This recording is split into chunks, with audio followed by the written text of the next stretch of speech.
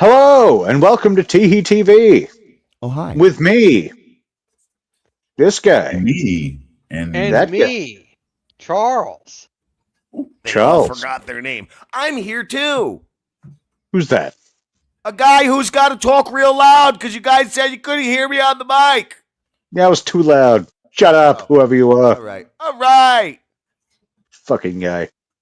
You know who I am? I'm a guy that's way too big of a superstar to be on a show with a fucking duck. I mean, that duck's pretty cool, actually. He's this hurts my brand, bro. your brand? Yeah, you This hurt is my my brand. channel. My channel. This My is my show. brand. My brand Fuck you. exists Fuck on you and many your brand. channels. Your channel's just a channel. My brand is universal. My brand transcends channels. Oh, trans. Yeah, Trans I'm is doesn't channelist. woke, whoever you are. I would say woke Jim. Fallout spoiler: the butler did it. Oh, fuck. Damn. Yeah, I'm where Charles is. I got to Macaulay Culkin's episode, so I'm useless. Yeah, I mean, I'm not 100% sure how I feel about Macaulay Culkin's character in this show his so acting far. sucked. Yeah, I'm not really impressed with it either. I was expecting more. Yeah. Stone, where are you up to with it? Because I'm up to date. Charles is on episode. Well, Charles and whoever this other fucking guy is are on episode 3. Yeah. I am a guy who accidentally took away the audio avatars. Last time I was in here, do you want them back up or off? Yeah, leave it there. Leave them on or off? On. Okay. Off. No, on. Okay, hold on. I'm already away from this. The bit won't work. I'm not on the settings anymore. I could have turned it off and on and on and off, but it didn't work. Yeah, but I don't know. It's just, I mean, I thought the only thing about the Legion that we saw so far in episode 3, I thought their armor looked cool. I thought it was accurate to what we saw in Fallout New Vegas. I thought it looked cool. An approximation of Roman armor with whatever the fuck you can find. Well, I mean, all right, let me put it like this. I thought it looked better than the armor that we get in Fallout New Vegas, because the armor that we get in Fallout New Vegas is basically just like football shoulder pads. It was very much cobbled together from just like, okay, we found a bunch of stuff and we think this will work. Yeah, but I wouldn't say it looked too good though. Like it wasn't like, they fabricated this stuff. It was still very actually,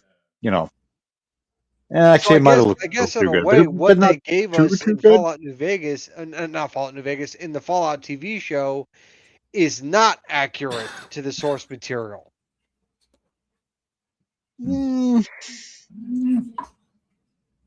It's close enough. Like, it's not something I questioned at the time. Maybe I am a little bit now, but whatever. What is it that you guys are questioning? Because I was busy watching Damian turn from like pink to yellow to gray to blue now. I think you. I assume that's his PlayStation. No, it's my TV screensaver because the PlayStation kept dimming. Charles got scared. For years, you have had the exact same quality of camera, unchanging. So it's just weird to see your lighting change. I thought something went really wrong. Yeah, my camera hasn't changed, but my lighting has been improved. I guess something. So. Okay. All right. Apologies. Oh, I'm sorry. I derailed. Shoot me in the eyeball.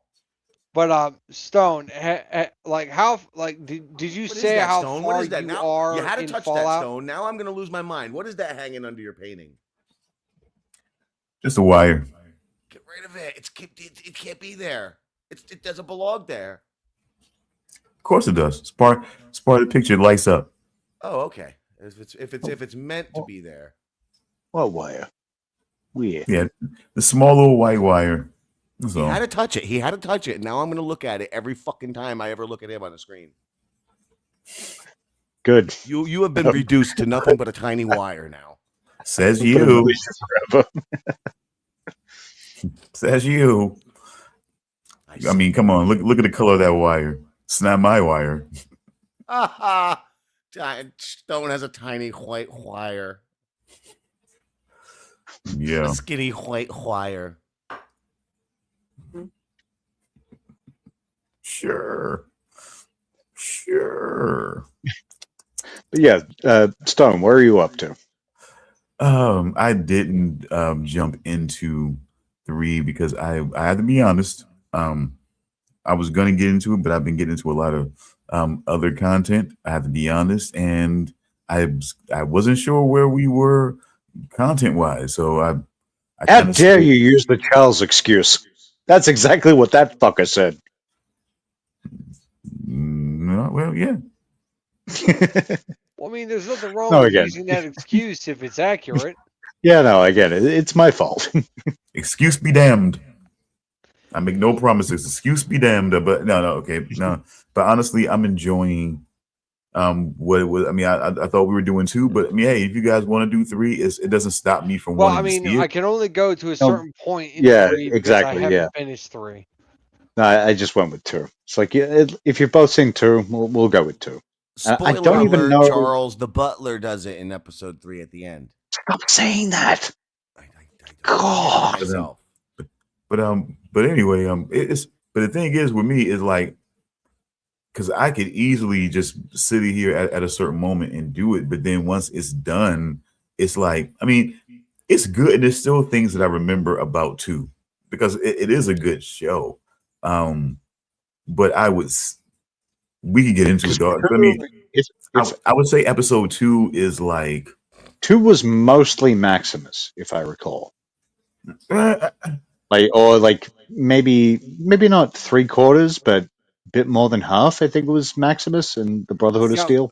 Some Episode Henry 2 had Maximus at Area 51, which is what that base was.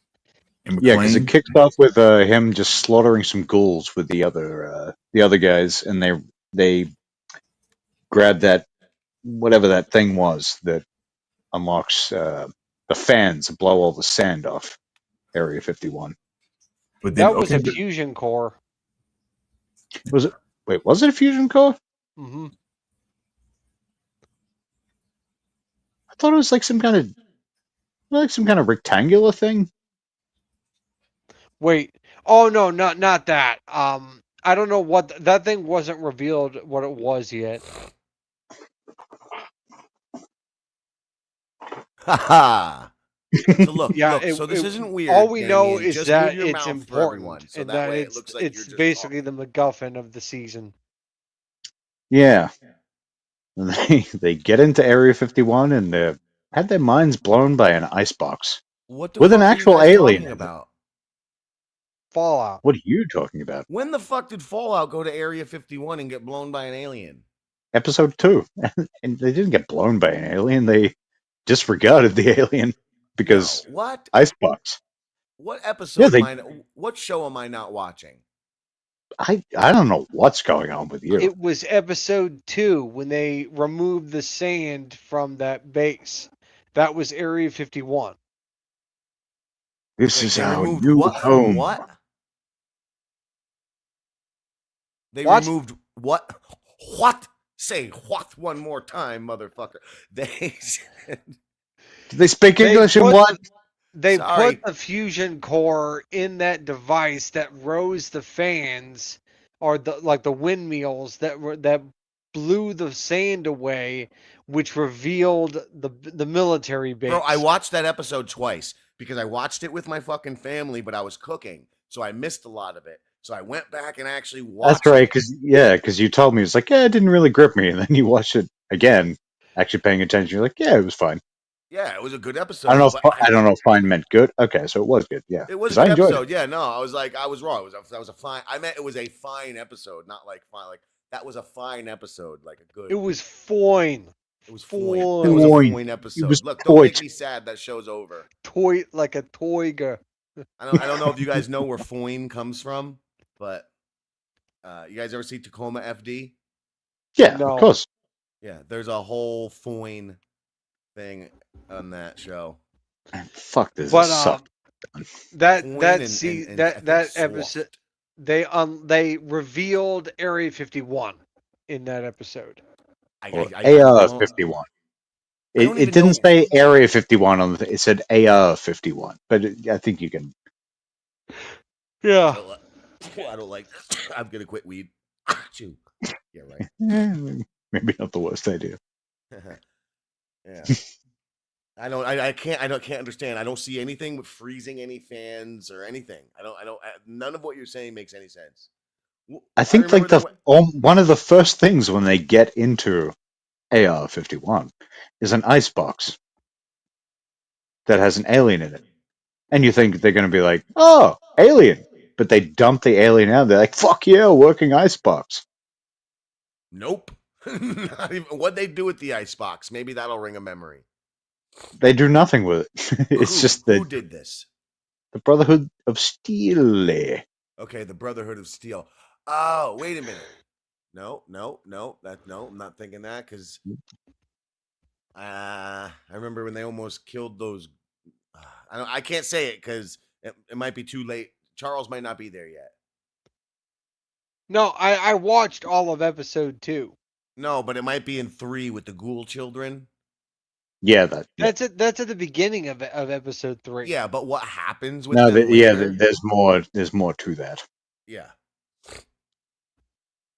There's more to it. You really should finish the episode. It was a fine episode. It was a Quite toy toy. episode. Yes, that's Toy right. like a toy gun. Toy. I'll tell you what's toy. I'll tell you what's toy. Don't you say it. Not Damian's butthole. Oh, thank you. God That's not what I damn thought you were going to. Never mind. I thought you were going to never go mind. somewhere else with that. Yeah, never mind. It's all good. All is well. Oh, I know where you were going to talk about Lucy's vagina. You were going to say Lucy's, but it's not so loose. See? No, Yes. no. Yeah, no, you shut up, Charles. Oh, you were Yes, talking about that's what I Walton was gonna say. Goggins' ghoulish butthole. All good things. All good things. What was it? What's tight? What's tight? Never mind. And I Charles, you wanna shut know. your fucking mouth. I want to know.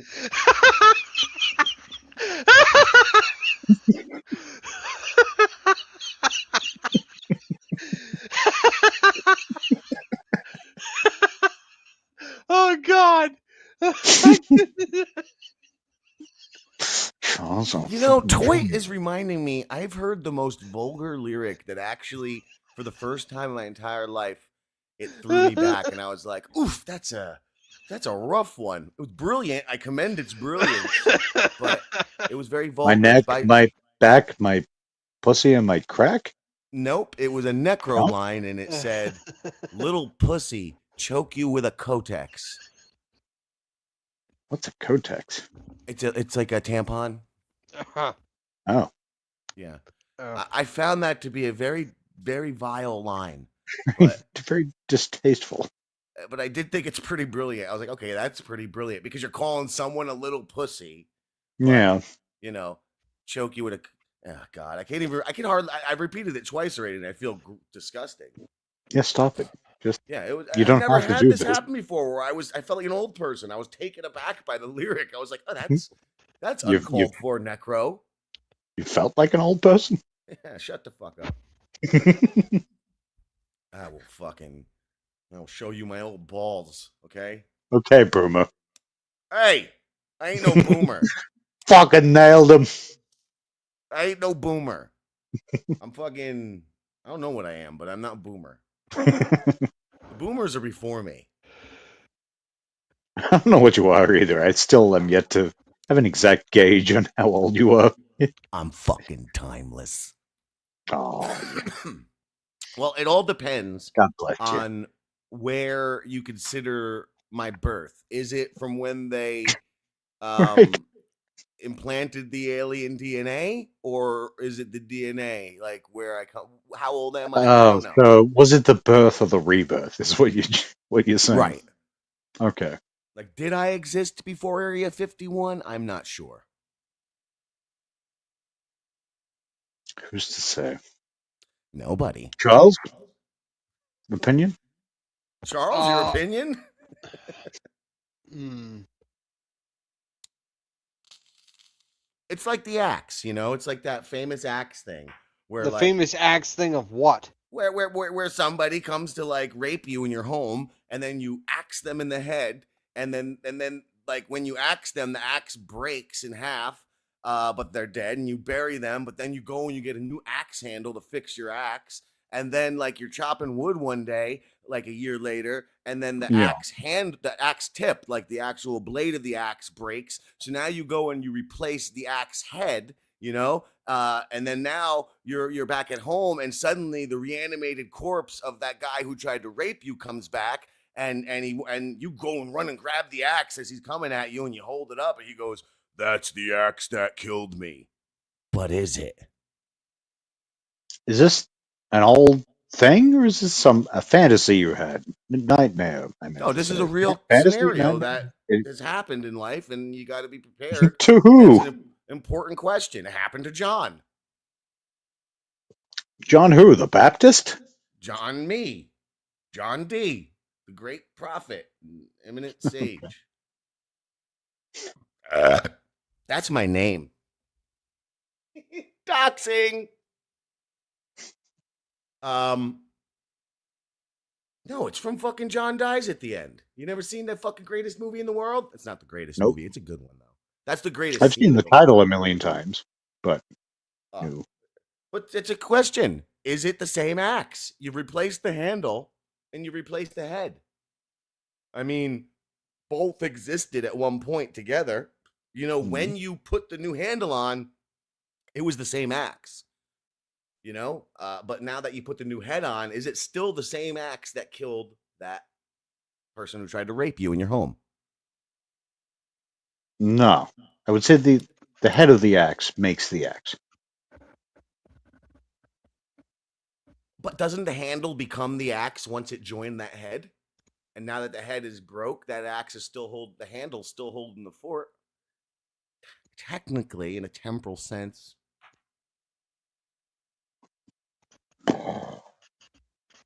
Damian, you look so pretty in that lighting.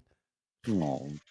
But Yes, I'm telling yes, you, he you need does. to see a doctor about possible brain damage or schizophrenia or something, because you have LSD pupils all the time.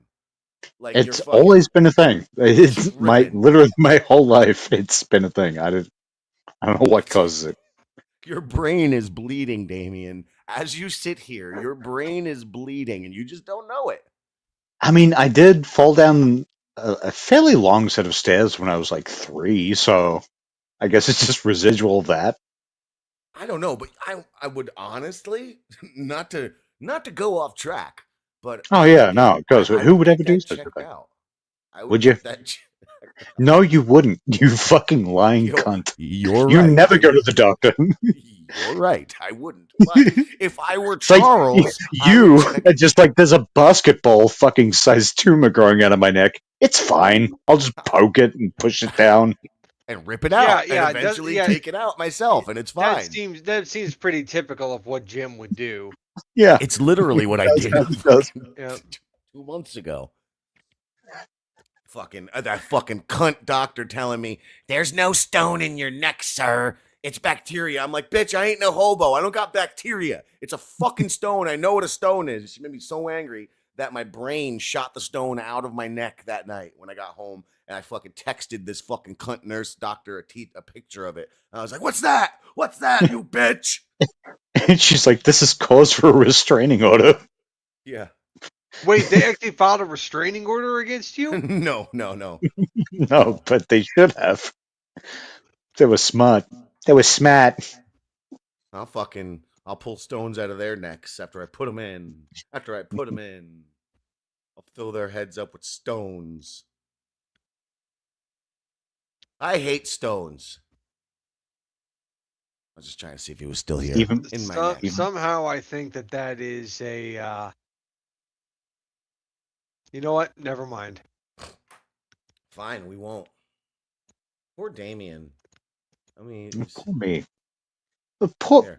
I have to look at myself. I'll help you at least. I'll put up this pointless. Oh, yeah, great. Look at that bullshit. Oh, boy. All right, fine. We'll go right back to you then. But he's new, Charles. You know that, right? Wait, who's I new just got again? here. If he's not on camera, he's nude. Oh, At the very least, from the waist down. I am Stone, actually thank you. wearing You saved me. pants. I've been looking at myself for like the last 10 minutes. And to be clear, I am wearing shorts, basketball shorts. and that is all he's wearing. Basketball shorts with old white balls just fucking dangling down, hanging out the fucking bottom. No, I'm wearing underpants. I'm wearing a t-shirt, and then I have a Mhm. blanket over my legs and another blanket over my shoulders. So like, I'm actually well clothed. Mm. So where are we in regards to the show conversation? Waiting Oh, for we you to ki- come back. We Prefer. kind of went off topic when you left and started talking Well, about the merits of like what would happen if like somebody broke into our house and we like took care of it by taking an axe to their head. Charles, don't even try to recap that fucking madness. That, Yeah. It that was a valid philosophical question. stream of conscious nonsense. Philosophical. What are you talking about? It was it's a very philosophical question. It means how much of you is actually you. When life Oh my comes God. along and replaces all the little pieces of you, by the time you face down the zombie rapist, how much of you is left? Oh my God, what have I done? I've put us Yeah, back yeah, down this this is rabbit hole this is again. on It you. is your fault. God damn it. God damn it, Charles. Yeah, We got to the I point where deserve they. that. God damn it. You There's do. an You alien in the really do. freezer. There's an Yeah, we got to alien the in the point where they freezer. entered Area 51.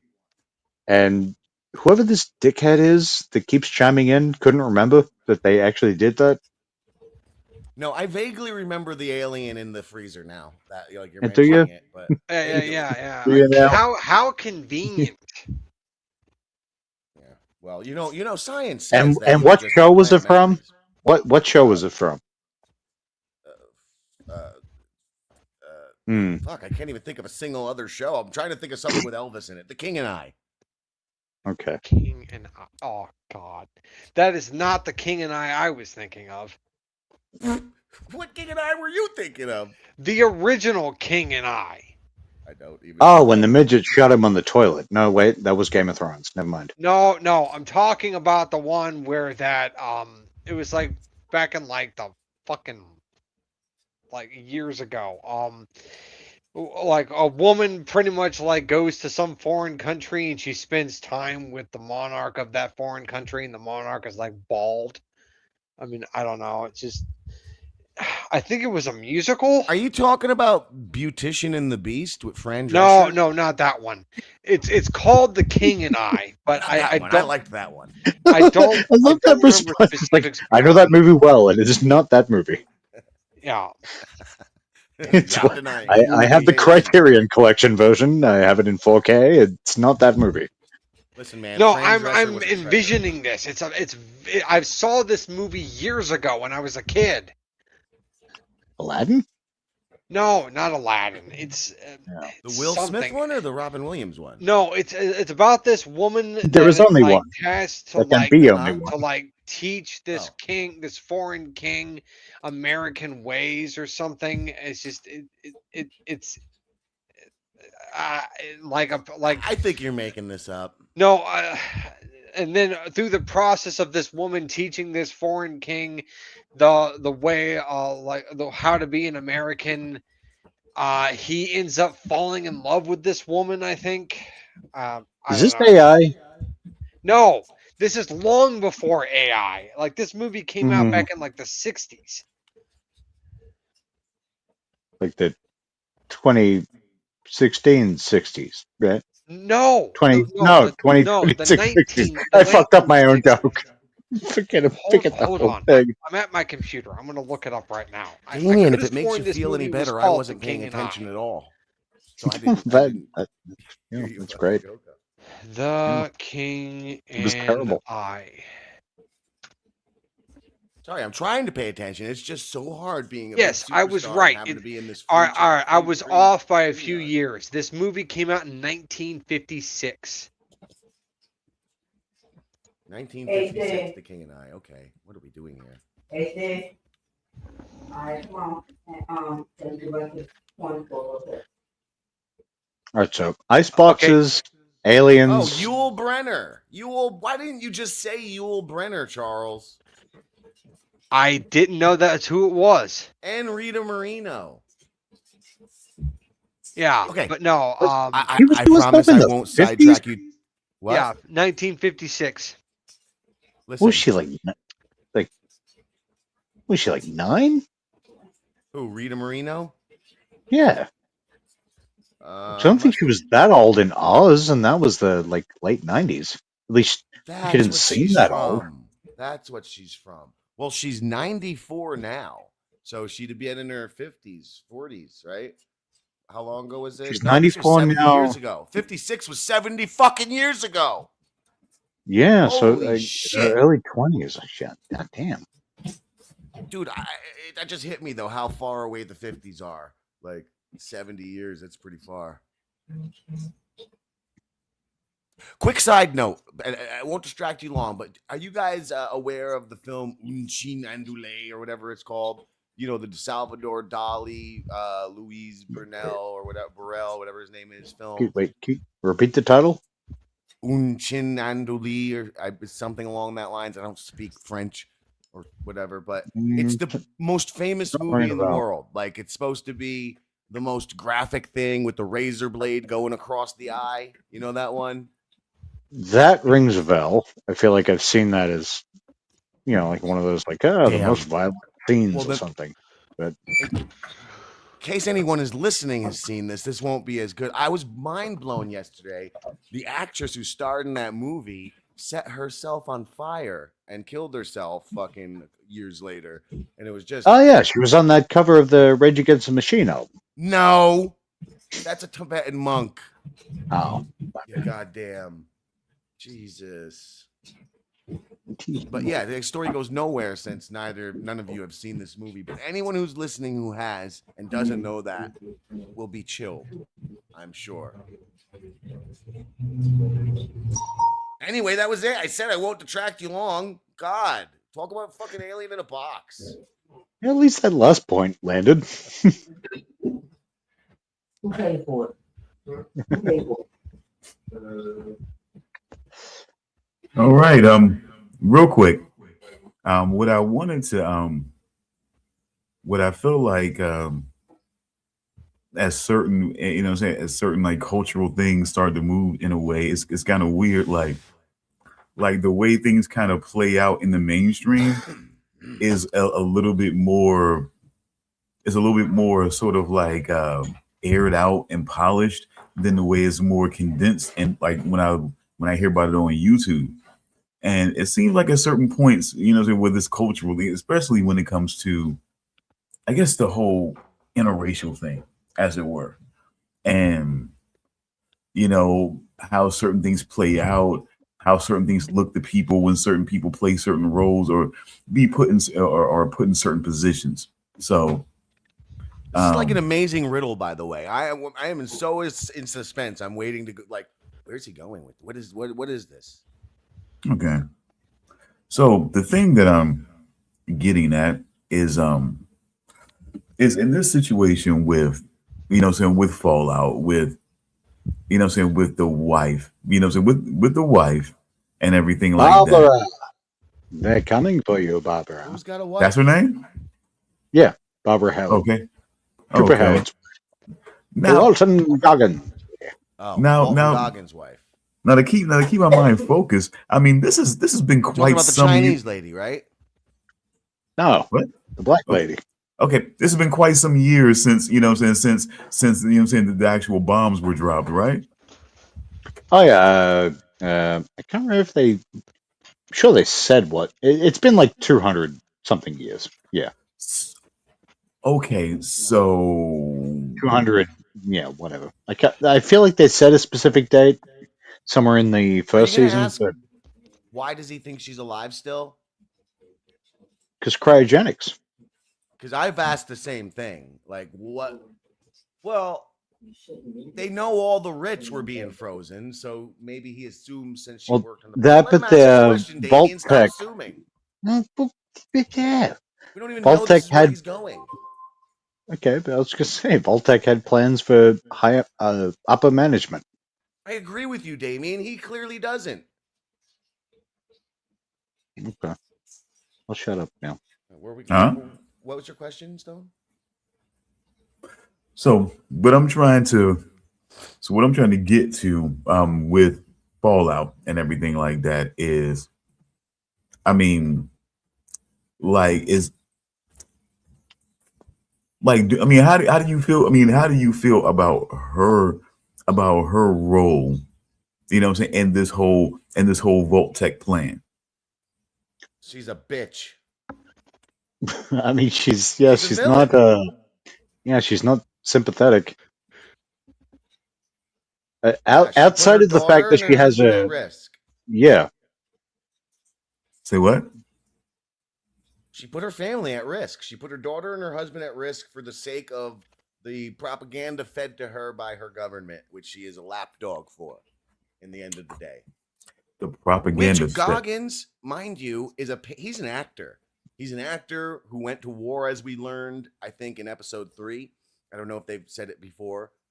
I think they alluded to it, or maybe they said it, but we don't actually really see it until 3. But we're given Well, that he has a sense of patriotism inside of yeah, him.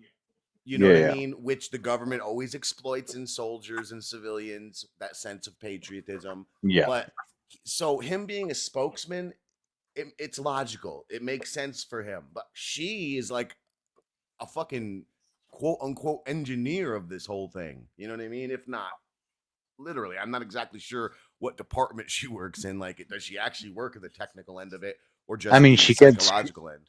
Hold on, she what? gets Hold on. she gets to But be in the secret, boardroom. So, but are we playing? But see, but that's the thing. Wasn't she on the corporate side? Which is even worse. But no, but that's the whole thing. It's not about corporate propaganda being fed because oh boy, that was creating those, that was creating those devices that, to lodge in the back of people's necks. That wasn't that wasn't all just government shit. So it's that's something else. That's proprietary tech. Like it's corporate shit, and like what's the suggestion of a black woman in an interracial relationship being put that high up, in a predominantly white male corporate, corporate landscape.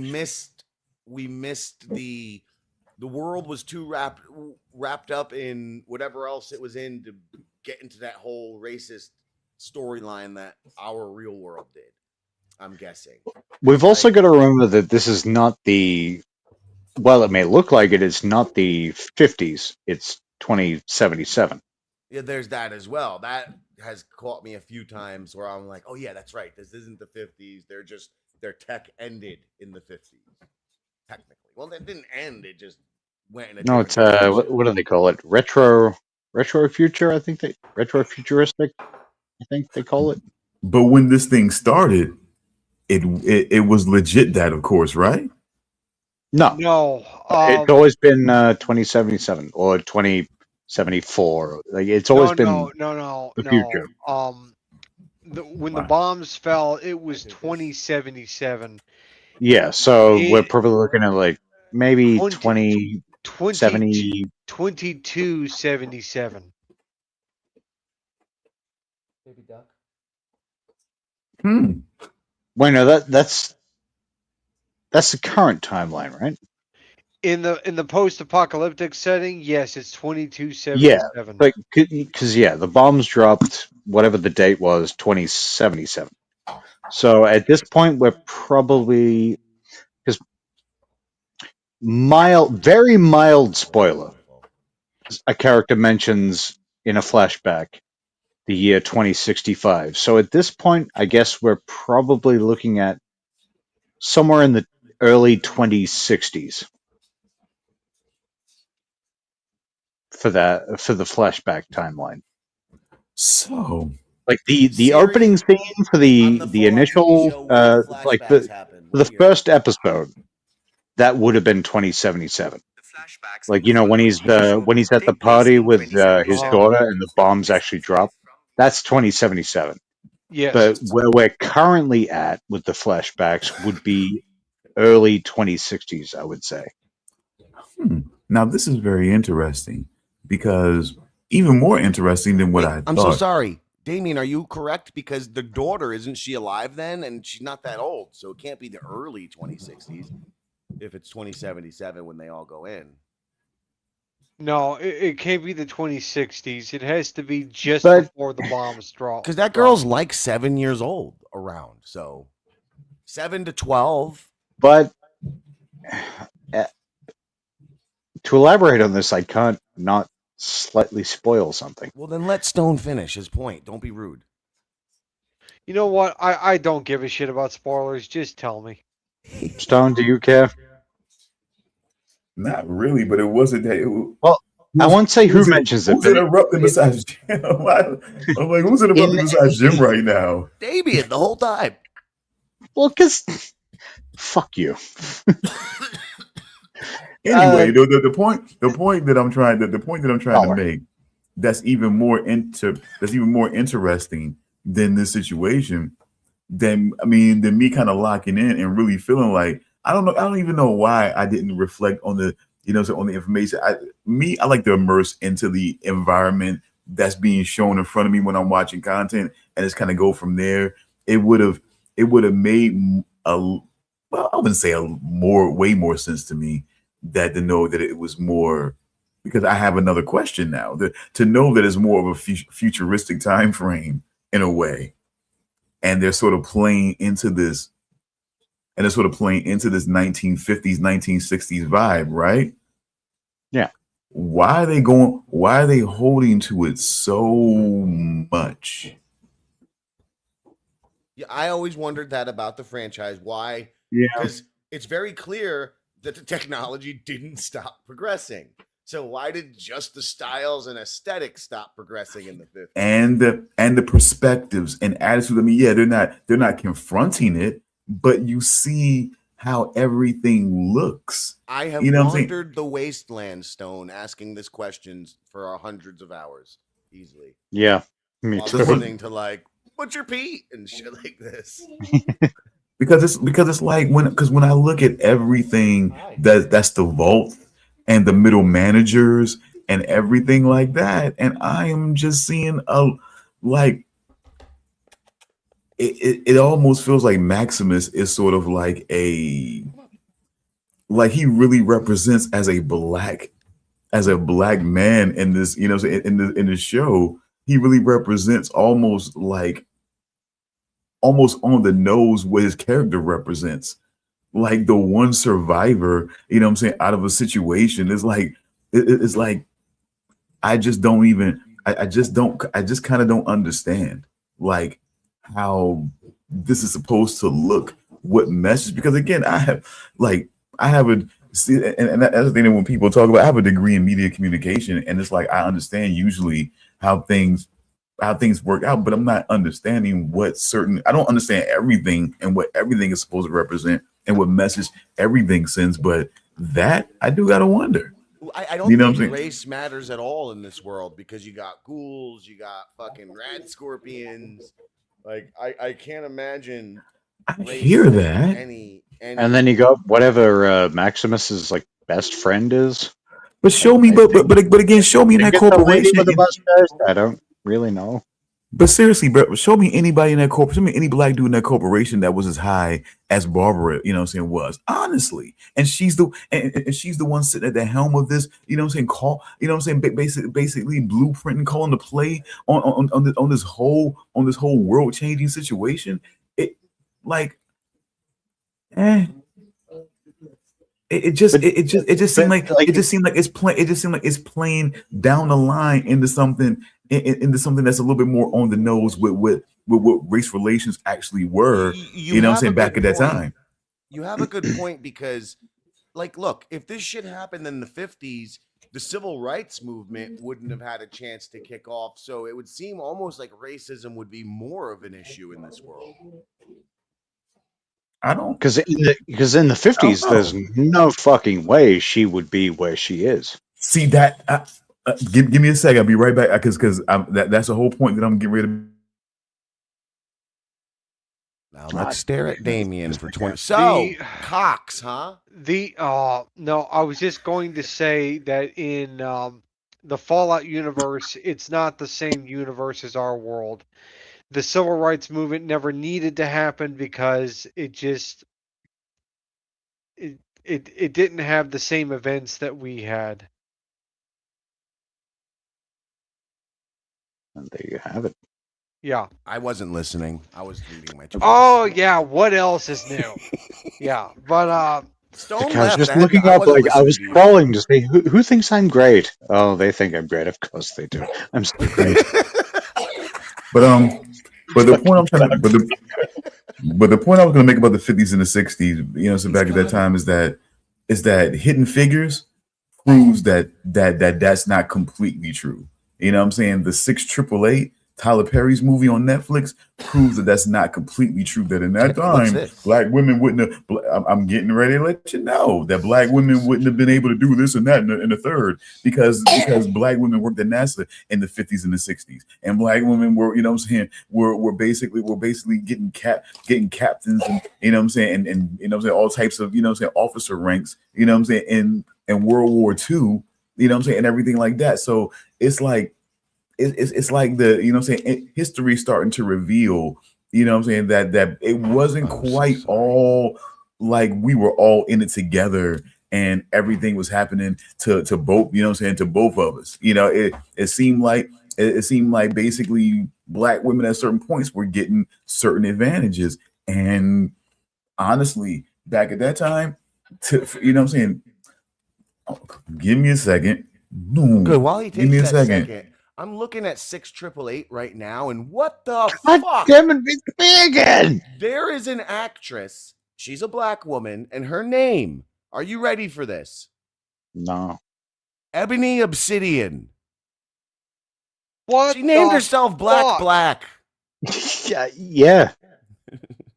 What the fuck? You know what? You know what? It's That tracks. ebony and obsidian. You know what? That tracks for Tyler Perry. That tracks. Tyler Perry's fine. This is just the person he hired, okay? I've Who he said it later once. I'll say texted it he raped again, men. Jim. Yeah. Tyler Perry is not funny. But Dia Oh. are fine films. No, they're not. Yeah. Yes, they are. He's got a point. I've never seen them, but I don't think I ever will either. The I've seen last Big Mama's Indian House. movie that I don't need to watched see or it. attempted to watch was that Halloween movie that he did, and I went to see it with my grandparents. And Now they hate you. I walked out of the theater after like the first 8 minutes of that movie, and I So was Now like, we know why your So grandfather. Twilight held you longer than that movie did. "What?" So Twilight held you longer than that movie did. I went to well, actually, I watched 3 of the Twilight movies. Well, no, I know, but I feel like you walked out on the no, last no, one, though, no. right? The last one you went to see? No, You walked out? technically, I saw 2 of the Twilight movies all the way through, and the third one I lasted about 20 minutes, and then I Okay, left. that's the You saw yeah. two Twilight Some- movies, and you have a problem with a female Jem'Hadar 900 years in the fucking future? I knew he was gonna bring it up. I knew it. Well, everybody, thanks for checking out Alpha Podrons. There you go. Listen, it's been I've been avoiding everything not to talk about this fucking Star Treks. But now we know why Charles's grandfather, by the way, gave No. Do not bring it up here. You've already brought it up. I wasn't going to bring up any details. I was just going to sum it into a punchline. Yeah, no. This is why he squandered your inheritance, is all I was going to say. Oh my God. I think that you took might it as to that well have. Medea movie. Okay. You might as well No, have said it. just don't talk about it here. Backtrack. Yeah. You didn't hear anything. Audience, if you're even there, you didn't hear nothing. They're not, so it's cool.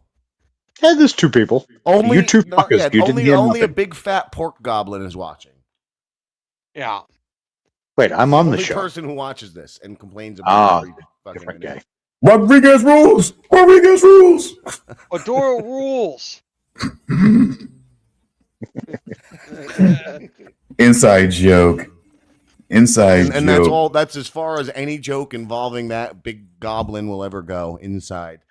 Yeah. Which is hey, look, inside joke. Which is what Lou's wife calls sex with him.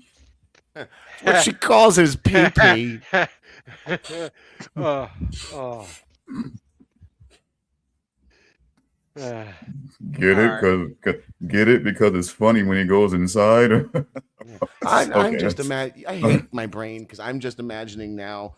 She's like just pressing on the flat circle and pushing in and pushing in. She's It's like if I push the right spot, it'll pop out, that's what I'm and it picturing. never does. It never pops out. She thinks it's gonna be like a turkey baster. If I fucking warm them up enough, it's gonna pop out. I'm not turkey baster, turkey Right, kebab, man. whatever.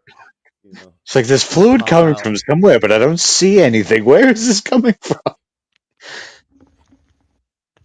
But That is Ugh. fucking messed I up. just, Ah! ugh.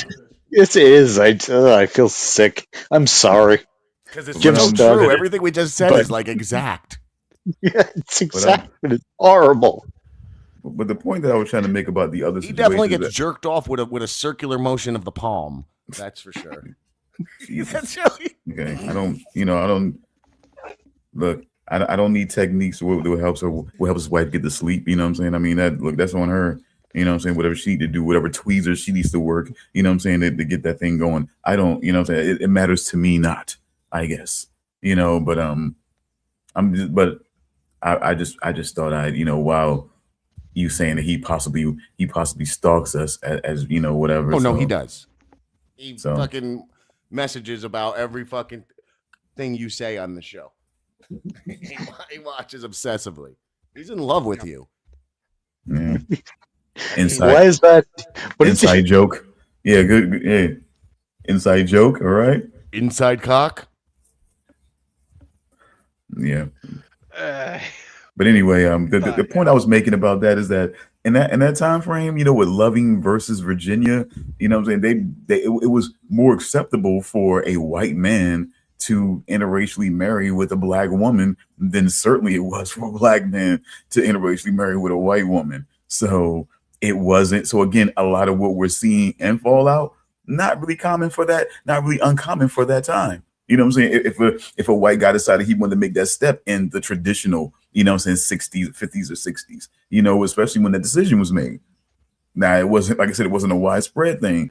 And I just feel like you see it reflected more when you see the lack of, you know what I'm saying, the lack of black men in that corporation where she works. When you look at the vaults, you see the lack of that. It's only when you get out there in the outskirts where things are way rougher and more dangerous, where you finally find Maximus. You know, that's because where, you know, in the vault you've got what's his name, Zach Cherry from Severance, and Blind Al, who's the overseer currently. she's female. My guy, I got a little. She's maybe the female, correct? We're talking about from Deadpool, right? Yeah, and then Blind Al yes, Zach, is a woman. and then Yes. Yeah, Zach Cherry she's from female. Severance. She's I can't female. remember his actual character name in that show, but And he's the one that she speaks to. They talk pretty often, right? He's older, right?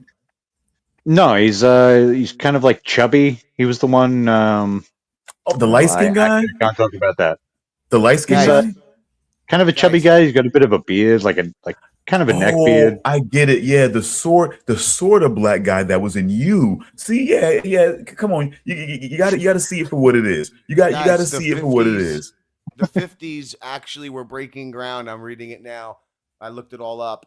For both black and black female and just female well, probably not other races. Probably they were only letting black in at the time.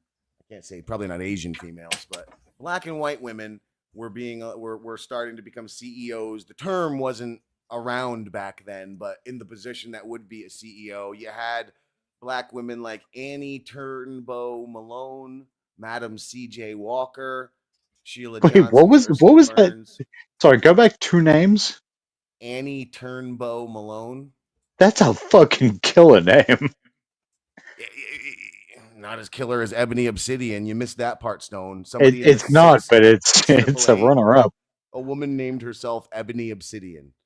But anyway, yeah, that is a killer name actually. Turn like that's like an action hero, like Annie Turnbow Yeah, Malone. it really is. You know what? That's the movie we got to make about the badass black CEO woman in the 1950s, but it's an action film. She does it all like Rambo.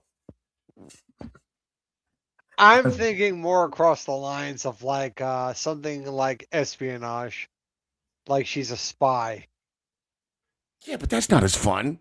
As Hey, long as she's hey, kicking and punching and shooting. Hey, people like spies. Yes, but there needs to be action as well. And we got to add like a jewel. Like there's like a jewel that has to be recovered because it was heisted by someone. Spies can obtain jewels. Because or else it'll be too much like Foxy Brown. Might want to be careful. God. Right. We don't want to go into the Foxy Brown. Although we do want to homage it. We want to lay on her while we're doing this. So Speaking of which, guys, speaking of which, guys, you guys keep up with Oscar. Oh, I know. Wait, Stone. Somebody at some point, guys, after Fucking she like Christ. kicks some serious ass, someone's got to go. Damn, girl, you are Foxy. She goes, I'm not Foxy, but I'm brown. Okay, Aw. crap. That is All right. terrible. Boo this man. Boo. Fucking. All right, but Oh my God. anybody keeping up with the awards time? Shut up. No, No? What? I honestly don't think I have You want to since get pushed down, old man? whenever Ricky Gervais hosted the Oscars last, or the Academy Awards, whatever the fuck. 2020, I guess. How familiar are you And with even the then, movie? didn't watch the show, watch the monologue. How familiar are you with the movie One Battle After Another? It I fuck mean, itself. I've heard it's great. I've also heard it's propaganda. I don't even Nazi know. propaganda. What? It's Nazi don't- propaganda. How so? Because it pushes fascist ideologies. Wait, did you say fat shit No. ideology? Yes, I Okay. did. No. What it does is what it's doing is making Wes Paul, and if that's the right one that I'm thinking about, it makes him feel like he can basically write this, write this white male savior shit, you know what I'm saying, and actually think he can speak about black people and black issues, you know what I'm saying, in this way. The movie to me is crap. The movie to me overall is crap. The book, the novel that is based on wasn't even based on race. So to try to quote unquote modernize this by making a revolutionary organization that's full of that's full of white guys and black, you know what I'm saying, and black women, is just fucking stupid. Well, that's like what they did with Animal Farm. You heard about that too? I know that's something you're into, Animal Farm. They changed the whole fucking book to be about to be a giant pro-communist thing, when the whole fucking book is a direct indictment of communism. Getting my message. Is it about power corrupting, and absolute power corrupting absolutely still? That's still the oldest story that's still being told, in my opinion. That's not what the new one's about.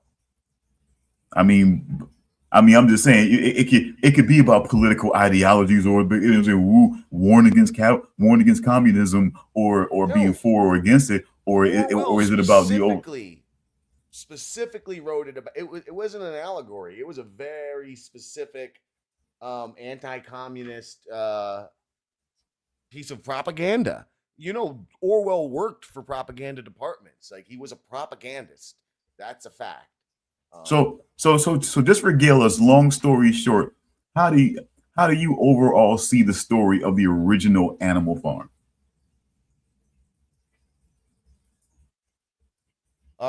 Kind of in a way, I mean, just to sum it up easy, kind of like Pluribus. My God, speech to text is fucking still on. It keeps transcribing everything I'm saying. Hold on. All right, I had to shut it off. I don't know. I don't know what the question is. Fucking Animal Farm. I haven't fucking read that since I was a little goddamn kid. But so you wouldn't be able to It's about summarize what the story is about?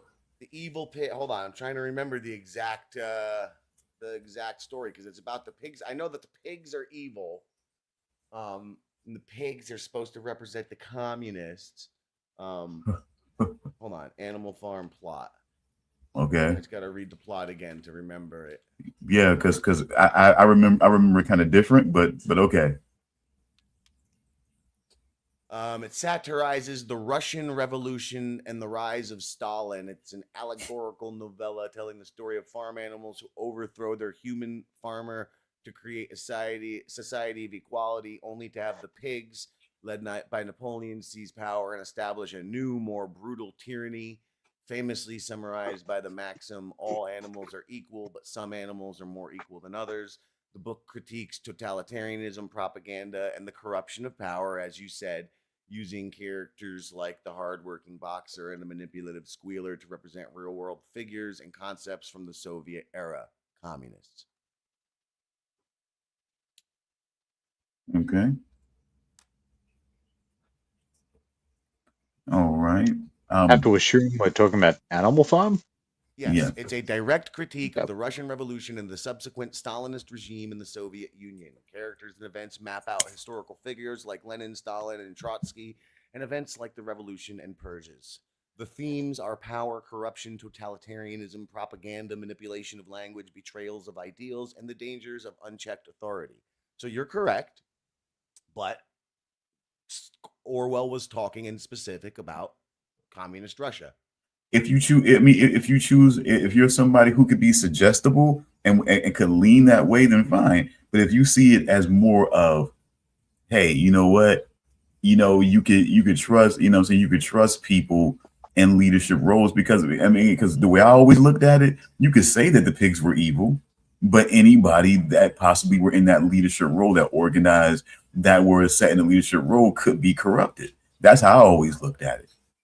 You know, you know, what I'm saying, you never know in the situation. Like, what I'm saying, humans aren't all the same. What I'm saying, one human might not, what I'm saying, one human might not, what I'm saying, might not operate the same way. But then you might look at it from a standpoint of if it's a farm and everybody operates the farm the same way, is every single farmer inherently evil?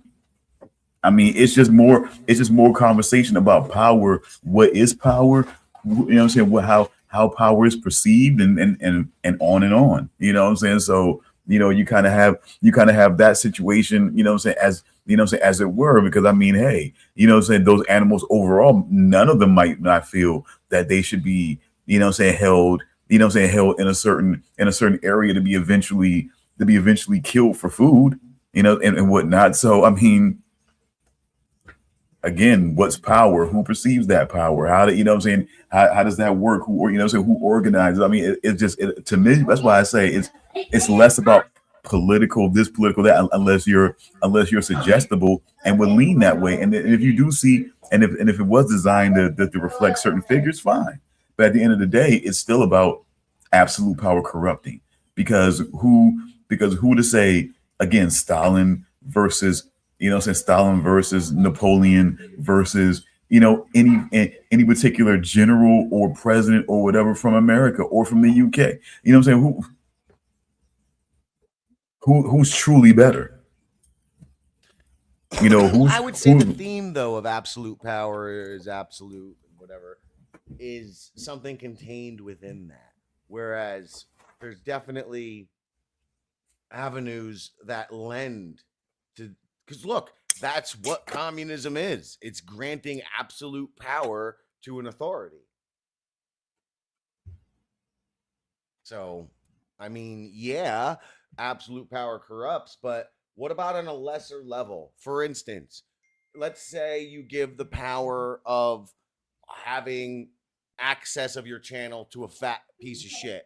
That fat piece of shit then feels like, literally, I'm God, literally, over such a small thing, because four other men entrusted this person with the power of having the channel. it makes them, they're so small in life that they're like, I am God now. And then they own it, they control it. It corrupts. It's on a smaller You level, just came right? up with that? That's But fucking I real. just made this Yeah, up on my own. and he's really putting some edits on that No, I'm because not. This is a true no, I story. mean because if you count Let me the finish. 4 people who trusted him as, and I'm counting in that 4, you couldn't be more wrong. Okay, fine. 3 people trusted and 1 person was like, whatever. Okay, but then you give that same power to another. You'll that find same out. I told you absolute so. Power to Damian or to Charles or to myself or to Stone. It's not getting corrupted. That nobody's doing anything. So it depends on the degree of what we're talking about. Where the absolute power doesn't always corrupt. Is my point. It only corrupts the fucking garbage. But see, here's the thing. Here's the thing, though. Okay, with power, I mean, the If you say responsibility. with don't you do the Uncle Ben. Don't you be Say- Spider-Maning people. Oh, okay, the fuck out of here! My God, I was gonna say, He's what the throwing fuck? jizz- No, I'm like, what? no. I'm like, Uncle I'll Ben. do it. With I'm great gonna come in his power hand comes and great swing it at people? responsibility.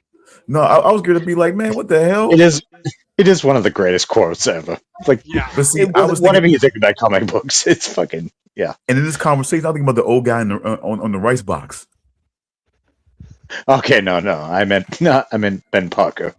Yeah, I was like, what the hell, Uncle Ben? What the fuck? Hey, When did we get here? You know what I'm saying? When the fuck did we get here? hey, You know I what I'm love Uncle Ben, Everybody loves Uncle Ben. We could all use an Uncle Ben. but they took him off the packages because of bullshit. He was always a Mm. friendly face. I was like, I want to buy that rice.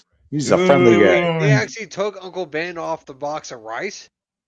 Off Yeah, the man. packages, yeah, they did. Come on, Why? because for the same reason why Aunt Jemima, brand was changed to the Pearl Milling Company because that whole Black Brandon bullshit is for the birds, man. I mean, there's even a whole story right now that was making the rounds on TikTok that is showing the same thing happening again in modern times. It's fucking crazy. Wait, are Like- you pro Aunt Jemima removal or against? Based on the story that taints the world fair, that taints the world's fair for me, that was always a dream for me to be a part of when I was a kid. Yeah, I'm pro her being removed because it was an insult to injury. They basically undersold. They basically undersold a woman that actually came up with the instant, pancake mix and took it to the World's Fair and then basically put it out there, for branding, and then put a black woman up there, and Aunt Jemima, insult the fucking injury. So yeah, I'm definitely pro, the moving, changing the brand, whatever, because it was bullshit. What did Uncle Ben ever do? He never made any fucking rice for them. That's just a guy. It's just a guy. So? It's just a I guy, don't man. see the issue. It's like It's a fucking friendly face. Okay, it's like Ronald McDonald. That dude's spooky as fuck. Fuck that clown. Wait, Fuck that the clown. woman- Exactly. Fuck that what clown. about- What about, That's a clown. Uncle Ben was just like it was just a Raccoon. friendly face. Oops, No, raccoon. But Oops. I You not know I when never Aunt thought Jemima that once in my represented- life though. Aunt Jemima was crucial in fucking the civil rights movement as well, because the women who fucking portrayed Aunt Jemima, like for instance Nancy Green, was born a fucking slave, ended up becoming Aunt Jemima, and then became an activist and was doing fucking philanthropy. Flamingoism? Flamingoism. She was fucking. Anyway, yeah, the fucking family have been very proud of it. The broke absurd amount of boundaries. Like, you have to really understand the racial climate, and then the fact that this so-called white world was accepting this black woman on their table with pride. Like, it wasn't to be like, hey, get mammy syrup. That was never in the thing. This was fucking Yeah, your that's Aunt Jemima. This was your Yeah. aunt. It didn't matter that she was black. It never mattered in the 80s on our breakfast tables, Stone. That's I what mean, I was sort of trying to say with Uncle Ben. It was a friendly face. I'm not just like, no, it's a look, black fellow with a friendly face. It was just a friendly face on your rice. We I humans get are it. not Look racist. for Society is the racist and makes it up. We never were like that as children. We see fucking that, but that's the never, but that's not never. but that's not the point being made at this point. I get that. This it's like with the conversation about race swapping and you know what I'm saying and certain content and you know what I'm saying and certain nostalgic content and everything like that. I understand like I understand the you know what I'm saying the Charleses of the Honeymooners world. good. Huh? Gunslinger bad. Honeymooners good. Gunslinger bad. Race swapping. It goes either way. I don't know. I mean, again, I would say Hey, can I just quickly insert something into this food discussion? And I'm Fatso. gonna fuck you. But I'm gonna say a word that is considered bad, but this was actually the guy's name. We had a brand of cheese in this country called Coon. It was the guy's last name. It's now called Cheer because it was offensive. But it wasn't Yeah, like that's you're putting it on that. understandable though. If the guy's But name was but you're Mr. putting it N-word, you can't have. I'm sorry. Look, well, yeah, but it's like you're putting it that on that. I feel It's like not like Coon's no like worse, I even though we could I say it. literally never grew up seeing that just being like, "Oh yeah." Look, And no one did. I think all the shit talk and silliness that society has done has actually lightened the N word in the sense of you don't think of that as a hate word, right? Because it's just said everywhere by everyone. Whereas Well, the C word yeah. should be the C word. Like we feel comfortable to say coon, but it should be the C word because to me, coon has far greater connotations of darkness, evil, like bad shit happening. Like when I Yeah. hear that word, I Oh. think of fucking horrors happening. You know what I'm saying to people? Like, Okay, all right. But also that was like again, given like I guess the context of this country, that was never a thing here. I would have thought It that was the people putting Australians it would on be that. like the one group of people who Sure. wouldn't even really give a shit. That's the thing. Like we don't like we do have black people here. We have Yeah.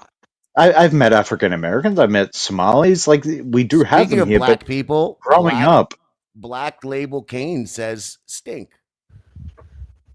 stink. But yeah, it was never a thing here until this is recent history. Like the last 5 years or so, someone was just like, "This is offensive." Like to who? No one was ever just like, "Yeah," I'm sorry. referring I'm to the sorry. cheese and being like, "This is this." I could see it more in Stone wants America. to I pause guess. for a second because he's like, "Are you comparing black people to cheese?" No. Why is this up? Who the fuck is this and why is this up? No idea. It's up because it's there. Why do you guys not have like a no comment thing? No, but I mean, what value is that? What value is that holding right now? No, it's there. I'm just saying. What does that mean? Have some courage to elaborate and not speak. You know what I'm saying? And not speak in remedial sentences. Who's ever putting that up? Well, I think you know who's because putting it up, but because you know what? Because you know what? I'm open today. It's been a while. It's been a while since I've done I the don't show. think that's So because fair. whoa, excuse me, whoa. It's been a while since I've done a show, so I've got some energy. So maybe if you could elaborate some sentences and put them together, you know what I'm saying? Maybe you know what I'm saying. You might be able to come on the show and get destroyed. You know what I'm saying? Because I definitely got you know what I'm saying got some time for that. See what the fuck is this? It's an in hot water reference. It's a Indian character who says stink all the time. You sold And I was about to say before you said, shitting "Hold up." stand. It can't be Fat Gollum because he doesn't know this term of endearment. Okay. Just folks, hey, potential viewers, be careful. Or, you know what I'm saying, have enough bravery because you might be able to get onto the show and then that way you can be taken down a notch or two. Because, you know, yeah, I've got some pent up Better energy. watch out. This person might ask for a link. Okay. Yeah, you never wanted to give me a link before, and you never, you know what I'm saying, and you never wanted me to come on the show when you were saying what you wanted to say before because you know what the fuck would happen. So don't want a link now. You know what I'm saying? Give me a link when you were doing your bullshit show that nobody watches. It's definitely not big Regardless enough. of a Christmas album. You know what I'm saying? You know what I'm saying? Once you do a link, then when you're questioning Charles, you know what I'm saying? Once you give me a link, then once you let me know what you're doing the show, then and I can come up there. Fuck you coming up here. And I'm talking to you, fucking fat ass Lou. I stand with Stone. Yeah, whatever. Fuck. You know what I'm saying? Yeah. I said I stand with Stone. I'm with you. Jim. If you're still with me, you wouldn't be doing shows with that fat motherfucker anyway. Let's just do shows with that. him. Let's just be real with that. I don't do shows with him. You did. You did enough shows. You know what I'm saying? Debate Charles. If you were my friend, you wouldn't do shows with Charles. About me, you know what I'm saying? With Charles up there, they try to create some fucking issue that was never going to be created. Because I was never going to be pissed with Charles about, you know what I'm saying, about that kind of shit. Oh yeah, Charles did do shows with Lou, so they're a hypocrite. What the fuck does that mean? Charles has been doing shows. Hey Charles, you see that? I heard it on New Year's. I heard it on New Year's Eve show, and we already talked about it. Wait, what? What'd you say? I heard that on the New Year. You said that shit on the New Year's Eve show, and we already talked about it before we came on this show. What happened? Yeah, whatever, man. I'm not. What? I'm not playing fucking dumb. I don't know what you're talking about. I have to do this again. What's it? So can you tell me what he's talking about since you guys talked about it prior? Why am I looking at me? Oh, No idea. All right. Listen, Stone, wherever you went.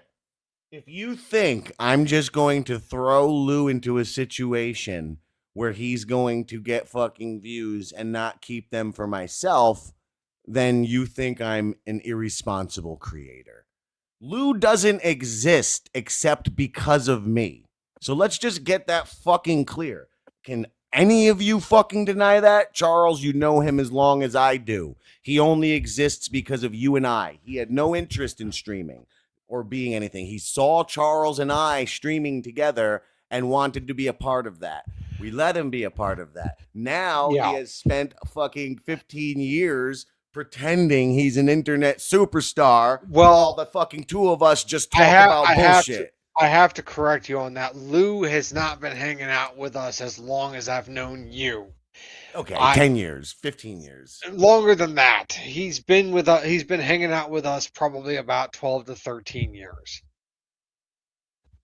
Make dancing faces. Right, but he only came around because of you and I doing shows, and he wanted to be a part of that. Yes, that much is true, yes. Right. So, and everything about his existence has been nothing but shadowing me, Stone. He's a shadow of a man. If you think he really got into the Dabbleverse, Stone, you're not paying attention. I placed him there. I fucking placed him there. That's always been my point, Jim. Is that you're always placing them places. You're always They're not liking him, Stone. It's not a good place to be. He's the joke. They hate him. They call him a fat retard. They mock I've seen some of the Photoshop. Eesh. Like they do nothing but talk shit about him. They claim he has no feet. Because of diabetes? So I don't see how you don't understand why I wouldn't be there. Those are our views. Those aren't there for him. He's not there for him. He is there because I put him there. He is there for me, and for me means for you. It means for Charles. It means for Damian. It means for the International Rangoon Boys, Richard Kish and Luke of the Ball Bag. I shouldn't be laughing at that. Oh, my God. Yeah, it really wasn't that good, but thank you. I really appreciate it. Yeah, he's not living a real life, Stone. He's living still in the pretend world we have all built together. He just better be careful. Man, I swear to God. He's not he's not that far away. He's not that far away from me for a road trip. I swear to God, he just better be careful because he's not that far away for a fucking road trip. This is a compliment. Rapinda is being nice when he says he needs some blunt. No, see that's the one thing you need to understand about me is that the blunt, you know what I'm saying? Yeah, we can take the edge off, but it's still it's taking the edge over a pretty sharp blade. I'm just gonna tell you. So when somebody pisses me off, it's gonna basically the high can't hold it. The weed cannot hold the weed can't hold my rage. I'm sorry. The weed cannot hold my rage. Go ahead. When I used to smoke, I would get high as fuck. I'd be very relaxed until I was screaming at the screen when I was playing video games. It's all cool until it's not. Despite the fact that I have manipulated Lou into his current position, okay, and in specific, you can watch a whole series of show where Luke and I are very, very overtly engineering Lou's current position. Okay. But all it took was from stopping through our content, ideas, and lives to get there. But I certainly hope he gets his just desserts, I guess. Well, he is. He's the fucking fool of the fucking town. But anyway, if you still knowing all that, still being an engineer of where he is, it's still. Do you think it doesn't still do something to me when he says something ridiculous that fucking there are still things that bother me. I put him there, right? And I know he's gonna make $5 maybe off of this. And that $5 is too much for him. You know what I'm saying? So stuff like that. Or just knowing that I'm making him feel like he is something. And then he comes back like, I'm a superstar. Yeah, it still bothers, but I know that's part of the game that I laid out here. You understand? And to think we had all this off air before, we should just be like, Jim, you up. We're just retreading. Really? Anyways. Well, but now at least you get my side. Geez. Yeah. Jeez. I'm just saying, like, even when you know the outcome can still bother you. So knowing that he's okay, we all know who Lou is. He's a ghoul, essentially. The most selfish person I think any of us have ever met. I'm speaking for other people because, like, I can't imagine your thoughts would be different. Like, if you met somebody more selfish than Lou and more fuck you, I am the king than Lou consistently for fucking, as Charles clarified, 12 to 13 years straight now of Lou being, I am the king, I am the boss, everyone else is shit. Yes, can I please? I met this guy Jim Grindle once, but aside from that, yeah, no, I think you're right. See, that's the fun. Can I please interject to a certain degree? Like I said, man, I've had to fight against myself at certain points. Like in full disclosure, because maybe this is going to devolve into shenanigans, but I'm still not going to fall away from Fallout and how I feel about that overall, you know what I'm saying, show and situation and how they're playing it out anyway. But we can put a pin in that for right now to do this. Jim, I like I said, honestly, man, I've had to fight against myself to not go the individual route when I felt like things were going smoothly because sometimes, man, when I feel like that I'm not moving in when I feel like I'm not moving in the direction I need to move in, sometimes you know what I'm saying, I start, you know what I'm saying, a selfish bastard streak starts to come in to where it's like I'm not moving, things are not, you know, things are not moving the way there's people around me that I feel like should not be around me and the people that's really trying to do shit, that's really trying to get shit done. And it's just like, you know, but I fight against that.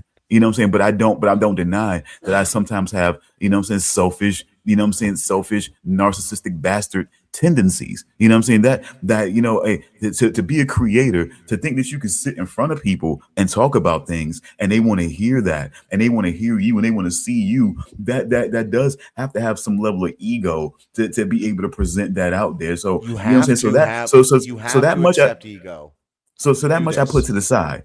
the issue that I've Wait, always let me comment on that real quick. Go ahead. It's not even an issue because it is integral to performance art. If you're going to get on a stage, you must believe you are the greatest person to ever. Nobody is ever better than you. But the thing is, you have to be able to turn it off before and after the stage. On stage, you are the greatest that ever is, was, or will be. Period. But once you get off that stage, you need to go back to fucking reality. And that's something Fat Gollum doesn't have. But you were saying. Okay. Now, here's the thing that when it comes to Lou, here's what turns on. Like in my experience and doing content with Lou, here's what turns on. Okay. I like this black belt. Laziness. That's what turns on. Like for someone who feels like they're the king and they're the best, laziness is what turns on. A lack of respect and consideration for the other people that he's doing content with. That's what turns on. You know what I'm saying? When shows are done. An unwillingness, even up to the point when we were doing, and you invited me to a fucking show to do with you. Mm-hmm. You challenged me to do the work and look at content that you suggested. And I did that out of respect, the little bit that I had for him. And what does he do? Not watching content that I choose because he did not like the motherfucker's jacket. And then he this God is damn it, I knew that's where you were going with it. I knew it. This is indicative of who he's been for all this fucking time. And it's nothing entertaining. There's nothing that's ever been entertaining. Let me be clear. There's nothing that's ever been entertaining about it. There's nothing that's ever been funny about it. The only thing that's ever made him funny or relevant is when other people have created personas around him based on his pathetic ass personality. Period, Jim. That's all there's ever And been. that's all they're looking at right now. But that's what I'm telling you. That's what I'm telling you. What my issue is, it's not about his fucking ego. It's not about obnoxiousness. It's about he wants to do shows. He wants to be a part of everything. But then it's like we're asking you to do the fucking work, and you can never do the fucking because you said work. it lazy, and also you said it wrong. He doesn't want to do shows. He doesn't want to do content. He wants to panhandle. That's all it is. He is there with a cup out saying, "Can I have $1?" And he is jumping for joy when he receives a single dollar and feeling like he just made $1 million. Which And I also said earlier. Why don't I have more? like, Where's more? Where's the rest of the money? Yeah. I should be getting more. You were saying, I'm sorry, go on. I was just saying, I also said He is earlier, like P. That's what when he he would do is. that, I would just say, stop that. Don't panhandling. It feels so fucking. Nothing. Just The thing that would satisfy me is retconning his whole existence with, you know what I'm saying, with us back to Coach Lou and firing him, you know what I'm saying, firing him before he started doing content. That would be, you know what I'm saying, that would this But right that's here is not the this stage right here is we have okay, now. but We have a better that's probably one. the only thing that would satisfy me. So it's safe to say that nothing short of Lou not existing and sitting at home, you know what I'm saying, eating a whole carton of eggs, complaining about his life, you know what I'm saying, would satisfy me right now. Listen, he's doing that already. like not even cooking the eggs, just cracking them and just However he chooses, because he's a fat fucking slob and lazy. So he'll do it with whatever's easiest, I guess. He's what I'm laying saying? there on his back while his wife is pressing in the nub of his pee-pee, and he's going, floor "Why dripping aren't they raw paying eggs. me? I am the superstar." Yes, and then they're fucking putting fucking eggs just right down his gullet while he's laying there. I am the star. Why is my money not coming? But look at this. But you know what? But then look at this.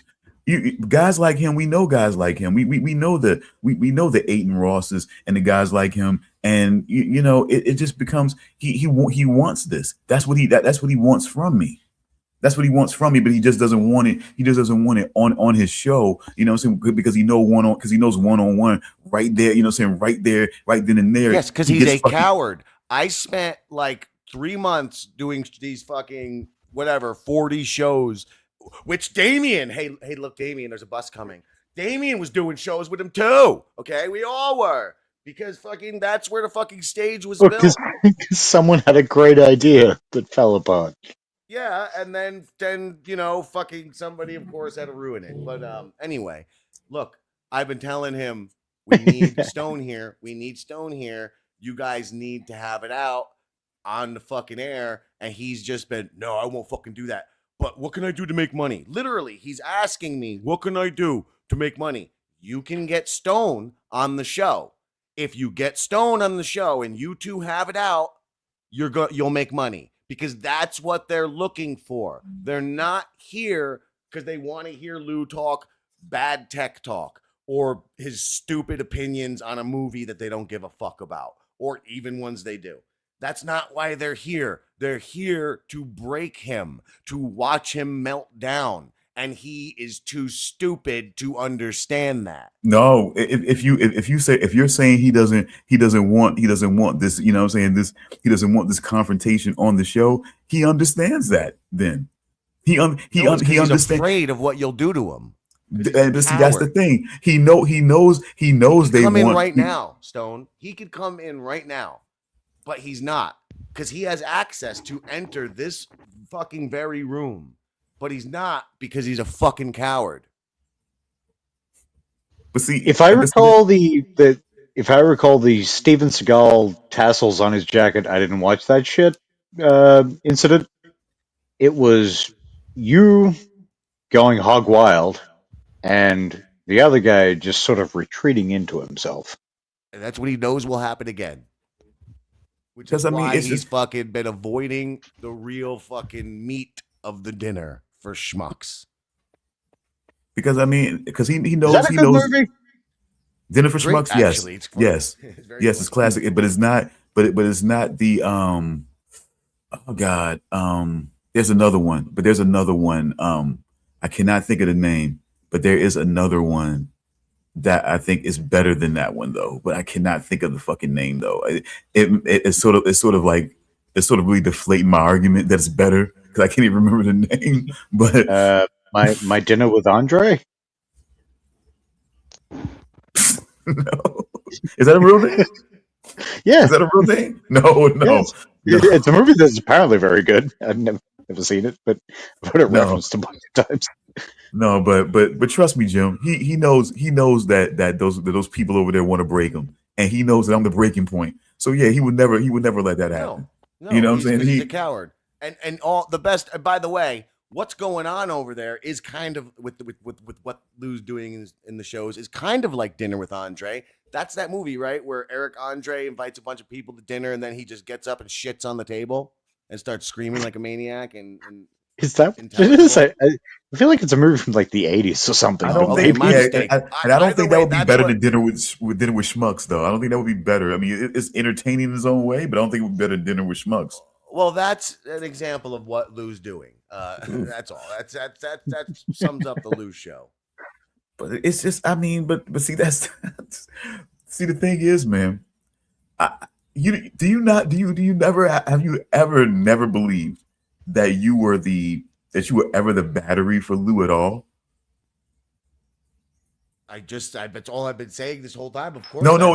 But not the place or manipulate the handler, but more of the more you kept this pathetic shit around.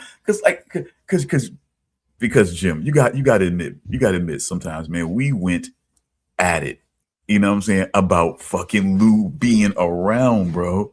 You yes, got to admit that, right? And I kept telling you that. How many times did I tell you years ago, before they started calling it the Dabbleverse? It's not a new thing, this Dabbleverse. This culture of following people, we were doing it long before any of them. The streamception, the watching other people. Yeah, of course. This toxic fucking stream war bullshit. We've been doing it since the beginning. So we saw all those years ago, this crowd following us, and I said it very, very clearly to everyone, guys, we either do a very serious effort or this is where we're leaning into, whether you guys want to or not. I've said this on air, like, because if we're still going to do shows and you got, and any other person involved in this does not want to put in an actual real effort, the result is we fall into the other category. And if we're going to be in the other category, I'm going to lean all the way into that category because I'm whichever lane I'm in, I'm here to fucking excel in that lane. So that's a group dynamic at play. It's not an individual thing. We've had the discussions of let's do this real. And I'm not saying I'm some sort of hero. There's a plenty of things I didn't fucking do, like promotions. For instance, why are my books not a fucking hit? Because I'm a shit salesman, okay? I got Ice-T to retweet it once, and I'm still getting sales to this day, all these years later. But like, what else have I done? Nothing real for promotions. Why? Because I'm fucking busy. I got a family. I got a fucking job. I got a this. I got a that. Big fucking deal. In a couple of years, I'll have less of those things, and I will be fucking really, really putting every effort into promoting shit. But also, if you remember, I said when I started all my writing and shit that since I don't have the time to do all these things and live life. Sorry, that was a space bar. No actual bus coming, Damian. Since I don't have time to live life and balance, living in fear, turning into a superstar. Okay, so for now, I'm just gonna make my content. I'm gonna write my books. I'm gonna do these fucking stupid shows as I hobby, and perhaps they can sideline promote those books. But my focus is creating the content. And then when I don't have a family anymore and so many responsibilities, then I can spend the rest of my elder years selling all that I've made. I think you're anticipating some tragedy that can free you from life. No, it's called time. Time is the tragedy. They're going to be fucking, one of my kids is already in his 20s. The other one's all about he's got a fucking job, okay? One of them's a fucking grown-ass man. Fine. What about the woman? She don't matter. She's a woman. Okay. So whatever happens, happens. How does that change anything? She'll be happy if we fucking... She wouldn't give a fuck if we lived in a van driving across the country selling books and then she just fucking had a nice spot to chill. She'd be fine. She don't give a shit. And not for nothing, people. I've only read the Mosley's book 1 and 0 so far, but good shit. I'm excellent. I'm a superstar. I'm the best. Okay, but Yeah, here's okay. I mean, I get it, and but I can only say for myself personally, and this is. But wait, before you say that, I won't say no more. Let me just finish the last point. Please, lean in. go ahead. What I'm saying. We chose our lane collectively because for whatever reasons we cannot put the 100% into being real podcasters. Okay, so the other option is being jokes. Doesn't it feel kind of gay to call yourself a podcaster? Then this is the year. This is the year of hold my beer. You know what I'm saying? That's when I left that, when I got off of that New Year's Eve show, the New Year's show, yeah, I vowed to T that this would be the last year I would hear that statement being made to me, because see that and that's the thing, that when I tried to allow people that weren't taking it as seriously, and that's the one thing that I hate. I guess that's kind of, I dealt with it with the military, because when you're in the military, especially when you're in boot camp, it's always that mentality of one person messes up, everybody messes up, and everybody kind of gets punished, until they learn togetherness and everything like that. And that works in that space, but it doesn't work in every space. And a lot of people like to sort of like group people together and then say things like that. And that's one thing that's probably always irritated me the most, is that, and Lou being around was always the constant reminder of the people that were around that shouldn't have been around, that shouldn't have been a part of, that shouldn't have been able to cause issues where things that were gaining traction get shut down. You know what I'm saying? No one's, we're not doing it anymore because that person, because we had an issue with that person that doesn't even have much stake in the situation. So, you know, it's like, how can I put this? Like, yeah, that's like I said, I can't put it any other way than that. You know what I'm saying? And saying that when, you know, like loans, you know what I'm saying? Like I said, and I know money doesn't cure everything, but to say that to say that other people, because when I think about the people that passed, came and went through here and everything like that, you know, like I said, you know, one thing that I fucking like, there's two things that I felt like have been done through this time. One with Lou is my ideas, my creativity being taken from me or otherwise held from me or destroyed, you know what I'm saying, purposefully. You know what I'm saying? These are things that Lou has done to me, you know what I'm saying, over time. And Done it to then on all the of other, us. and yep, absolutely. But then on the other side of that, you know, when I say trying to give 100%, say, hey, fuckers like Lou, you know what? I can't tell you as a grown man who to do shows with and who to do content with, whatever. But stop having this motherfucker do shit that I'm trying to be a part of because he's not fucking serious. And it keeps happening. And I go to a show and he's fucking there. And then we do a wrap up. We do a State of the Union, and then I gotta fucking hear how I'm not 100% in on the shit that we were doing. When I ask in earnest, not because I hate this motherfucker, not because I don't like Lou for who he is, you know what I'm saying? It's simply because, hey man, this guy's doing it. He's casual with it. We're trying to do, you know what I'm saying, various shows and various types of content. There's certain content that he can do that where that type of thing is useful and is fun even at certain points when we can place it right.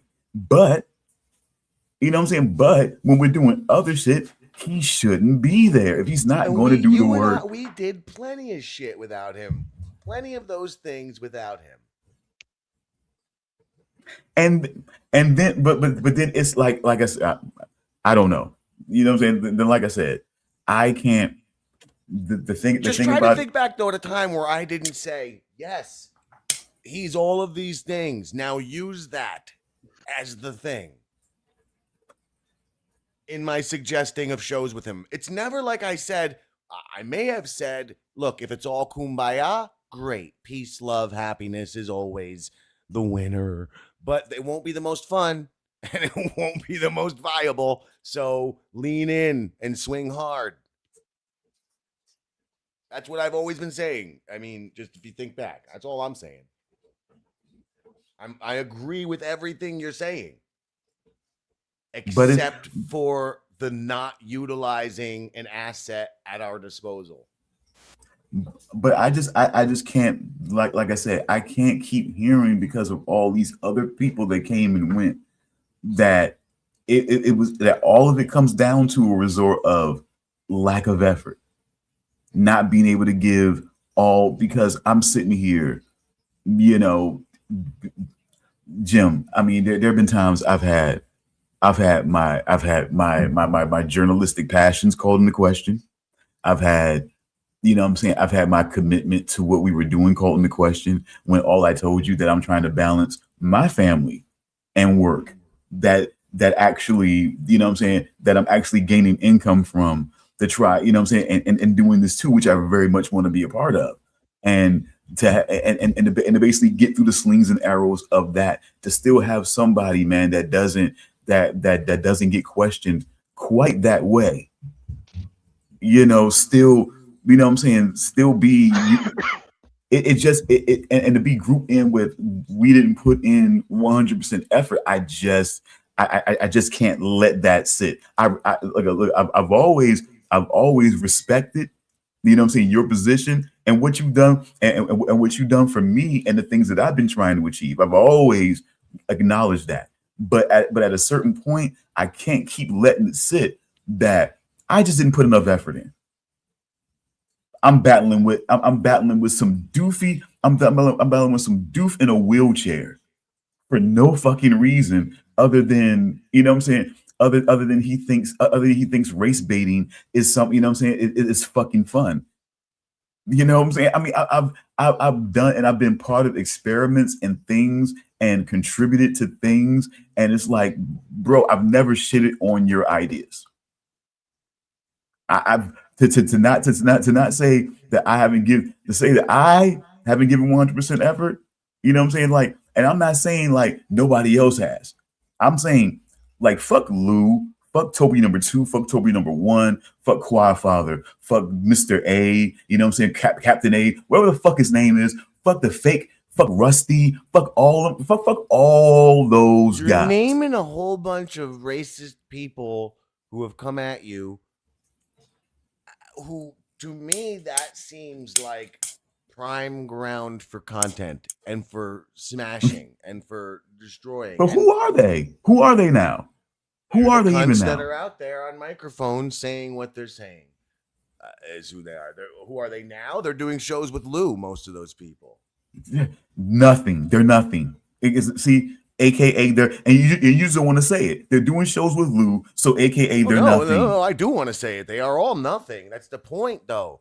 That you're supposed to smash through these nothings. That, to me, what you're describing sounds like perfect. How did I not? I smashed for content. Like every single one of those people mentioned. I smashed them, Jim. How did I not? Right. So then it's good. Then it's happy. But as far as the 100% thing, to anybody, how could anybody say they did 100 on anything unless we're there? Like individually. Like, again, why am I not a world-class author? Because I didn't do 100. Why are there only 4 people watching this program right now? Because TEE TV doesn't do 100. Like, these are just facts of the world. I mean, I know Charles is out there with his street team all the time promoting TEE TV and, you know, handing out flyers and shit. You are on mute, Damian. You've been muted for a while. I thought you were just making silly. I flicked the switch the wrong way. Can you hear me now? Yes, sir. Yeah. I just thought you were playing mime. I thought you were so bored for a while now. I really didn't want to have to. I hope you're not frustrated. I didn't want to have to do this here. I really wanted to talk about Fallout. I didn't want to have to do this here. It done happened. It's seriously, it's I really didn't. And I didn't want to give any name time to fucking Lou. You know what I'm saying? At all. You know what I'm saying? Yeah.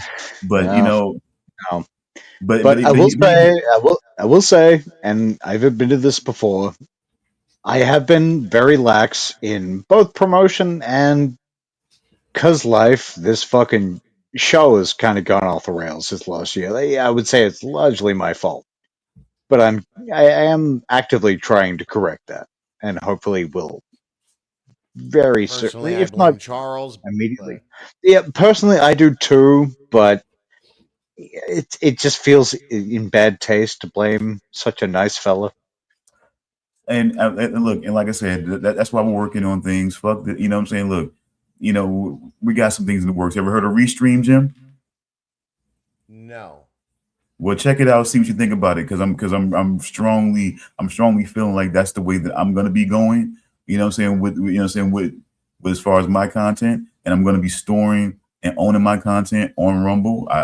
I've done, you know what I'm saying? I've done my account for Rumble. So yeah, we're gonna be doing. I'm gonna be doing that, and I'm welcoming TEE TV and what way we need to work together to get TEE TV acclimated. You know what I'm saying, as a channel, and you know what I'm saying, on my Rumble account, so we can own our content and make sure we own our content. I'm totally ready. Like I said, 2026 is gonna be the year of hold my beer, Jim. I guarantee you on this one. You know what I'm saying? You're gonna see 100% if you feel like you haven't seen it. If me smashing some stooge in a wheelchair, it wasn't 100%, I don't, you know, I guess I'm gonna have to do a little bit more then. You know what I'm saying? Because I almost tried to be a part of almost every thing that you tried to be a part of. You even went on the New Year's Eve show, starting off telling people how many years that we've been doing the New Year's Eve ringing together. Like, bro, how are you? I'm just saying, if you think back about me, you know what I'm saying, and largely Charles too. But if you really, like I said, but I'm talking you and me here, man, because a long time ago on Google Plus, you and I started something a long ass time ago when Lou, way before Lou was just fucking Coach Lou, when he was just when he was an attendant, making sure that we made our deadlines, bro. Like you know full fucking well, man, that you and I have been further down the road than that fucking fat fucker has been. You know what I'm saying? And you know I've been in on just about every fucking thing and idea that, you know what I'm saying, that we came up with, man. You know what I'm saying? And the only thing that ever took priority was my family. Ever took priority was my family. And I don't apologize for that. And I'll never regret, you know what I'm saying, that, you know what I'm saying, taking that position because that's what I do this for. You know what I'm saying? That's what makes me not such a selfish bastard at the end of the day, because I'm doing it for them also. You know what I'm saying? I'm hoping one day that I can make something out of this so I can be doing this, you know what I'm saying? So I'm doing this for them also. You know, because if I'm not doing it for them, then I'm just doing it for me, then yeah, it's a way worse me. You know what I'm saying? Honestly, if I'm going in on a selfish point, it's a way worse me. And it's a lot, and it's a lot, and honestly, it's a lot, it would be a lot shorter history. Honestly, if I didn't take it more in the family and friendship and was a selfish egotistical I'm a star bastard, it probably would have been a way shorter history. Well, I mean, it's very clear the other two don't agree with you, but I do. Fuck off. Yeah, bite me. I mean, but look, I'm not saying that one. And I'm not saying that, but it's not about you. It's not about. It was never about Charles. It's not about Damian. It's about every other fucker that never really contributed much in the situation, that were brought in because they thought it would be good ideas at the time, and then they couldn't fucking deal with the fact that I wasn't like Isaiah. They couldn't deal with the fact that I wasn't an Isaiah. You know what I'm saying? You know what I'm saying? When it really comes down to it, I think that was a lot of motherfuckers' problems that we encountered over time, is that I didn't come off like Isaiah. Well, now let's tell us what an Isaiah is. Oh, come on, bro. You did shows with Isaiah. You know exactly what an Isaiah is. High quality, no stink didn't. Yeah, and I kind of know, but not really. Yeah, Damian knows a little bit of what Jim and I have talked about Isaiah. Yeah, that's about it. I'm gonna be polite because he never did anything to me. I'm gonna be polite because he never did nothing to me. Yeah. Okay, but let's just say things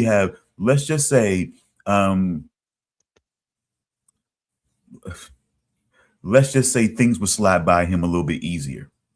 Let's just put it that way. Maybe they slide in him a little easier. Ah, he was one of those. Okay. Yeah, he's one of those. I forgot we were talking about Isaiah, but that worked. I was just like, I found an opportunity for a gay joke or whatever. Yeah, of course. It's not even a gay joke; it's an insertion joke. So he, sir, is a homosexual. That man's a queer. But yeah, that, you know what I'm saying. So I think that's what bothered them the most, is that they expect that and they don't, and they don't get that with me. And it's just like, but Richard Kish, I'm sorry, it's not the entire crew. We're missing Luke and you old cunt. Don't make Charles push you down. I did no such thing, you bastard. I didn't say no, but you should, because he's you should, because he misunderstands what whole means.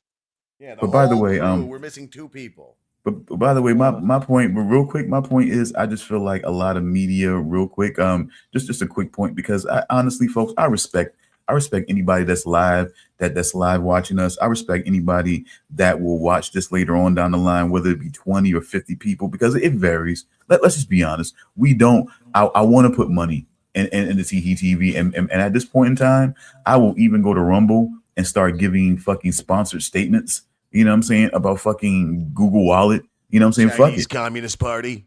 You know, whatever. Hey, look, you want to protect your cards? Get a Google Wallet. Fuck that. You know what I'm saying? Go against the patriarchy. Fuck that. I mean, what the fuck ever. All right. You know what I'm saying? Look, all I'm saying is, bottom line is what I'm saying is, like, Sorry, I think Black Label Cane is Kish. Just saying. I'm like I said, I'm just getting to a point, man, where like I The crew is here. I don't, you know what I'm saying? I'm just trying to get my thoughts together here because I'm just not trying to get. But look, one thing I do want to say real quick. I really feel like I need to say this. Heartfelt from the beginning, Lou. I never had any issue with you. Okay, you were an attendant for Jim. He thought that was a good idea to keep us on task with all the shit that we had going on and everything like that. When you became more part of doing content, no one even tripped. Somewhere along the way, you decided that we were like some kind of sitcom, and there was only room for one minority figure on the team. You know what I'm saying? And it became that type of stupid interaction that we would constantly have. And then you took it further than that to try to steal an idea from me and to steal a, you know what I'm saying, a well-meaning and trusting co-host that you manipulated, you know what I'm saying, into your plan, you know what I'm saying, causing rifts, causing problems, causing tension. You know, you still get forgiven. You come back, you know, it's more of the same lazy bullshit. You don't care. I mean, it's a, to me, it's a disrespect. Jim may see it differently. Jim may see it different because, you know what I'm saying, because content is content. Me, content is content, but to me, I don't want bad content. I want good content. I want to do content with people that want to do content. We can have fun and be casual with it. We don't have to all be nerds about it. You know what I'm saying? Everybody doesn't have to be the straight man. You know what I'm saying? Pause. But anyway, No Diddy. but anyway, No Diddy. but it's like it doesn't mean, but we still have to do some working knowledge of the shit that we're going to be speaking about, and it's to come in and be, I don't give a fuck, blah, blah, blah, blah, blah, blah, blah, blah. If it ain't happening in my back door, then why are you here? His jacket so had tired. turtles on it. Food. I get so tired of hearing that. You can go and do your own show and be that guy. You know what I'm saying? But you want to attach yourself to real content and real people who had talent and always be a part of the shows that we were doing. Could never do a fucking show with me and Jim without Lou begging to fucking wedge himself in. I can't believe you don't remember that, Jim. No, I remember that clearly. And the thing is, Lou, when you said office coach before, when we were back during the publishing company days, now that was real.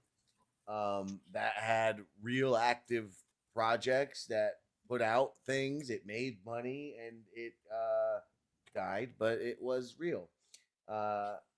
Didn't die per se, but it's inactive. It's stagnant. It's all stagnant Him as an until office we coach, decide to breathe life back into it and get all the bullshit out, remove all the dead weight. Sure, but him as an office coach wasn't real. That was Lou, as you said, begging always. Lou has basically just been that retarded guy, you know. And it's a true story. Ask anyone who knows him. The weather guy He's was not better. faking it. My other guy was better, man. I liked him so much more. Who? And he was straightforward. Frankie McDonald? Yes.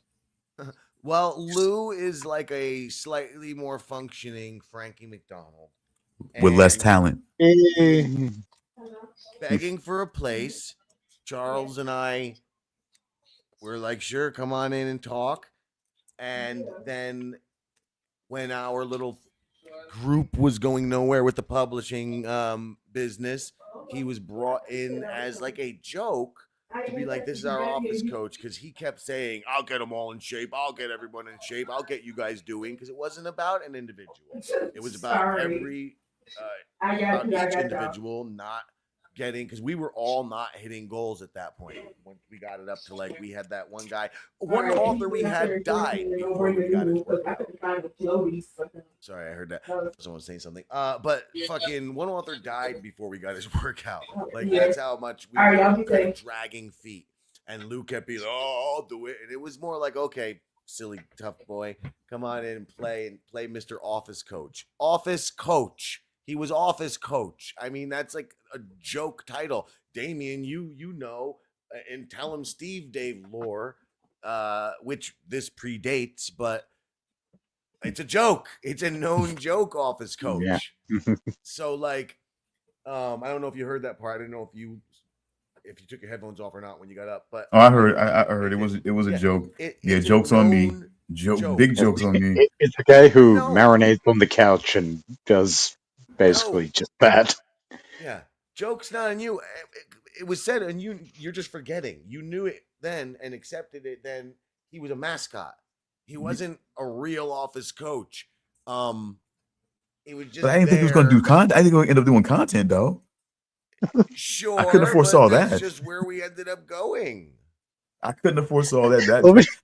Let me just say mascot. Like it's this oversized thing. Like there's got to be like a skinny guy in there, right? No, how is it not a good mascot to have some fucking Gollum jerk off fucking showing up in the middle of you like discussing stuff, and he's like, "That sucks, you fags." Yeah, sounds see, stupid. Like, we'd be in the middle and then of looks at his phone for the next 30 minutes. Charles knows from a fact that Geeks It Around chat. I'm giving you fucking flashbacks now. That Geeks It Around flash chat, we would all be talking serious geek bullshit and getting serious, and then Lou would just show up in there and go, "You guys are fags. Shut up. You're stupid fag. Shut up, fag, stupid fag." Like, you know what? I do remember this. Yes, this is real. I am not making this up. So making that our Office Coach, it was. I said we should use him as a tool in that he's just gonna call us fag and go like this. Yeah, but wait a minute. Move. Didn't he do that like when he first joined the chat? Oh yeah, day one. He walked in the room saying, "Shut up, you morons! I'm the best. You're all fags." That tracks. But see, and that's and to my point, Damian. And I'm not making a metaphor, not interrupting, but he literally says that I'm the best. You're all crap. Like he says it out loud. Saying I am the best, but I remember him saying that we're all gay and we're all a bunch of fags and all that. I remember that. Yes, but you've never heard him say I am best. No, not when he first joined the chat. I don't remember that. Calls himself Lou. I am best. I am best. I am good. You are the bad. See, and you see, most Santa Clauses are actually fat. By the way, so see, just understand that. Most Santa Claus are actually fucking fat. You don't get skinny guys to be Santa Claus. Most Santa Claus are actually fucking fat guys. So just kind of take that as you use that as you will. You know what I mean? It's like yes, anyone can be Santa Claus, but only certain people should be, because that's the whole thing. I think Lou might be a bit much for Santa Claus. I'm just or either what I'm saying is when people think about fat bastard. Why is Santa Claus showing me? When people think about fat bastards, they think about obnoxious bullshit guys that are fat bastards. You know what I'm saying? So that's what they think about. And as soon as Santa didn't give you the toy you wanted at some point, isn't it? Huh? Because you just called Santa a fat, obnoxious bastard. No, I'm calling Lou the equivalent of the character off of Austin Powers. Oh, fat bastard. Gotcha. The only thing he's missing is the Scottish accent. No, he's not. But I'm unhappy when I eat. With his buck gap teeth, he does kind of sound like that. With his buck gap teeth, he does kind of sound like that. You're not holding like think about he eating eggs. Get in my belly. I like to. If any happen in my backyard, get in my belly. I'm gonna eat my fucking. You know what I'm saying? Eggs. Like you fucking sound like fat bastard. Sorry. Does anybody notice that Luke's profile picture down there looks like he's trying to catch a cock? That does not look like that. It's only very. Looks like a light. No, It's very small. He looks like but yeah, kind of a little bit. he looks like he's bombing on open mic night. All right, there you go. No, it's a lovely picture, Luke. It's a lovely picture. Yes. Kids, I'm sure you're kids, am very I right, proud. folks? They're difficult, right? You know, kids, Yeah. nothing. Oh no. Oh yeah. I'm talking about keep on. What's the song? Yeah. Come Love you, on. Luke. I'm sorry. Keep on dancing, moving on through the night. Isn't that a song? Gonna Yeah, keep on doing it right. That's the shit, right? I think so. Music. Yeah, David Blowie, right? That's him. David Blowie. David Blowie? Yeah. Disrespectful to the dead, but No, you do you. hey, no. I respect David Bowie. Yeah, he's disrespecting That's the not living. the name you called him. You called him David Blowie. He's not Yeah. disrespectful Luke, to the living. He's Luke. dead. I'm talking about Luke. You know, Oh, okay. Yoko Cholo. Yeah, Yoko Cholo. yeah. You know? I take it all back. Yep. Yeah, Yoko Cholo. Luke. Yeah. Yoko Cholo. Yes, but Stone, you've said it long in the past. I hate to go away from funny things to say something that's wholly unfunny and very You do? serious. Because you But, frequently yes. do. No, I want this really serious thing. Stone, you have posed this theory in the past, and I have jokingly agreed with you, but I do fully agree with you that Lou has a homosexual love for me. You're fully correct on that. There's definitely no gay other. for you. I always laugh, and I always say, this is like a jilted ex. Like he acts like that psycho woman. In the meme, I don't know what you call the meme. I'm an old boomer, right, Damian? Yep. Boomer. Also, do you save the dick pics or do you delete them? I don't take dick pics. They don't have a. Not yours, his. You fucking fruit. I was gonna say they don't Forget have a it. telescope strong enough. No, let him answer. Let him answer. He's being cagey. I know he It's said. fully I correct. know. Look. I know he senses baby mushroom. Like, do you screenshot him to like say, try and zoom in and be like, Oh, we're "There's talking gotta be about something Lou there, right?" sending me. Once he said baby mushroom, I understood. I'm sorry, I was a little off. I get it now. That's why I'm here. That's why I do what I do. Get it now. Thank you. Listen, I do think early on Lou did send me a couple of ball bag pictures, but I did not receive them well and really ignored them. And I do what I do whenever something terrible happens. I just You I you meme it retreat into into yourself. oblivion. What? Yeah. What do I do? Go to the fetal position and poke at that tumor on your neck. No, After I would that. say share it around. No, that requires taking it out of wherever it came from and putting it on my machine. No. And then having multiple copies in various message groups. Yeah, I'm having a real flashback of when he was Lou literally, guys, was sexually assaulting me and trying to groom me. I'm not even joking. I'm being so fucking serious. I remember this now. It must have been repressed even. But yeah, he sends his ball bag and I'm like, he's doing the chicken heart thing with his ball bag where he's like holding his pee-pee in his hand and he's like fucking just got the ball bag out. And Ronnie Munn Jr. says, Damian J. Rogers, how are you? Good. I'm doing good. Thank you. I Damian, was good, thank and you, now I'm good. picturing He's things not I talking wish to I. you. He's not Oh, talking well, to you. fine. Anyway, because I know this sounds like a joke. I swear to God, I understand, but I really am being for real.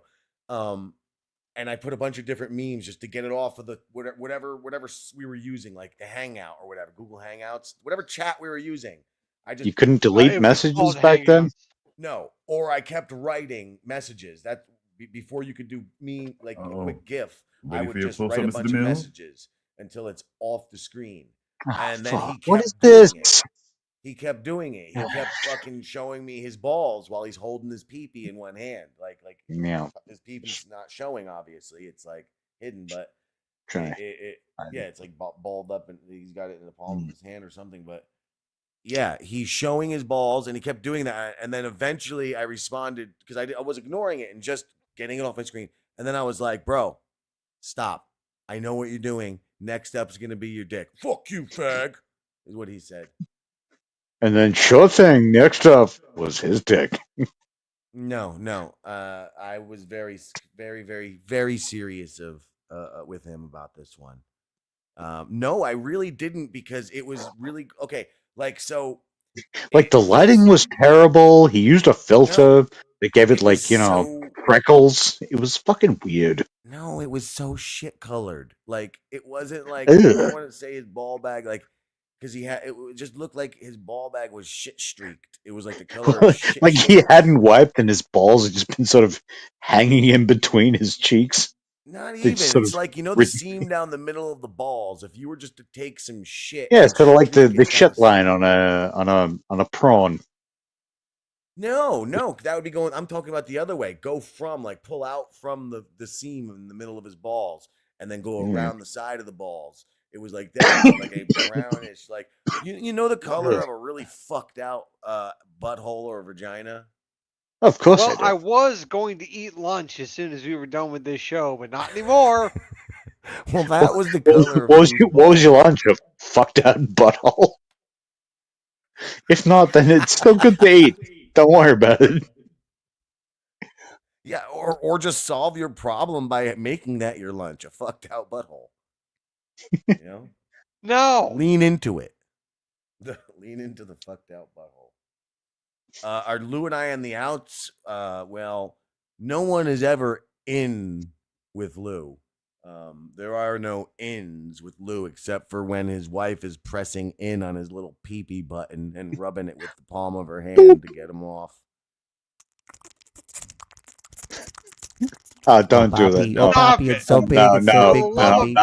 No. Big Daddy's cock. No. She's just rubbing it circularly. No. Do not. Charles, kick this guy. God damn it. We got to figure that out. Please. Yeah. Stone did this. I blame Stone. You're the face. Yeah, that's true.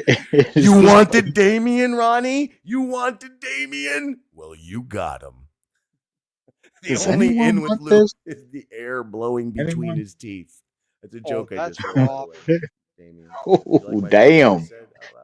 Fucking burned him. Yeah, it was a good one. He's going to need some ice for that burn, man. Jeez. I think so. Thank guys, I am no longer feeling like having any shrimp or asshole. Well, I want to say I'm sorry.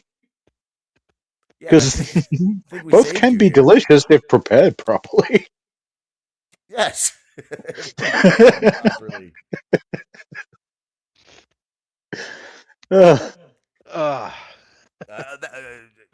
It's Charles, only Charles. This is the Charles and Damian show. Yeah. The me and Damian show. Yes. That's right. How you doing, everybody? This is Charles and Damian's show. See, not Charles gay guy. Because we haven't done that in a while.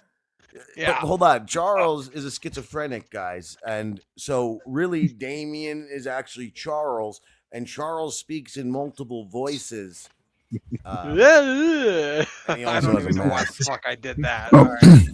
You should have timed that correctly so my mouth was moving. I enter in and I say that I enter back into the conversation by saying I'm willing to bet money that Lou breaks a sweat pulling the sheets off when he gets up in the morning. You know, I mean, I do that too, but it's summertime here right now, and it gets fucking hot in the morning. But if you mean just any time taking off the sheets, yeah. And actually, I don't break a sweat taking off the sheets. I'm already sweaty. So never mind. I shouldn't have said anything. I'm going to go away. He was sweat getting the mail out in the snow. Yeah, that's bad. Is this thing on? I don't need laughter. I'm giving a TED talk. about the fatness of Lou. He stinks through the phone. How fat is he? I guarantee you. Once you've been close to him, he stinks through the phone. Lou's so fat, his wife rolls him in flour Have to find the we wet spot finally achieved when she fucks him in smell-o-vision? the ass. What'd you say, Charles? Other... Have we No. finally achieved smell-o-vision? We definitely achieve funkaphone. I'm trying to tell you. Once you've been around a person, when they call you, you smell. You recall their smell. Stone Ronnie Munn Jr. is calling you pretty. He says, "Is that the guy?" Oh no, he's not. No, he's calling me Anthony Mackie. You're pretty. Tupac's pretty. Yeah. Whoever played Tupac had to be pretty. What's The wrong with HBO Anthony Mackie? Wait, hold Anthony on. Mackie? No, Anthony man, come Mackie on. played Tupac. I mean, you can say a Yes. lot of things, but that is a handsome fella. He played the corny version. Yeah, exactly, Charles. And this is unbelievable is this real? as Anthony you Mackie believe it to be. played Yes, it's unbelievable. He's It a shouldn't have happened. terrible casting for Tupac. Very much. Yeah, There are way there prettier are men to plenty play of Tupac. better actors for that role. Yeah, Queen Latifah. No. Oh, hey, fuck you. Well, my initial question was going to be, what is a good casting? But I just went with that. Oh well, hold up. Now, see, this is what I'm talking about right here. So wait, did I hear that Pork Pie wants to pork Jim's pie? Well, when I say that he's gay for Jim, Luke, I mean that in the way that he would gladly skin me. He would gladly skin me alive and wear me as a uniform if that would If it were please culturally Jim. acceptable. And nope, if that would please Jim, he would do it. And he would be Okay. on his knees for Jim for whatever he wants. You know what I'm saying? So that's what I mean. I don't know. I wouldn't go as far as to say that Lou would want to. I mean, I don't know. I mean, would Lou want to penetrate Jim? Would Lou want Jim to penetrate Bro, him? I could show you 1,000 messages where all he's doing It's is like, saying I want to fuck your gay ass. I really, really want to fuck your ass. Yo, No, seriously, I I'm want to telling fuck you. your ass. Damian, are you not? I mean, Luke can definitely verify because the chats. No, we're a no. bunch of- For real. For serious. With the number 4. I want to. Number 2. Fuck. What is it? You ass. What is he, Corey Feldman? God, You know what? Fuck. Whoa. You know, thank you. Hey, Jim, you know what? I'm glad you opened that door. Fuck you, Corey Feldman. Fuck Corey Feldman for what he's doing to Corey Haim. For what he's always done to Corey Haim. Fuck you, Corey Feldman. Fuck you. Your song, your music sucks, and your fucking bullshit Michael Jackson His music sucked. He is the comeback king, sir. How dare you? Did you see? He's the on cum sack Twitter- king. Did you see? I went back and forth with him on that on Twitter. I did see that. It was fucking great. I just wrote a post.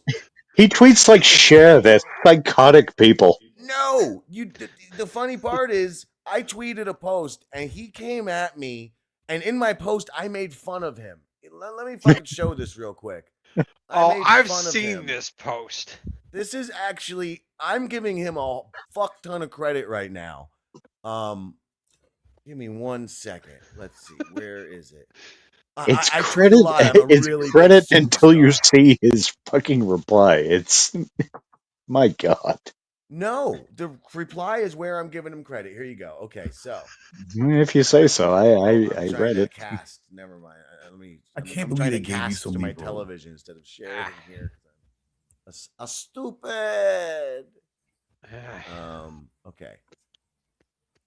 Is it there? No, I'm not. I can't believe they gave him so many Is it roles. He in? was so much of my childhood, man. Fuck him. Fuck that guy. See, I wrote. He keeps claiming he's been telling about blah blah, right? But I wrote, "See, I told you." You see that? See, I told you. No, you didn't, because he wrote this about something. So I quote tweeted. Then he comes back with this long thing. But look, it's all normal. He starts with, "You are just spouting facts, spouting lies there, Mr. Nobody. Want some facts? Okay." And then it's I like, read it's manifesto language. That's what this is. sure, but it's not all caps. It's the closest I've ever seen. It's not all caps, but it's still just like, this is not a well human being. He called me a pedo protector. Exactly. The whole thing is No one, like, you don't Sir, name you, check you, you, yourself you don't you into don't name. Okay. This is the guy who don't name any names of consequence about about the major bigwigs in Hollywood that supposedly did something to him. You know what I'm saying? But then drops Corey Haim's name as supposedly a molester. Man, fuck that guy. Fuck Yeah, that he's guy. been like what I've for been what, hearing. like a decade now. He's like, I'm going to reveal everything, and it's always just bullshit. Yeah, man, fuck that guy. For real. Fuck, I mean, seriously, bro. I mean, you know what? I acknowledge you and Stand By Me. I acknowledge you in Friday the 13th, you know what I'm saying, sequel. I acknowledge you in Gremlins. I acknowledge you, you know what I'm saying, for the Lost Boys, bro. I acknowledge you for even for Dream a Little Dream. I Oh acknowledge you yeah, for those it's like, things. yeah, you did some stuff, but you're a fucking mental patient, and I No, don't. Maybe that's why that is. Maybe not. There's something wrong with you. you know, man, maybe it's mental. Maybe it's just for some people, man, relevancy is Who's is dialing numbers? I hear a phone ringing. Yeah, I hear a phone ringing too. No, it's all in your head, Schizo Charles / Damian. mute this fucker. All right.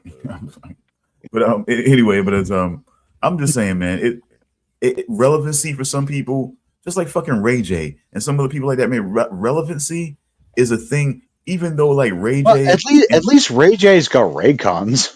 but see that's the whole Did point. you just say something about rage aids? I was not on the phone. Rage aids? No, Rage no. aids. No, Ray J, that dude that fucked Kim Kardashian into relevance. Oh yes. This is who taught But Lou, by the way, folks. This is who mentored Lou for a lot of years, by the way. You know, he's Dr. Frankenstein. Jim is Dr. Frankenstein, okay? By the way. No, I'm the nowhere man. No, you're Dr. Frankenstein in this case when it comes to fucking, you know what I'm saying, Lou the Neon Yeah. Rock. I make monsters. That is my brand. That has been my brand since the beginning. A monster maker. I'm not speaking of Tommy. Am I a monster, Jim? Did he play Tommy Jarvis? I didn't Am I a make you. monster? If Huh? anything, I've pushed back against you, right? I tried to do serious endeavors. You could like- certainly see I've not tried to exploit you. like Stone, you're a monster, but in your own Yeah, you're way. your own It's monster. like, You did it yeah. yourself. But so that's a yes. But okay, no problem. I Maybe- can live with that. maybe I can live with that though. speaking, because as a child, speaking of that Corey Haim character, he was the one who was doing the special effects masks and shit, right? Yeah. Yeah, I grew up, loved, that was my dream. I had a suitcase full of special effects stuff. I used to make monsters. Fun Also, fact. lots of dildos and weird looking stuff. Yes, that's all I was known about my friends. A guy with weird dildos who would fucking make their faces into monsters. Like, What is that, a I've dragon always dick? been a Yeah, monster yeah. maker. Betcha Bruce is a dragon dick. But fun fact, that was actually, you know, that was for those people who don't know. I think most of us do, but that was actually the makeup, you know, saying the makeup guy on set. Why am I forget this fucking name? Please help me out, guys. What happened? Tom Special Savini? the special effects makeup guy for Tom Friday Savini? and a lot of shit. Huh? Would have been, yeah, I think Tom Savini. Yeah. Yes, that was all his shit that you were seeing in that room That's in the one, Tommy's Damian. room. Yeah, I knew that. I met him. He's a cunt. Oh, okay, well, look, Really? He's a nasty little cunt.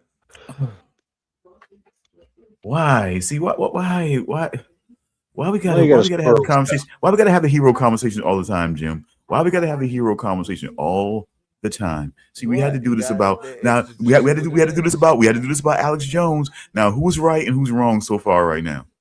Well, did you meet him and was he a cunt to you for no reason? Well, okay. Now that may be your experience. I mean, there may be some contact. No reason. No. So there's no Jim, because Jim, you can be very vexing. I can be very vexing. So can you, Jim. Well, let's see. I'm at a private party and I grab a beer and from a bucket of beers, and there was like a little enclave, if that's the word, a little area right where the beers were, and which just had a little one chair in it. And then there was a man sitting in the chair, and I reached down. I grabbed it from a bucket labeled Tom Savini's beers, do not touch. No. There were buckets of beers all over. This was how the party rolled. Like they were strategically placed all Mm-hmm. over, and they were full of many kinds of beers. And I grabbed the All beer, labeled and Tom Savini's as I beers to the pulled it out of the bucket and stood up, like uncrouched or whatever, unleaned, I looked to my side and I saw him sitting there, and I go, "Oh, hey, Tom Savini, how are you?" Cracked my beer, and as I'm going to like sip it, and not even like whatever, I'm just about to go about my business. He's like, "Fuck off," and I was like, then I turned back to him. I was like, "Fuck you, bitch," and I fucking walked away. I was like, "I'm not even fucking want to talk to you, fucking idiot." Now, was your fly up or down? Was my what? Fly was Your up. fly. Okay. Fly was up. This is the same day. This is literally the only time I've ever heard anyone say that Tom Savini is a. He told me to fuck What did you off because describe I him said, as? "Oh, hey, you're Tom Savini. How are you?" Well, he knows he's Tom Savini, so you're a dickhead. Well, Oh, what do come you on. expect to see Tom Savini sitting in a fucking party I'm at? It'd be like if you came on the show, be like, "Oh, hey, you're Damian J. Rogers." I'm like, "I know, bitch. Okay, Fuck out of here." okay. I get that. I would laugh. You said "fuck off." That's rude. Whatever. He's a cunt. And that's the same day, mind you, that I got into a fight with both the Exorcist and the Incredible Hulk. If that makes my story any more believable, and I assure you, It makes it more believable, but it also makes me think you were the problem. no, I wasn't. Linda Blair was the problem. Linda Oh, of Blair was course the she problem. was. Of I course had a she was. job to do. I Yeah, had a did you? job to Was do. it annoy every fucking person in the room? Yes, that was my job. I was there with Rue Morgue Magazine and Trauma Films as a representative of Lloyd Okay, so yeah, Kaufman. that probably was the assignment. I'm there with the top media for the genre that's covering Chiller, the fucking Chiller Festival, okay? And I'm there with as a representative of Lloyd Kaufman, a respected fucking director, handing out his personal phone number to select people that he would love the honor of a conversation with. I was there as an ambassador and a representative. These people were undiplomatic. This fucking cunt Linda Blair, okay? Everybody else, way big stars, were super fucking excited. Like, "Oh, wow, Lloyd. Yeah, well, great." And fucking even giving me their contact info to deliver to him. When I get to fucking Linda the cunt, stupid whore Blair, she goes, $20 for an autograph. You're like, no, your mother sucks cocks in hell. Fuck off. Yeah. I was like, "No, do you not hear what I just said? I'm not here to purchase your fucking autograph. I'm here with a fucking job opportunity if you're interested." I'm a business. I'm a very important man. I'm I'm the literally best. offering these I'm cocksuckers money, God. the business opportunities. And then So just then comes Lou fucking big hole out of nowhere. Because whatever, I cursed. After I told her once again, I was like, "Did you not just hear me? I'm not." She's like, $20 if you want to talk to me. Ugh. And I was like, "Yeah, thanks. Go fuck yourself." And I walk away. Then Lou Ferrigno comes storming at me like a fat cow, and he's like, "You don't talk to that lady like that. She's a very respected person in the industry." And I was you're like, just I like, didn't talk to her that way. He's like, what? "Yeah, And I said whatever I said. "Go fuck yourself, fucking tall boy. Get out of my face." And he was like, he's literally standing me down. We're nose to nose, and he's like, "Who the fuck? You're lucky. You're so lucky." And I'm like, "No, you're fucking lucky. You're lucky I'm here on business." And meanwhile, Rod and Gary, the two guys from fucking Rue Morgue Magazine, who the fucking editor in chief and the art director, they're fucking just sitting there. I was calling them Terrence and Phillips because they're from Canada, the whole time because we spent a whole like weekend together. It might have even been a week. I don't even remember. But after we didn't just hang for this festival, we hit it off, and we took them on the Oh, tour cozy. of the America, our America. And but we just kept calling them Terrence and Phillip the whole time, and they're literally standing there going, their heads are flapping off while this is happening. They're just sitting there because we're all pretty fucking stoned. And this festival had those like complimentary drinks out the ass. So yeah, Those three people are assholes. Not, Can I just say I'm waiting. that Ain't Olaf.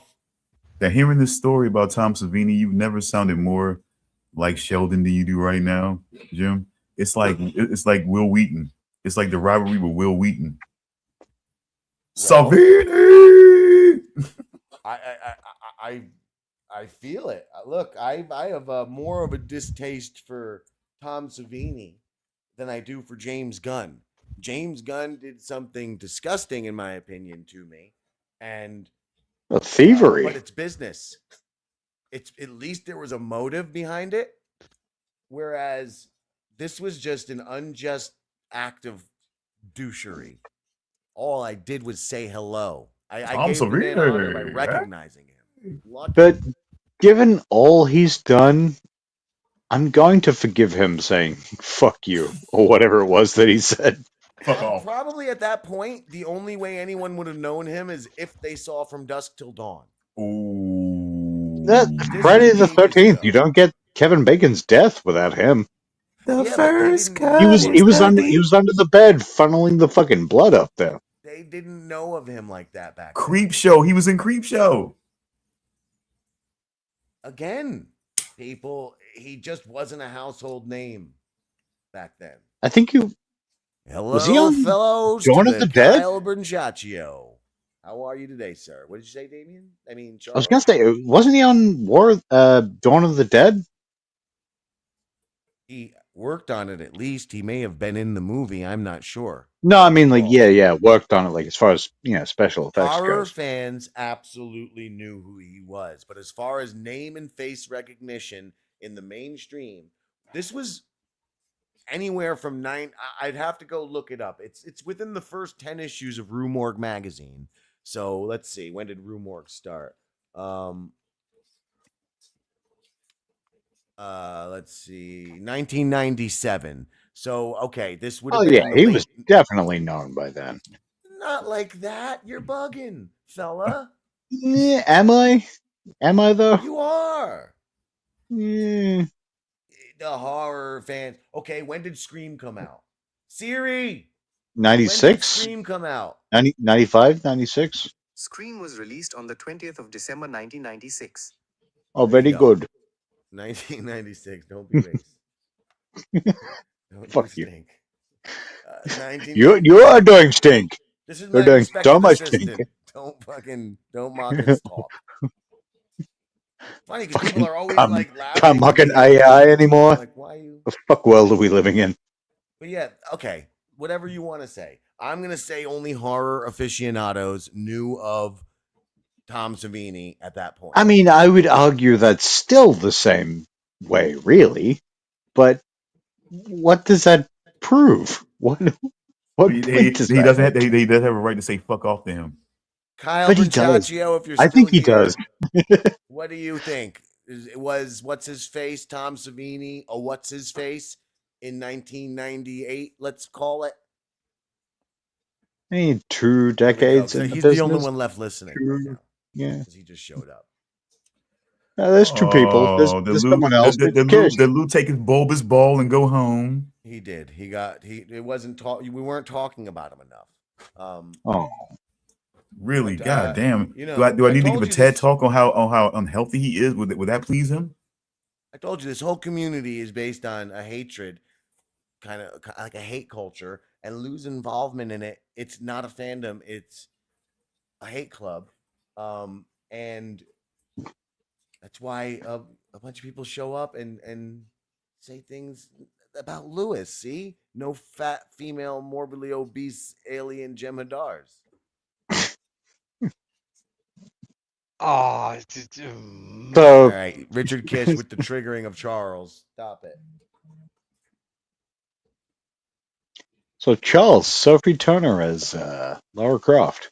Thoughts? Oh, now you want to just destroy him, don't you? I think she looks good. I thought so too. Yeah. Oh, Would- why? She's wearing the clothes? No, I mean, I don't know much about the show itself. I don't know Yeah, how yeah, accurate sure. it's going to be, but in regards to the costume work, I think she looks good. I think the costume work was done really well, and I mean, I think Sophie Turner is a good actress. So Obviously, would love some big fucking tits, but she doesn't have big fucking tits. So No, yeah, it is what it is. you yeah, know it what is what it is. But she gives good NPC quality, but but or good but I don't See, hey, know. I When that thought is she she my did a good that job is as Sansa Stark in Game of Thrones. but yeah, then she but that is my concern. I don't like she couldn't lead that show. She No, was she great couldn't. as as a part of an ensemble, but as the lead, that does concern me. but I Okay, mean all right, does she fair. look dangerous? Does she look dangerous like Angelina Jolie as Laura Croft? No, but that's like as far as like those movies were. I remember enjoying the first one. There was two, right, with There was Jolie. two. I don't know if I ever saw the second one. I remember enjoying the first one at the time. The second one was Fucking not as good as the first one, but that was not Angelina Jolie's fault. That was the writing team's fault. yeah, and I barely remember the first one. But as far as like as far as Lara Croft, she fit the role perfectly, Uh huh. proportion wise, and so on. Like she portrayed it well, all that stuff. But yeah, I don't know. I guess we'll Quick see. Okay, shout out to all right. Richard Just by going Fisher's off of the Arcade image Sex alone, Act. I think she looks the part. I It's think Why? Because Sophie she's Turner so looks the carved out, like she's so angular and like so many straight lines on her that it represents like the pixelated look of the PS1. Well, not. it's not gonna be like shot for shot accurate to the pixelization of Laura Croft, No, look, but I agreed with you guys that she looked good at first. I was like, what is everyone's problem? And then I saw the generations of like, hey, just put her slightly in more proportion. And it wasn't even the tits, it's the shoulders. The shoulders, that's what get it. This girl looks weak and like she looks once you actually give It her the proper proportions and strength needed to yeah. be a Laura Croft, she looks pale in comparison. I would say it's closest to the most recent Tomb Raider okay, trilogy, which I think was a great series of games. I really enjoyed it those, was. but it's very much like it's Lara Croft becoming what she would later be. Eh. It's Okay. Well, a it's but a, it's a still, she's younger supposed to version. be. She needs those shoulders and hips because she's jumping around rocks and climbing trees, or like you know what I'm saying. Like she's like a monkey woman. Like All so, right, she but should be strong. Like she let's shouldn't just be hope skinny. that this interpretation of Laura Croft is better than the version that we got with Alicia Vikander. Because Alicia Vikander is so scrawny, you could snap her like a twig You Was wish you that the one could. they tried like a few years back? with Walton Goggins in the movie. He was in Um, that. He Was was. he He at was the least good? he Like was he's the always villain. Coming good. soon to TEE-HEE TV. Walton Goggins, He was Tomb the Raider. villain in the I movie. mean, now I feel like we kind of have to watch it because Yeah. I'm I am gonzo for Goggins. Yeah. Gonzo for Goggins. Hashtag. We got a Walton Goggins simp over here. I'm looking at But Yup, wait, pics. I'm I'm damn looking gonna at right. pics of mention I'm something looking at about pics her of acting. Angelina's Laura Croft. Whew. And Yeah, say But but still Alicia Vikander is a good actress. I like her in pretty much everything she's done that I've seen her in. But she was not a good Laura Croft. Like she played the role well, but like in regards to the physicality, no. She's mm, small, she's thin, her athleticism does not fit with what she was doing. Like she couldn't like I could not believe her doing those action scenes because well, she is not physical like what she do you is think not. you're gonna see with this new one? Who I will say that Sophie Turner is probably more athletic than Alicia Vikander. She Okay, is. but let me say this about Sophie Turner's acting because you said something before about it being good in Game of Thrones, even though it wasn't a lead thing. Yeah. Uh, when she was younger, it seemed more natural. When she got older, her acting got very wooden, which is because Yeah. she was more Well, conscious of although to trying. be fair, at that point she had been her character at least had been Yeah, but very much done No? stuff too. she Yeah, played that let's not scene get well into that. enough, but she did good in that. But overall, afterwards, I don't know. Like even leading up to before that, once she was like, "I'm an actress," and not just like Mhm. some kid cast into something, and doing their thing. Once she tried acting, it didn't seem to work as well. Well, look, she Yeah, I must gotta have agree done with that. But something to win over the people in the audition to get her the role. So we'll just have to wait and see how she does. yeah. And we'll see it in the trailer when they release the trailer. But I Well, guess Charles, while we're wait. at it, okay. Well, Just to say, I don't know that you're what you're saying is valid because they may have just got her because she was Game of Thrones, so she might not have mattered. it's possible. You were saying, Damian. Apologies, Gonzo for Goggins. All homo. Hashtag comes up for Goggins. Go I on, mean, it's finish been what a you were gonna while say since about Game of Walton Thrones Goggins. ended, so I don't think that that's really relevant anymore. What are we There's a nearing new Game of on? Thrones coming out tomorrow. Yeah, what's it? Night of the Seven Cocks. Yeah, yeah. Dunkin' Egg. Which, based on the trailer, it did look good. Well, I don't know if that's the Dunkin' Egg one. It might be. Yeah, it is. Yeah, for Well, sure. this It is. one's no wars, no dragons, no nothing. It's just the human side of Westeros and the other whatevers. Which, if done well, can be great. Like We'll see that tomorrow. was, We'll see tonight at midnight. yeah, we shall. Yeah. And Suck that, also, Charles. Suck that. Suck that fat one right there. Yeah, that's not going away anytime soon. Nope. And Arya Stark's getting a new show apparently in early development. I Wait, the saw that character because Arya Stark or Maisie yeah, Williams? no, They haven't well, both. confirmed. No, They they haven't haven't. confirmed Maisie Williams yet. I mean, how do you not though? Like, if Correct. if How you do you know? if you don't, like, why the fuck even bother? But it was partly, I think, because the Jon Snow thing was canceled. That's why yeah. they're Did you hear why? considering this. No. Because Kit Harrington wanted to go super dark, and he wanted Jon Snow to have PTSD, and he lived alone in the over there in the woods, and he got rid of his dire wolf, and he got destroyed his sword. I think he may have even killed off his dire wolf. I'm not sure if I'm remembering that, but he spends his life now burning down, building, and then burning down cabins, and then he dies in the end, and he wasn't budging on his what he wanted. He wanted that or nothing, so we're getting nothing. It both sounds great and also kind of stupid, but also, like, I would like to see that. It sounds like something.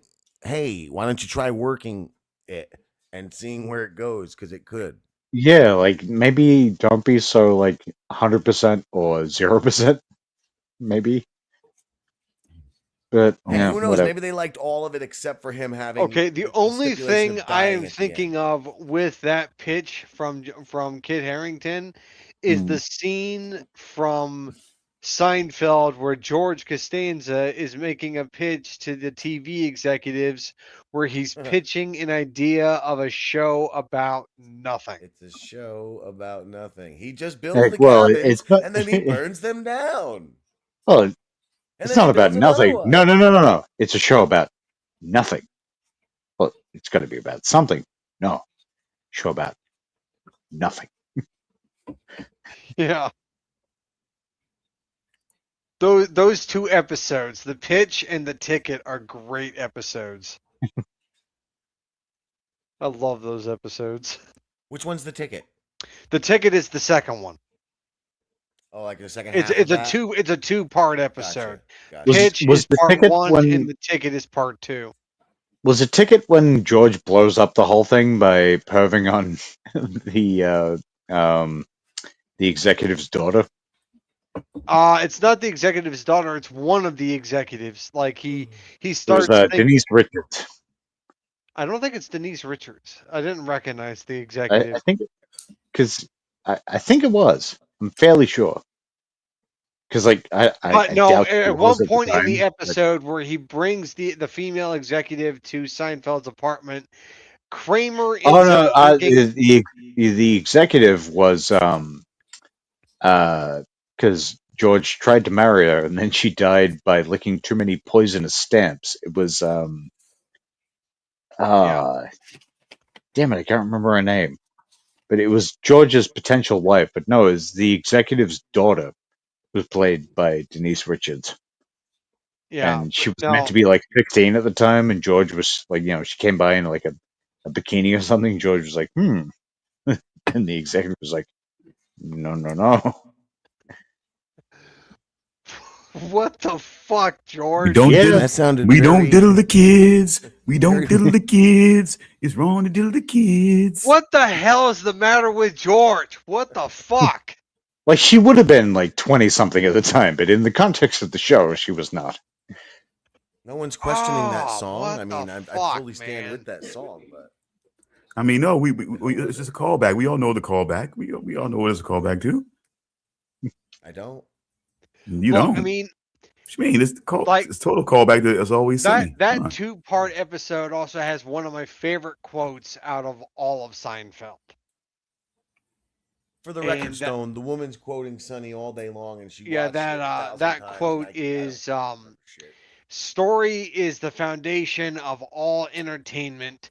You have to have a good story, otherwise it's just masturbation. Yeah. You goddamn Yeah, right. and George is the one who says that quote. Oh, I thought you came up with that right now. No, I didn't. George Costanza is the one who came up with I'm that going quote. with you. I'm quoting Charles on that. I am not the one who came up with that quote. George That's came what- up with it. To me? Well, that's technically, you- it was Larry David who came Well, up I with agree with you, Charles, in your point that you just made. Can we like edit the internet to make sure that it was a Charles Whedon quote? it. Get Yeah, on yeah. Put that Wikipedia. on a T-shirt. I'll try to sell get it. it in Grokpedia. Grokpedia, huh? Yeah, which he claims will one day become Encyclopedia Galactica. Encyclopedia Galactica. Yes, Oh, it's a Hitchhiker's fucking Guide hell! to the Ah, Galaxy reference. I hate the Encyclopedia. internet. I Galactica. truly do. I love the You should do. internet, but I fucking hate the internet. Yeah, it's a love-hate relationship. Do you enjoy something? Don't go on the internet.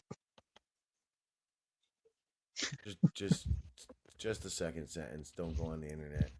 But then we Hey, all Jim. wouldn't meet. Did Lou come back? No. Oh, I think my heartfelt shaming made him walk away.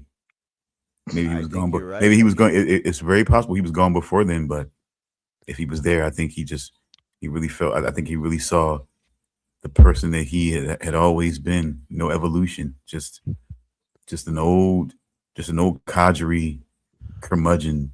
You know what I'm saying? With you know what I'm saying? With Definitely sitting on his toilet bowl right now, screaming your name and cursing and crying with tears rolling down his cheeks. Taking Only a like dump 12 weighs more than you do. and let me confirm something with you, Wait, Jim. let Did me you say? confirm that he's only on the toilet bowl because that's where he spends all of his time that's not making and eating eggs or pretending that he's a fucking internet superstar. Now, when you said monkey porch, Jim, did you do that on purpose because you didn't want to say the real thing I you was- said? It was Jim that said that. No. Okay. No, it is not Jim who said that. I know, Jim no, says none of those things. no, he didn't. He didn't. But when Lou said that, did he say it in the reverse way? No, he said it that way, like that. Which Oh, was he like- said it in the "we're taking it back" kind of way. No. He said monkey porch. He really said that. Oh, so he said it that way. Okay. And I said to him, I'm like, you mean the other thing, right? Like, the Yeah, other way that's around? the discussion And we he's like, had "No, before the show. I mean this. Yeah. He's a monkey porch because I said it. That's I made it up, or whatever. Something along those lines. But yeah, it's not. It's definitely wasn't meant to be ironic or clever. I told you. See, they actually had me thinking, Jim, that it might be a possibility that he might have said the other thing. You were kind of saying it. Well, in no, I reverse. was has. confused. Like when you said that, I was like, "Does he mean this?" And you're like, "No, he said it this way." I'm like, "All right." He has, if I'm not mistaken, don't quote me, but I'm almost positive he said the other variant many of times too. But his primary choice of moniker was Monkey Porch. Which I think is, I guess that's acceptable to say. I don't. What the hell? Like, What it's do you not, mean? but like, I guess you can get away I with don't. it because it's What not is he the saying? other one. What is he saying? I mean, is he actually saying? Is he actually saying that I'm a porch that monkeys congregate on? Yes. Yes. You are the porch. Oh boy. Yes. That is what he's saying. That you're a barrel of monkeys, which is like a good thing, right? A barrel. That's a good thing. I That's mean, a if different. if you can connect That's a them all different properly. phrase. That's a totally different phrase. Well, no, a porch full of monkeys is a barrel unemptied, so that's even better. Than But who would have barrel. a porch full? See, it's who would have a porch full? The person who doesn't want to keep all these monkeys in a barrel. See- They're like, see- get out of the barrel, monk. Get on the, here's some tea. Sit on the Get porch, out of chill my barrel, onto Nice tea and my lemonade. porch. I can't believe this. I still say, Jim. I still say to this day. I understand you feel like he has usefulness, but I still just you will be hard pressed to make me believe this guy's usefulness. I swear to God. Look, people love you will spend many more potatoes. years trying to convince me of this, Jim. I swear to God, you will. People love potatoes. That's all I can say. There's actual trucks that serve potatoes. Like, And like I said, Santa Claus are usually fat. You know what I'm saying? So it's got to be what it's got to be sometimes, I guess. People got to play their roles is what I mean. yeah, maybe he was trying to be. Let's give it to him and say, or let's not give it to him, but let's at least consider that was his attempt at wit, which I doubt. But if it was, that also says that's the best that he could. Like he says that, and he's proud of it. Like, oh yeah, monkey porch, I got it. Yeah. But see, Like, that's like, yeah. But see, Lou is such that Lou is so much of that. The clock, a broken clock, is right twice a day type of person that a lot of times a lot of shit that he does is constantly on a constant plateau could be mistaken for wit if you catch it the right way. Like I feel like it's more of a thing of like he's so absolute in his arrogance. It's like because he fucked it up and said it the wrong way. Now he stands on it because he said it that way. It must have been ordained or been meant for him to say it that way. So that's where he moves on. Monkey porch. You know what I'm saying? It's just Yeah. But you know he's the type of guy. And when I say that he says that and he goes, yeah, he literally, ask anyone who knows him for real. Ask anybody who's even done like some sort of shows with him or connect. He obsesses over this stuff. And he walks around his house pacing around like I'm a superstar. I'm doing it. I'm getting it. Yeah. Like listening to the 8 Mile soundtrack and shit, you know. dancing like The Rock in Central Intelligence when he was in the shower. He is, and he is literally so emotionally. And then he gets on, and this is what you have to understand. If you don't think he's in a hell that he put himself in, if you don't think he is not suffering the consequences of his action, look at these horror shows he puts on. He cannot take it when they show up and they talk shit about him and say Lou has no feet and this and that. He starts crying. Recently, somebody said, like the guy Kai left their show because, you know, Lou, I guess I don't want to speculate, but from what I've heard, they were trying to control Kai because I guess everybody likes to control. Just Kai people and, control. you know, I don't know. But apparently, as I'm told and showed, he then goes and someone's trolling him about that. Like, oh, the good one's gone. And he was like, oh, fuck you. Too bad your Christmas special was a flop. Okay, do you understand the psychology of that statement? So he's attacking me in that statement randomly, and his attack Because is it wasn't you though. it wasn't me. But even if it could have been me, it could not have Wait, is this been me. Shaggy? It doesn't matter. It wasn't me. Red-handed sticking in the hole. I don't know. It might have been, might not have been. That's irrelevant. Is there irrelevant. no, Jim, no. It was That's somebody named that's Mr. absolutely the opposite of Sweetnips. irrelevant right now. Okay, whether or not look, I don't think I'm the type of guy to call myself Mr. Sweetnips, but I think you're whether- exactly the guy who would call whether or yourself not Mr. I am that kind of guy or am that guy, You doesn't definitely matter. are. He immediately goes and assumes it's me and then says, "Too bad your Christmas album flopped."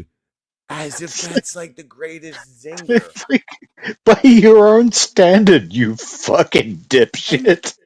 And what's a flop?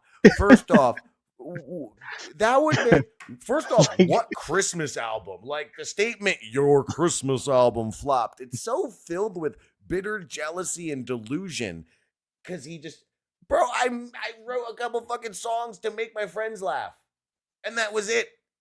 That was it. You know, but see, but Where's you the know, flop? My friends laughed until Lou fucking ruined it. But here's the thing. Here's the thing, though. It's like I tell you, like when, like again, it was so ironic. Sometimes when we were in the Civil War, you're sitting here with this douchey loser talking about how talentless I was. You know what I'm saying? Like, oh my God, does he know? Like, I was sitting there like, does he even know? Does Jim even know who the fuck he's sitting by? You know what I'm saying?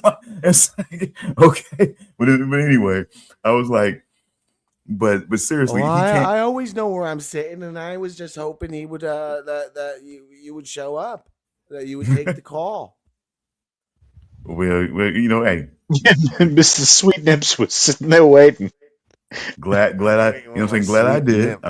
I don't regret taking the call on, you know what I'm saying, after New Year's, you know what I'm saying, for sure. But I'm saying is when a guy like him can't create something on his own and things like that, because sometimes I would always talk about privately, by the way, that I wanted to be more part of the creative process on some of the things that you were thinking up and everything like that. But see, the thing is, okay, you're doing that. I'll just create some other stuff and do whatever. But see, Lou, on the other hand, will just go and shit on what you're doing because he wanted to be part of the creative process.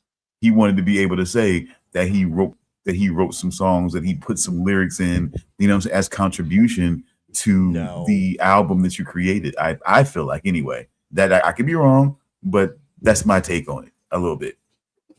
No, definitely not. There's no chance he wants to, because that's the thing. He doesn't want to create or do or put in any effort at all. But if you do, he wants to destroy that. It burns him inside. He seethes. It's because secretly, I guess maybe you are right, because secretly he wants to do these things and knows that he cannot. And it really burns him when he sees anybody else doing anything, especially somebody that is in his inner circle. And that's why I always tell you I think that was the main reason why he wanted to be a lot, you know what I'm saying, be wedged into a lot of the content that we would think up and try to do. He wanted to try to jump in and be a part of that because, like I told you, with more contribution, with more, even if it's a small little smidgen of something, to be able to stand beside and say that he did that with you, then he can be that Ed McMahon to your Johnny Carson. Like I always told you, he wanted to be the Ed McMahon to your Johnny Carson. So when you did something that sparked you know what I'm saying, you moving to a higher level, he wanted to make sure that he was right beside you when, you know what I'm saying, when you did that. I'm telling you, that's what it all revolves around to. So even if it's, like I said, a little smidgen of something, is something that he can say. No, you're right, because Charles and I were doing definitely better numbers than what any of us are doing currently back in Geeks of the Round days, and that's the taste he wanted. Get away from Richard. Get fuck off. Yeah, yeah. He was just there hoping to find to glom on to something because it was working. We were getting coverage and geek shit and stuff, and but then stupid Chris Harddick came along and started doing the same shit, and then everyone started doing it, and then we weren't like unique anymore. I mean, was that the reason? I think I do because it happened exactly around that time. Even that one site, one of the sites that would feature the Geeks Around stuff was an affiliate. What's the website Hardwick was doing at the time? Notice. Nerdist. Nerdist. It was a Nerdist connected site. I think it had the name with a G. Do you remember the name of it? Gertis? The only website that was loosely associated with Nerdist and the owners of the site were friends with Chris Hardwick was Geek and Sundry. Geek and Sundry? Well, that might have been it because it begins with a G and it sounds dumb enough to put our dumb faces up there. But yeah, we had a regular at that point. They were featuring us and we were getting good views and whatever. But then I do believe because again, he started doing whatever it was that came first. Was it Talking Dead or was it Talking Dad? Talking Dead was one of them. Talking Bad was another one for Breaking Bad. Yeah, but as soon as he did which that, famously had Brian Johnson in a terrible T-shirt. Yeah. Yeah. Oh my God, he looked horrible on that show. I was like so happy to hear like. Yeah, I was like, oh, so good. Like, oh no. Oh, no wonder it's a podcast. He's gotten large. Yeah. I guess they paid well on Comic Book Men. I'm not the biggest fan of Chris Hardwick, but I also I kind of felt bad for him in that whole situation that happened between him and his ex-girlfriend or ex-wife or something. Yeah, because he got like bullshit Me Too'd. Yeah, it was Chloe Dykstra was her name, and she claimed that there was some allegations that happened. Like she alleged that he had done some things, that he was abusive, and it turned out to be complete bullshit. Very quickly, but it kind of fucked him for like a little while there. Like I think he's sort of made somewhat of a comeback, but yeah. But I mean, he died. He died pretty awesome, and you know what I'm saying, in House of a Thousand Corpses, though. He was in that? Yeah, of course it was. I don't remember how he died, but it's definitely better than getting turned into he was well, I mean, yeah, he got tortured and scalped a little bit, but by the time he was really getting closed out, he was in the hands of Dr. Satan by that time. Oh, okay. Yeah, look, I barely remember that movie. I've only ever seen it once, and I will never watch it again. Oh, you should. It's so good. But no, it's not. It's a bad movie. No, it's a good movie. But I'm blanking on Yes, it is. But I'm blanking on Hardwick being in it, though. Are you kidding me? The guy with the skull cap and the long hair, the douchey guy that left the spare tire out, and that, you know what I'm saying, from The Office, and two chicks. Yeah. And the chicks are probably somebody too at this point. Not really. No. Not really. No? The only chick I remember from that movie is that the blonde chick was Rob Zombie's wife. That's it. Yeah, but the one if you love her in that, she's in every single thing he's ever done. Yes, which gets old really fast. I need to watch this trilogy because I enjoyed one, loved two, and only saw three once and despised it. I thought I didn't despise it, but I was very underwhelmed. Look, wasn't his wife also in his comedy movie he did called The Monsters? She was in that. I mean, it's his Helena Bonham Carter, basically. She was in a movie called The Monsters. What a way to it is funny. Which I've got it sitting there. I haven't watched it yet. She was in Lords of Salem, which I actually bought. And I think I got bored 30 minutes in. The opening of that movie was Pretty Yeah, good. and then I got like 30, 40 minutes in, and I was just like, I'm just bored. I just haven't gone back to it. I mean, it's Shut the volume off and put on the Doors, and then it's a good And movie. then it's salvageable Yeah. because Which I love Rob Zombie, oh, but I get what you're saying. The movie only so starts much of out what he does. terrible, so you just shut the volume off and turn on the doors. Okay. That's the only way I was able to watch it. I tried. I really did. And then one night, because I was like, the movie looks great though. You know what I It mean? does. And Like, maybe there's he gonna has a be titties or visual something. sense. Yeah. So I definitely wanted to watch it because it really looked like a wonderful film, but everything being said was just boring the living fuck out of me. Yeah, I think I tried a couple times. I just couldn't get further than like 35, 40 minutes. Yes, that is my exact experience. I'm guaranteeing you I tried it a couple of times It's because not it even was like just I sailed the high seas and I paid money for that. Have you tried Skinamarink yet, Jim?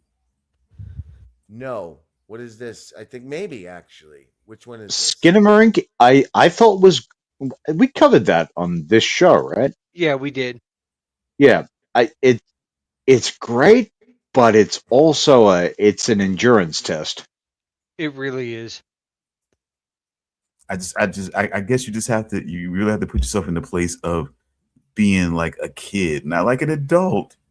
But I mean, because even still, man, I still Yeah, feel I Like like haven't seen this. I I would say wanted to. actually I would say Jim might appreciate it because it is very much an extremely art house kind of but horror it's movie. but I mean, but if you imagine doors and windows and even a toilet like disappearing and moving and shit like that, and you know what I'm saying, like as an adult, weird voice calling out to you, people that you swear were in the house with you are not in the house, and they reappear and don't, I want to fuck this up for you and shit like that. But I'm just saying, like, to think that, but and then to think that it's just kids in the house that are the main characters experiencing this on top of that, like I just think when you kind of strap in from that perspective, I think it kind of does a little bit more to, you know, to Yeah, keep you there's locked been in like because I would say like if you can watch it with headphones because I Yeah, watched it with that's headphones what and I did. it seems the right way to watch that because it really Ooh, completely is watch it going in to lock V you in the in. VR theater. You guys, have any of you Oh tried that yeah, yet? or that. No, I don't have VR, so no. But That because when you said headphones, I literally started doing it with headphones after because we lost the fucking wire or something for the VR. But doing it in the VR, it was pretty fucking awesome because of the headphones and just like sitting in a theater with the fucking big screen. Right, it's almost like IMAX in your face. that's pretty still got much the only thing I could actually use VR for because I don't really have the space for I still got these actually weird playing games with it. bucks. I had one of those. Do you use that? That's Sometimes there are some fun things in those, and they actually work. I got to I be gotta right find back, you guys. What'd I you gotta say? find out where the controllers are though. But yeah, um, but yeah, I would just say that that's a movie that I would think that again, see, it's for me. I guess for me, movies like that they are a challenge in the way of because I want to know sometimes is it just am I really a horror fan or am I just somebody who wants to pretend like they like all the blood, the pretend they like horror for all the blood, guts, and gore and violence and Well, I can't see horror for what I'm saying sometimes for well, go ahead. a horror movie doesn't necessarily need to be all blood, guts, and gore. It doesn't need to be. No, some of my favorite stuff involves either very little or none of that. Yeah, yeah. Like you can have movies that are like psychological horror, where it like scares you from a psychological standpoint, and like it can really like get into like your mind and all that. Like I mean, sure, you can have horror movies that are all about torture and blood and guts and all that stuff, and that can be entertaining depending on the movie. Like, I'm a big fan of the Saw movies, even the bad ones. I think they're all Yeah. good. But then, of course, like certain like horror movies that have no gore in them at all can be a complete mind fuck, to be I honest. mean, yeah, some of my favorite stuff is like there was I don't know if it's still ongoing. I kind of haven't really checked in a while, but there was a period of well, you got J horror, which is Japanese horror, but just Asian stuff in general was fucking going wild for a little while there. Like Hmm. Shutter, Shutter. I think that was Taiwanese or something. Like there was some deeply unsettling things that were just like pretty much devoid of straight up violence. Were insanely good. Yeah. But I would still say that for certain things that can kind of blend those lines, like Audition, it's just Yeah, Audition is it's what? It's bloodless until like the last 15 minutes, I guess. 15, 20? Or like any Lars von Trier film, you can kind of say the same. oh my god, oh Jesus Christ. So yeah, Oh, it's shit. all it's all a build up to that final sequence and you're just like, holy fuck. You guys are finally talking about the best stuff I'd want to talk about, but I'm sitting here because I had to go do something real quick. But then you guys start talking about this stuff, and I've just been standing here now. Just not even a part of the show, just watching the show, standing. See, you actually talking to us? What? You talking to us? Yeah, because I'm not at my Who is chair. this? And it's Charles. Damian. Oh, Charles, what do you got to say? Damian. You're on the air. I can't hear him. I can't hear what he's saying. No, not you, the other Charles. I'm crazy. Well, that failed. That was just why even bother? What? No, I mean, I like what was happening. I don't know. Well, this random voice that was sort of hanging about said he was Charles and had some opinions about stuff, and then just kind of disappeared. It was really just useless. But yeah, but I do just that one's definitely. I'm not gonna lie to act like it was just all excited. It was definitely a challenge.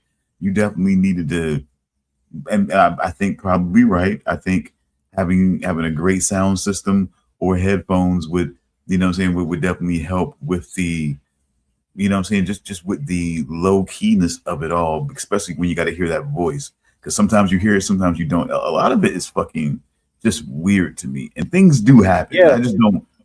I I don't don't even want to ruin think, anything. I don't even know if a sound system could work. I feel like headphones truly is the way to do it. Okay. Because I guess you could have like a good sound system with absolutely zero outside sound.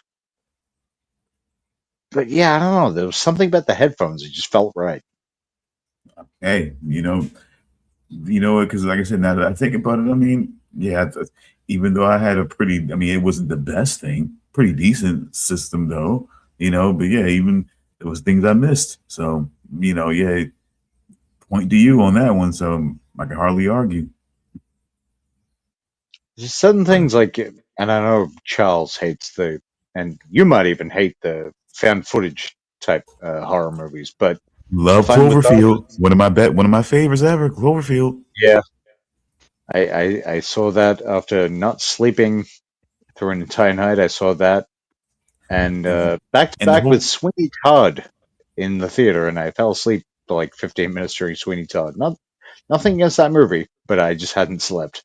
But Cloverfield was like, because I went into it, because the marketing campaign for that movie, they didn't give shit away, and I saw it like as soon as I could, thinking it was going to be a Godzilla movie. and Still, people ultimately, not let down. I love that movie. But people, I went to the theater to see that, right? Because that's how interested that I was in like the whole shit. Because I thought, honestly, I was looking at the previews trying to figure. I thought I saw a fucking bull at first. Like I'm like that shit look like some kind of big ass bull. That's what I thought when it was knocking on the building. I'm like that looks like a fucking is that a bull or something? Like I thought I saw horns. I'm like, what the fuck is going on here? You know what I'm saying? But I was like, I went to the theater to see that thing, and the response after the movie was over that some people that was in there was given, like, what the fuck, man? Like, that was a good goddamn movie. What the fuck are we? You act like they ain't like the whole shaky shit. Like, what the fuck you mean? Like, the whole thing where people are like, oh, it was causing people to vomit. I'm like, how fucking sensitive do you have to be? But yeah, but Like, think about how you would be if you were right, if you were actually there. Think about how you would be if you were actually there and that thing was over top of you. Think about how you'd be feeling then. You know what I'm saying? Look, there's only one found footage movie that I have watched that I did enjoy, and that is Chronicle. Yeah. Which I still am yet to see, but I really want to. Yeah, it's an interesting take on superheroes. But Michael B. Jordan doesn't get enough credit for that. I think he's been trying to campaign to be a superhero for the longest fucking time, and you know, well, technically he was in a superhero movie, and I'm not including Chronicle in that. He was a villain in the movie, but he could you even call him a super villain? You couldn't even call him a super villain in that movie until he ate the flower. Yeah, he was. Spoilers. I mean, he was. He ate the flower. Come on, man. Well, I mean, what they call the panther? What they call the panther pedal? I don't know. But, you know, the crap. What is it called? Fuck. I don't remember. Shit. Panther Kush. No, it's something elaborate. I can't remember what they call it. Okay.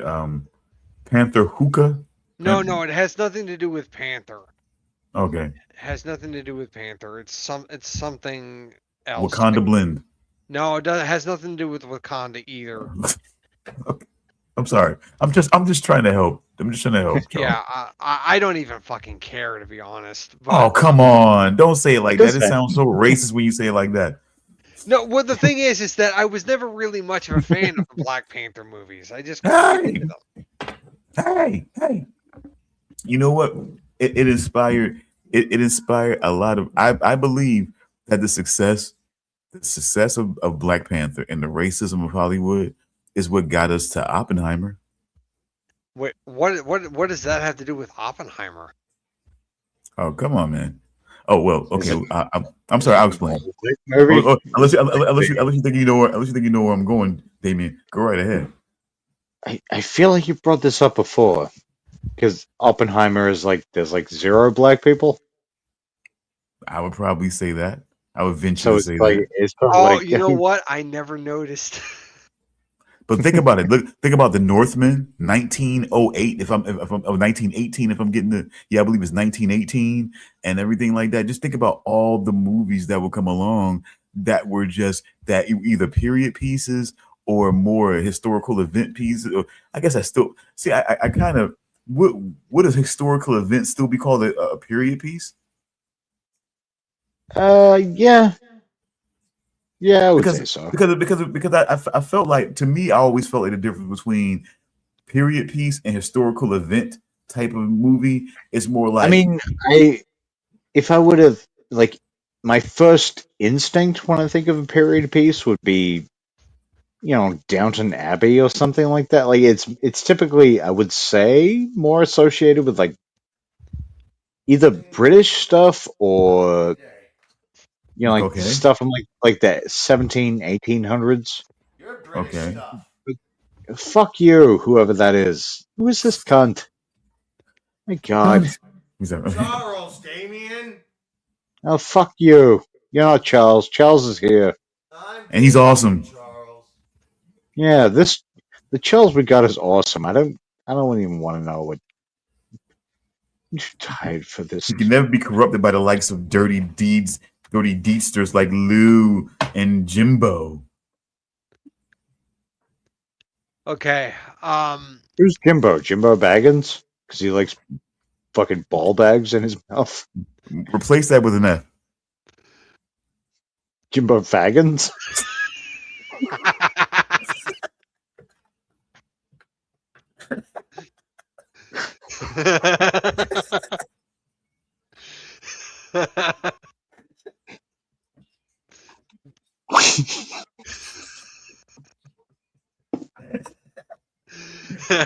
That were me. Made you It's like say it. it's like in the world's end. That were me. God, it's one of my all-time favorite movies, man. God, look, almost everything involving Simon Pegg and Nick Frost. You know what I'm saying? Were I fucking even the Alien movie, man. I fucking like. I just Yeah, like fucking love.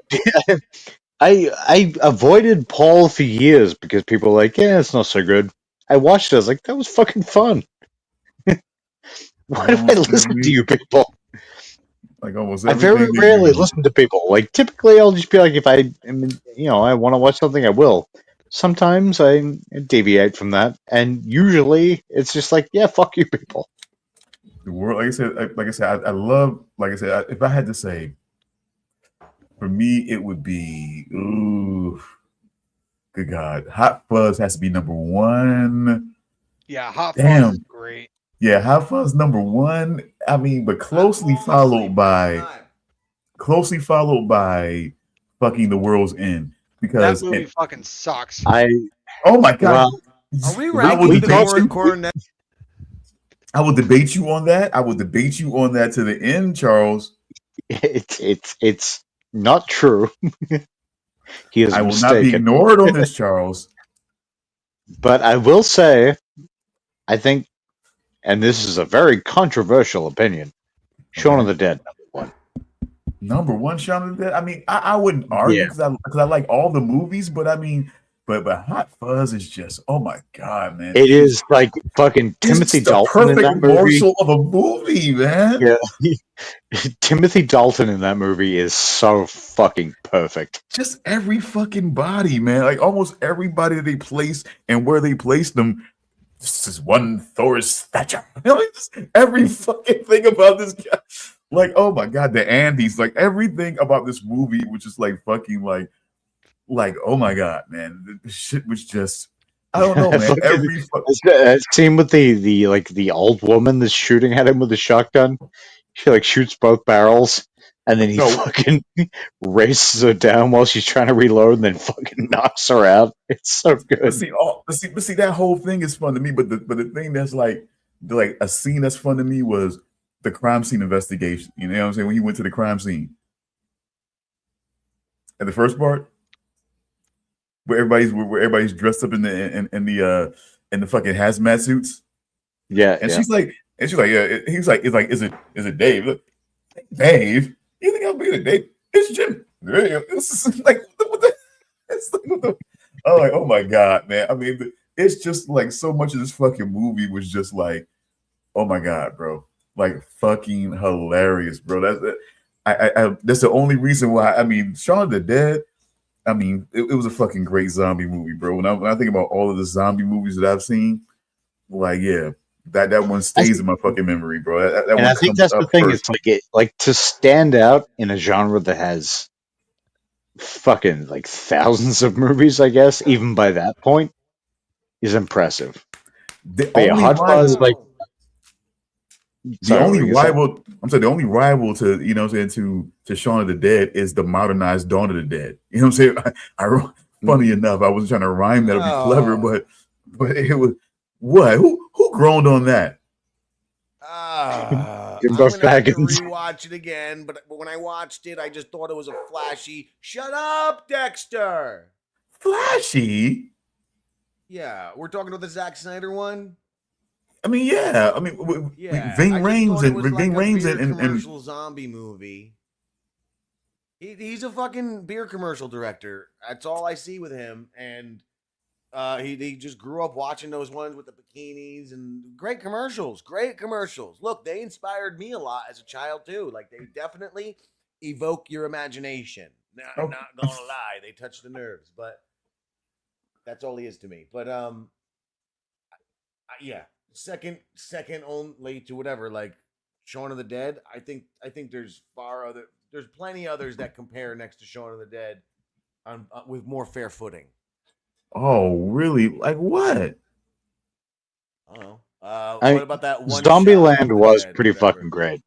Zombieland, that's in Never saw the sequel, but the first one was fucking great. Sequel's fine. The Zombieland TV series, for that brief time when Amazon was doing those like vote on a pilot, like instant pilot things, Yeah. they did that. That was actually pretty funny. I enjoyed that. I do But wish they continued. but let me interject here. The one thing where I put Shaun of the Dead at tops is that imagine any other movie that could bring the real organic humor that they were bringing in that movie, but like the Did you fucking see kills. George Romero's daughter, Tina Romero's new Queens of the Dead? But I'm just okay. That should be in the same field, I think, because it's very similar, almost same exact plot, except replace all the characters from Shaun of the Dead with drag queens and homosexuals. But the thing is though, Yeah, that definitely sounds like but when the sounds kid, like but like with the kills with his mother, like with the one with his mother, when certain things happen and it gets emotional, you still feel the fucking shit. You know what I'm saying? Like that was the thing that kind of like that kind of got me about Shaun of the Dead. It's like the humor wasn't trying to make it a humorous zombie movie. It was just like real shit that becomes kind of humorous because dumb shit kind of happens. But Yeah. but when the got kills one, happen, huh? What's the movie that just came out? Charles, you might know. I think it had Zendaya in it. I think it's somebody you hate. It's a girl you hate, Charles. But Fred Durst was in it. It's a movie set in the 90s. Fred Durst. Yeah, he has Dakota pretty Fanning. great I think Charles hates cameo. Dakota Fanning. It's not, but that's a movie. It's different. I don't think it's zombies. I think it's some other like demons or something. But it's super similar to Shaun of the Dead, and I thought it was really good actually. Why would I hate Dakota Fanning? I didn't say it was Dakota I thought it was Dakota Fanning. There was someone you went on a rant about a little while thinking back. of Tell 'em Steve Dave, Damian. No. I'm thinking of Charles. Where that guy Get 'em has like some fascination with Dakota Fanning, I believe. No, I don't have a problem with Dakota Fanning. I mean, I think she's fine. Was I, Get mean, 'em. I She have doesn't no have a issue with smug her. little face, Charles. You don't think she just runs? Maybe it around was all L. smug? Maybe it was L Fanning. No, I don't have a problem with her either. All right. So no problem with the Fanning clan. Okay, no. Okay, we got that Charles, I clear. think Well, I it's mean, the I don't chick know who was in anything the about the rest of their 430 movie. family, but just the two of them, I have no issue with them. Charles, who is the chick in the 430? The movie's called Y2K. Oh, fuck, Rachel Zegler. Okay, Rachel Zegler. Oh no! Don't open this fucking Pandora's box. I knew it was Yeah, someone Rachel you hated. Zegler is the one I have a problem with. Oh, Yeah, I'm Rachel trying to look at it Zegler now. is an egotistical, arrogant bitch. Oh no! The box God, is I been hate that opened. woman. weird. Oh yeah, she was in that. Thank Hey, you, she did a Scott. fine That is role. one of She the was fine reasons in why the I movie. have a problem with her. Oh my god. Evidently I so. highly suggest that film. Holy Enjoyable. shit. This woman does not get it. Like she All right, let me provide an Okay. example for you. Fucking Let me Jimbo provide an Faggins example for you. for ruining the You show. all yet remember again. Brie Larson.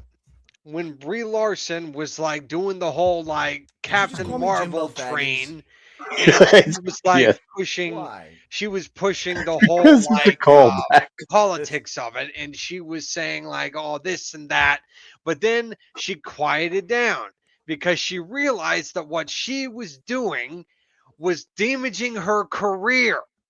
Well, Rachel Zegler is doing the same thing, only she's not getting smart. She's Well- doubling down on her bullshit. And her That's Damn, career Hollywood, kid. baby. That's Hollywood, baby. Yeah, Her but quote. we're never going to and see Rachel her Zegler's again. career is taking a hit for it. I We will wouldn't be never surprised see that her she's again. going to be lucky to get a job as a cashier at TJ Maxx. Is my mic really Oh, off? damn. We won't see her again ever. No, we won't. Looks like we're not going to see Halle Bailey either. Oh God, Did where's she Snow at? White? Who's Halle Oh, Bailey? her, the girl that played Ariel from the live action Little Mermaid. Did Her name is Snow Halle White even Bailey? come out? Hmm? It did. Yeah. I'm sorry. And it bombed hard. Which thing? Snow White. Oh yeah. See, I was thinking the other day, like, did that even come out? I didn't But hear. yeah, but I heard all the lead up to it, but then it was just like nothing. To be fair, there was a lot of red flags that people were citing. It was more than just Rachel Zegler. They felt like the fatigue on Gal Gadot was starting to reach its, its peak. The fatigue on handsome women with fucking wide jaws and big eyebrows, I think. But see, they feel like she's more like a cover ad. She's not like an actress. You know what I'm saying? People constantly say about her. She's like she looked good as Wonder Woman because she looked good as Wonder Woman, not because she was good portraying Wonder Woman, but she looked good as Wonder Woman. She looked like the way a girl would look good in a Wonder Woman outfit. Yeah, she fits the visual. Then she opens her mouth, and he's like, okay. Kal-El, no! Oh, I know exactly what you're talking about there because that was fucking stupid. Oh my god, that was terrible acting at that moment. Oh man. Kal-El, no. It's like, oh, son of a bitch. The truth of who you are, Kal-El. The truth of who you are. Okay. Because you understand you're Amazonian, right? Not like some whatever French fucking whatever the fuck you are. Oops, Israeli. Fuck you, Zionist. You can say it, You can say it, Damian Charles. There's only one word for the French, and it does begin with F. Truffles. Oh no. Truffles has two F's, but that is not the word. So there are two F's. Fromage. No. I mean, are you looking for the word? Yeah, it's fucking fromages. Yes, Charles, Damian. Batman.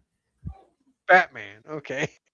There are a bunch of Batmans over there. And fucking bunch of Batman. France. You mean overdone? You mean overdone content? Oh, great, I got it. Understood. How dare you, sir?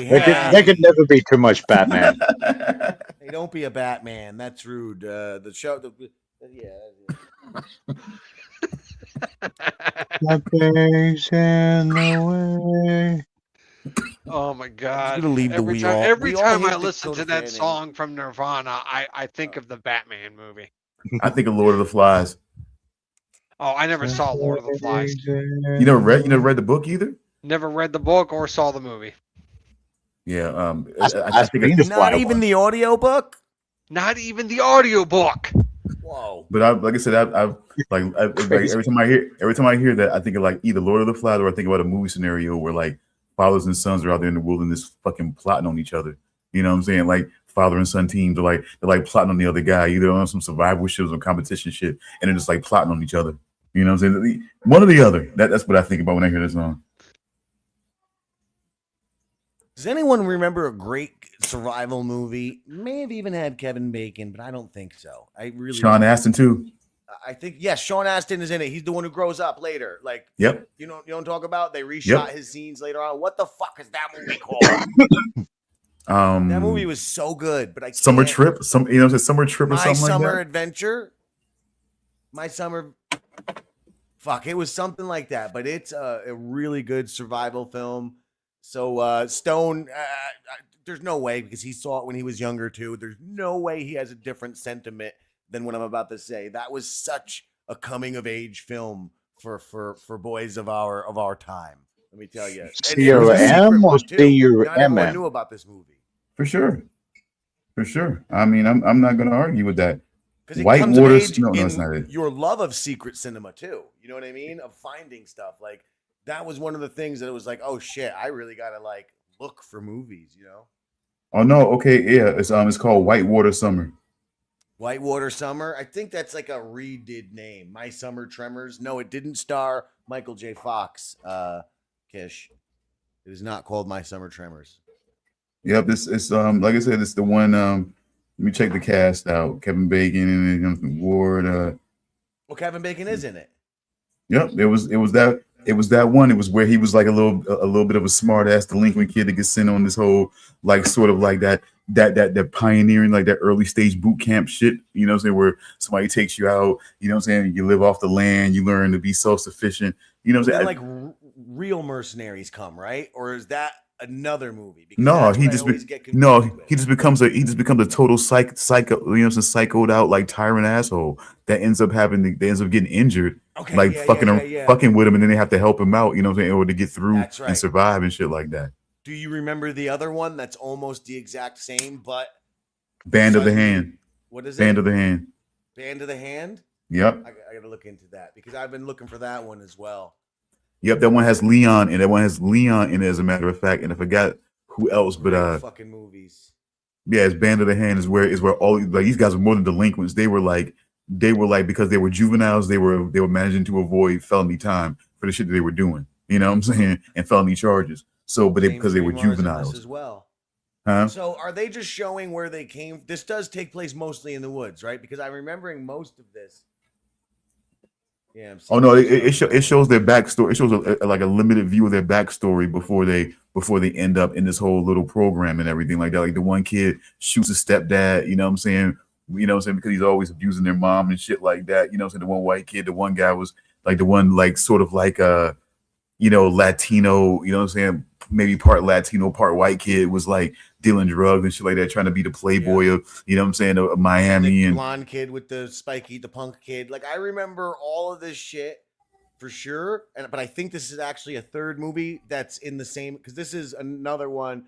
But I might be wrong. I have to see this. This could be the second movie I'm thinking of. But because they were like bad kids, but I remember them being younger. Like the same exact story. Bad kids, but most of it was all in the woods. Like they showed up at camp for bad kids, and then like there was a military camp or something, and then I don't know. No, it was like I said, in Band of the Hand, these guys were like they were still because you know back in the day under 18, you know what I'm saying, mean like you could pretty much get away with damn near anything, and they really weren't going to file, you know what I'm saying, like federal, you know what I'm saying, felony charges on you and shit like that. So you know what I'm saying? A lot of those guys were like in high school or not going to high school and all that type of bullshit. Some of them were younger than others, but some were, you know what I'm saying? But all of them were under 18 and they basically get shipped out to this program. But the guy is not like initially they take him out he takes him out and just into like that whole wooded area, have him survive and hunt shit and do that shit on their own. And eventually he finds like an old house that they have them fix up. And they stay in the house after a little while, and then that's when they start going after that's when they end up in some kind of battle with like drug dealers and other motherfuckers and shit like that around the damn neighborhood and all that type of shit. So you know, pretty good shit. But like I said, but the Kevin Bacon shit, he was just a total fucking like psycho. You know what I'm saying? Like he ended up being a psycho and shit like that. Just total like leaving the motherfuckers like out in the rain, to figure shit out for themselves as fucking like you know what I'm saying, maybe teenagers and preteens and shit like that. It was like it was weird half the damn time. Yeah, that movie was definitely because you know what else? That was like one of those movies which very much a kids movie. It could have been whatever the whatever that movie was, the other Sean Astin movie with the flying boy or whatever. I forget. It was directed by Michael Myers. The flying guy who boy. played Michael Myers in part one. Guys, I got to step away for a few minutes. I'll be right back. The Boy Who Could Fly. That's what it was called. With Sean Astin, directed by Nick Castle, who played Michael Myers. Okay. That was a good movie, but that was really very family friendly, you know. But there was always like a little bit of trauma in these things. This movie, Whitewater Summer. What'd you say it was called? Whitewater Summer? Yeah, Whitewater Summer. That movie, yeah, that sounds right. That movie was like that, except it was a little darker. So it definitely with Kevin Bacon in it. Yeah, the one with the Sean Astin and the counselor who's going fucking jerky, but then hurts himself, and they all got to save him. Yeah, but yeah, that we said it's another movie with but both of them in it. No. I'm saying Sean Astin's in The Boy Who Could Fly, and that movie is very similar in tone. The tone of those family films with tragedies, a little bit of minor tragedy in them that they had back then. Okay, yeah. This was for like sure. that, just darker. Yeah, but yeah, that you know what I'm saying, that definitely, like I said, Band of the Hand was definitely rough around the edges for sure. They, like I said, those guys were like one a lot of those guys were 1 or 2 years away from being able to be brought up on felony charges if they Fucking didn't 1 or 2 if years they away didn't from get some help. 30. You know what I'm saying? Seriously, Pictures. like that was Let a me show you whole different. pictures. I'm sorry. Let me show pictures of these fucking kids, these juvenile delinquents. Yeah, that was a whole different. They were dealing. There was a whole different crew than what they were dealing with over there in Whitewater Summer. These guys, like I said, if they were 18, they would definitely be looking at 10 to 15 years for a lot of shit that they were doing, for sure. Like maybe not look, maybe not the white kid because he, you know what I'm saying, but he would have some issues, but you know, so maybe not the white kid because he definitely killed his abusive stepfather. So I mean, I don't know, but you know, adult, you know what I'm saying, adults kid killing the, you know what I'm saying, killing the adult and shit like that. Yeah, some motherfuckers might still frown on that, but you know. Well, you guys look at some juvenile delinquents. I'm going to check out. It's getting towards 8 a.m. I should go to sleep. Oh my God. Okay. Yeah. Yeah, I And held we out. already, and we already been 3.5 hours anyway. And I mean, but yeah, Yeah. this is No, bring it back up. You don't need me. I'm useless at this point. oh no, I mean, I enjoy the show. I mean, Pull it up. okay. Hello. Well, like I said, I don't know if you want to go any further without one of the co-hosts. Anyone else listening? I know Charles is still away right now. Jim, not around still. Okay, or maybe stepped away too. Now he's This- quiet. God damn this- it. All right. This is I'll awkward. hang around a little bit longer. This is awkward. Look again. The whole. Oh my I guess God, the I whole- wasn't in the room. I was responding to you, but I had already left the room. And then I heard you. I was about to press X, but then I heard you. I have to go buy a mouse and a keyboard right now for my child who his broke last night apparently, and he told me in the middle of the show. So yeah, he's waiting. Okay. And I would just say, you know, just while we're closing out, that like I said, the main point that I was really trying to make about, you know what I'm saying, like the content and where it's being kind of shaped. And like I said, I really do want us to kind of have more of a conversation about it because it's really kind of interesting, you know, how a seemingly futuristic show, seemingly like, okay, you can have the fashion and have things be the way that, you know what I'm saying? Okay, this is the way this is the way it is in the future. Oh, good. We're going back to Fallout. I get it now. A little bit. Just, I mean, but before we perfect. close out here, Perfect. I just feel like why lean so hard on the whole ideology of it, what was going on back then exactly, and kind of move in that space is just kind of questionable to me. Oh, I didn't pick up on that. So they're making these implications on the show. I mean, from the way I'm looking at it, from the way I'm seeing it, yeah, it's a lot of, you know, Black females that are in certain positions that are key in, you know what I'm saying, in this show. And the main key Black male component is Maximus on the outside. But I mean, that's who you mainly see. I mean, right? I almost fear that he's going to have a lot of plot armor put on him because if he goes, there's really no Black male representative on this show. And I just feel like, you know what I'm saying? And to what you said earlier, like you got the Black female who is in the, I guess, the present, but also the future, making the world worse by being just like, let's drop the bombs. Yeah. And then you got him in the future being like, let's make the world better. Or at least trying. Or so it was seen, but you kind of wonder about her motives. You know what I'm saying? So it's just like, you know, and then it's like you wonder who is she gonna be in the situation? Is he, you know what I'm saying? Is he like let me put it to you like this.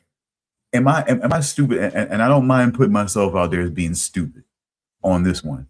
But am I stupid to feel like it seems like, are you confused as to how he views his wife? Is he angry or is he, or I mean, or is he? Because he keeps, I I'm think going to he's see my definitely got family. feelings. But do you? I mean, but so Well, it doesn't. Does it seem like clear anger at her? I mean, as it should be. I don't know if it's it. I mean, I'm sure there's an element of anger, but there's also sort of this confusion because he's known He this woman heard it, for but he heard it when how. he was asked to spy on her. He heard what she said, so it wasn't like Yeah, somebody. but that's the thing. Like he's known this woman for how long? Like they've got a kid together, so it's like there's got to be anger, but there's also just like this. What the fuck? I thought I knew this person, and all of a sudden she's just like, "Yeah, let's drop the bombs. Let's fucking do this." And he's got to be just like, "What the fuck?" But does And I he think, expect? But do you think he expects anything other than confrontation when if he does arrive to her though? well, I think you're thinking exactly what they want. Like that's online because we've been presented the ghoul as I wouldn't even call him a middle character. He was more like chaotic evil if anything, like he was more on the negative side of things, but now they're really showing him that he is a bit more morally complex, and he's more like chaotic good. And So they delve into this more in stuff you haven't seen yet. Not apparently no one but me has seen yet, but yeah, I'm yeah, the furthest ahead out of all the three of us because I finished episode 3. Unless They no offense. delve into the wife in episode 3. Really? Oh yeah, they go more into everything in the coming episodes. Yeah. But I mean, okay, cool. But what I want to see. But do you feel so you feel like you're at a place more but because I mean because the thing I still feel like, and I don't know if I'm just being dumb, am I missing something, because I feel confusion when I'm looking in the place of the ghoul. I still feel like it's this thing of he doesn't look at her as a possible enemy combatant when he reaches her. He's looking at it more of a reunion. I feel like some of the Emmy feels like he's looking at it more of a reunion than of a fucking confrontation with one of the evil final bosses of this situation. it does. But I think because you know what, Yeah. this season's very flashback heavy, and I think what's happening is we're being given the internal monologue of the ghoul, and he's fully seeing the world for what it is. He's spent like 200 years or however many wandering and being this cold, embittered person driven with I'm going to find my family. And now he's seeing the gray of the matter, and they're revealing that to us as well through the flashback. So I think he's having the same questions, him as a character right now by episode 3 at least. I think he's starting at least to have the same questions as you are about his wife. But see, I don't. But see, the thing is, I don't. I guess with me personally, I don't have those. See, I guess let me put it to you like this: if I were in his position, at that point of hearing it, yes, at that point I would be in disbelief. At the point of the bomb dropping, where I have my daughter in my arms, I have no more disbelief about who this person is. After that point, I have no more disbelief about who this person is. Well, I then heard this out maybe of it her. is on that end. Maybe that's something they're holding from us. It's all been is it a MacGuffin or red herring, whatever. His motivation has all been withheld from us, and he's actually waiting to go there to fucking put a bullet in her. Because like this is again, this is things I can't really say. I can't Okay. say anything Okay. because of future stuff, but there's a lot of nuance here, and yeah, again, like Jimbo Fagans, Fuck as you. he's saying. Yeah. I ain't no Jimbo. Yeah, I feel like there's definitely a lot being held from us. Yeah.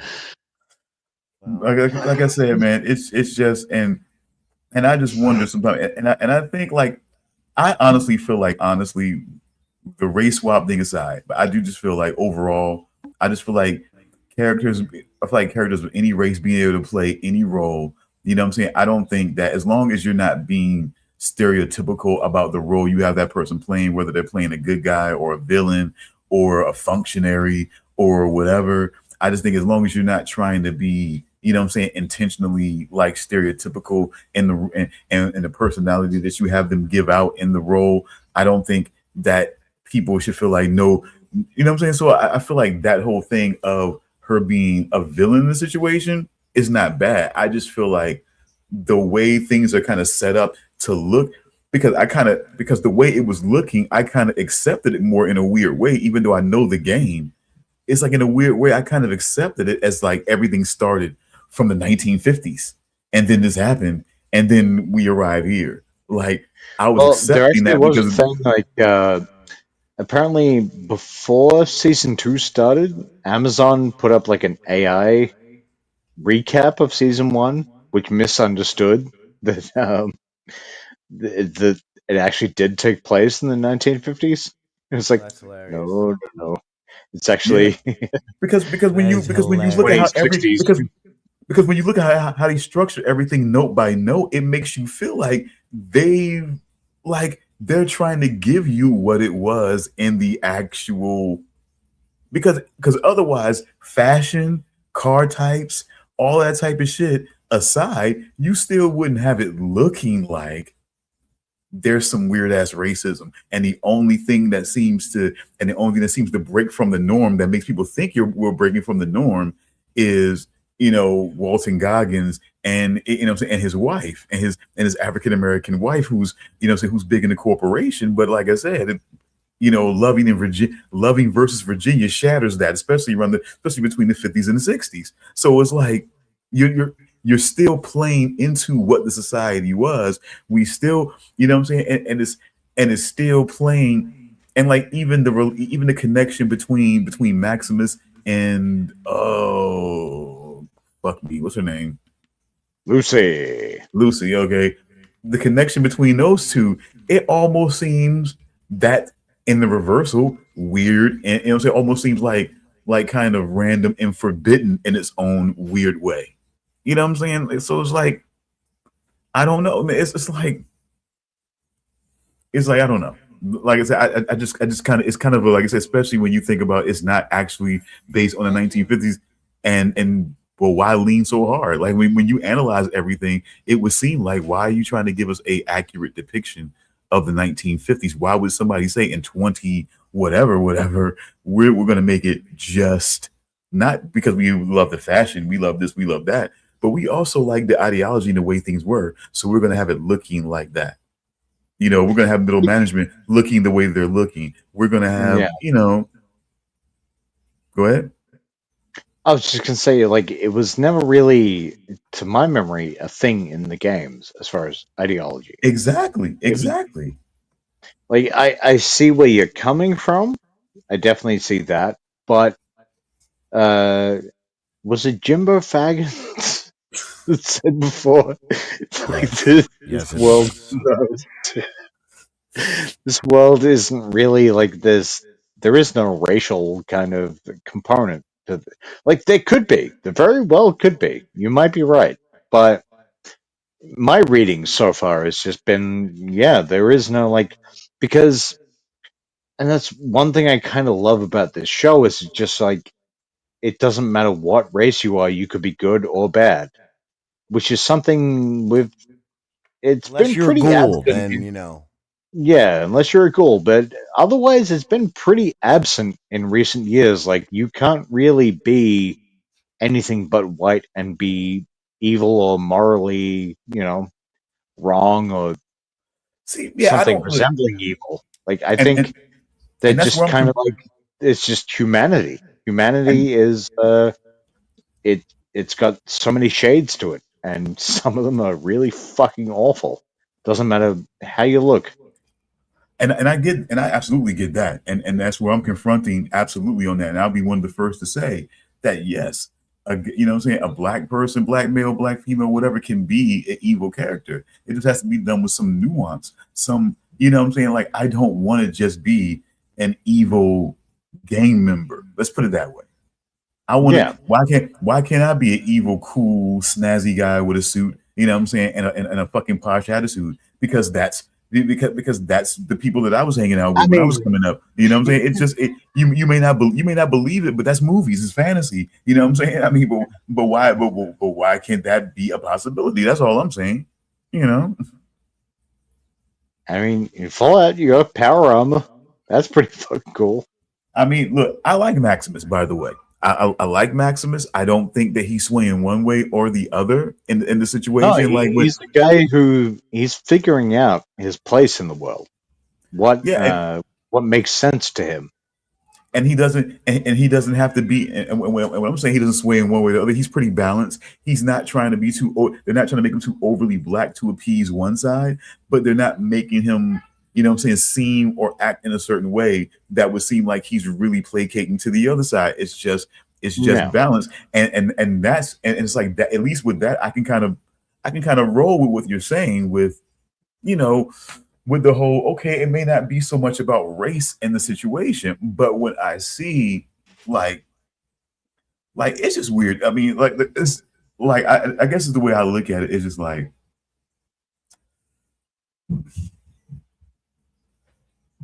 I just like if it wasn't so much other content that sort of kind of poked at that, I probably wouldn't think so much on it. But when you see something like when you see some why do you think, like, by the way, okay, Halle Berry winning the Oscar for Monsters Ball, why do you believe that happened? Because she Because showed those Billy Bob beautiful fucked her boobs. so fucking hard on that couch, whatever the fuck. I don't know. Okay, and he was a racist prison guard. Now people try to spin it and act like, oh, his father was racist. Yeah, but come the fuck on with that shit. She had sex with a racist prison guard. Okay, but then He was. I've never actually seen the movie. I've seen yeah, that but scene. that's the thing, and that's all people talk about because that was it. Because otherwise, she was presumably a prostitute, drug addict in prison, and she makes this sort of weird connection with this prison guard. But now we have one battle after another where Tiana Taylor, who basically has 20 legit minutes in this whole entire movie, wins wins a Golden Globe for Best Supporting Actress because she has sex with Sean Penn, who plays a alt-right, alt-right, like government guy and shit like that. And then also on the other side of that has sex with Leonardo DiCaprio, who's a revolutionary in this group with her. You know what I'm saying? It's just Wait. Does Sean Penn fuck DiCaprio? Or does she fuck DiCaprio? she does. Thank God. I don't know. I think it might have played better the other way. Oh God! I'll be See, why would joking. you I say don't want that? to see that. I don't Why want would to you say see that? it. But anyway, but yeah, she was, this sort of weird love. I want to say weird love triangle between them somehow. Like I said, but they wanted to cover the base that that Halle Berry covered with Monsters Ball, and they're playing right in motherfuckers' faces, and they're doing dumb shit like this, and they turn right around and Timothy Chalamet wins the Critics' Choice Award for Marty Supreme that just came out not that fucking long ago. Best actor. Willy Wonka, where you fuck. Hey, listen, I saw Jessica What? Marianne from I don't even know. the opening scene of Marty I heard Supreme. what you said, Damian. Did Damn he it. call you a Batman? Or did he call you Jim Charles Faggins? Either one of those would have been so much better. I don't even want to know, but he won from Marty. Have you even heard of Marty Supreme? I've heard of it. Well, I was trying to say I saw 5 You minutes of basically Marty said Supreme. that Timothy Can I not Chalamet be in heard? Wonka movie basically I'm fucked yelling. chocolate. Yeah. Okay, I'm sorry. What about Marty Supreme, Jim? Is my microphone off? It is. No, it's not on. I wish. I wish to. You're good, man. Damien needs to go to bed. I do. It's fucking 8:07 a.m. Look at him. Look at his eyes and his face. God damn it. He's hallucinating. He thinks Okay, he's we're giving- Damien. I think it might as well be. He thinks he's Damien right now. You seen 5 minutes and was it great? I saw the Marianne from Brooklyn scene. She's from the Howard Stern show. This is what you get for taking a nap, dude. And it was the opening scene of the movie. correct. And it definitely got me wanting to watch the rest. I could see why they're praise his performance. I don't know what else he does, but whatever this guy was acting, he was acting it properly. It was a well acted film, it seemed. But does he and you really think that he wins over Michael B. Jordan for Sinners? I've not seen Sinners. I have no interest in vampires. Wait, Okay, well- hold on. Was Sinners in the running to win an award? Michael B. Jordan was in the running for Best Actor for Sinners and lost to in the Critics' Choice Award to Timothy Chalamet for Marty Supreme. Look, I liked Sinners, but I didn't think it was good enough to win like any awards. Yeah, but it's You critically crazy? acclaimed. No. It's a critically acclaimed horror film. So like I really do want to see it, but Jesus fucking I want to see it, but I've also heard that it's just From Dusk Till Dawn, but they replaced Mexican vampires with black vampires. That's no, bullshit. it was Irish vampires. That's Oh, bullshit. whatever. That's bullshit because it plays into a whole deeper issue of the shit than trying to make it's like I said, it plays that into sucks a whole 'cause it deeper almost issue. got me to want to watch. And it doesn't play them as just psychotic criminals and you know what I'm saying, and rape. I mean, come on, bro. It just doesn't. It's a whole different Don't just say situation that we're Mexicans playing are with. rapists. Yeah. I Rude. swear No, that's what I was heard. saying that Quentin Tarantino's character was. Well, listen. I don't want. I do gotta roll. Stone. If you Okay. want to do if you want to do a show later, I am a bachelor for a little bit, and snowed in as well. So we could do like a show called "Lose a Big Fat Goblin Porch Monkey with No Penis." If you want, we can. Or any other kind of show. I am The free Stone today. is Cold what I'm Killer saying. and Gimbo Faggots. Like I said, I'll definitely be checking in with Marley, seeing how he's doing. He's a little under the weather and everything like that. So depending on when he's looking to get back, I may have some time. All right. Well, you holler at a feller. I'm gonna go buy a boy a mouse and keyboard. But first, I gotta Alright. shovel my goddamn fucking car out, which damn Richard Kish reminded me of when I saw this. I've got to go shovel a fucking driveway now. Oy. Boy. I'll see you guys see you guys next time. Yeah, Okay. good luck to you. Have Thanks fun for with having the me. shoveling. I was Charles. That guy on the foam face over there is pretending to be Damian. See you later. Illusions. I'm Charles. But I would definitely Good. I would close and say this. I would definitely be eager to watch episode 3 to try to get some more perspective. And I would definitely like to discuss on this. But like I said, make absolutely clear. I have no issue with black people being villains in movies and things like that. I have no issue. It's just always been with me, just the role that you have them play. How do you have them look? How do you have them act whenever they do that? You know what I'm saying? That's always just the thing about it for me. Otherwise, I don't care. You know what I'm saying? That they're fucking villains. You know what I'm saying? Half of them, like I said, a lot of times Samuel L. Jackson is willing to be a villain. You know what I'm saying? It's just the way he plays it. You know what I'm saying? And the way he plays it doesn't look like he's trying to appease anybody with the way he's playing it. He's getting into the method of what that particular person would be like and try to do what he can. I feel like for example, Danny Glover and Switchback.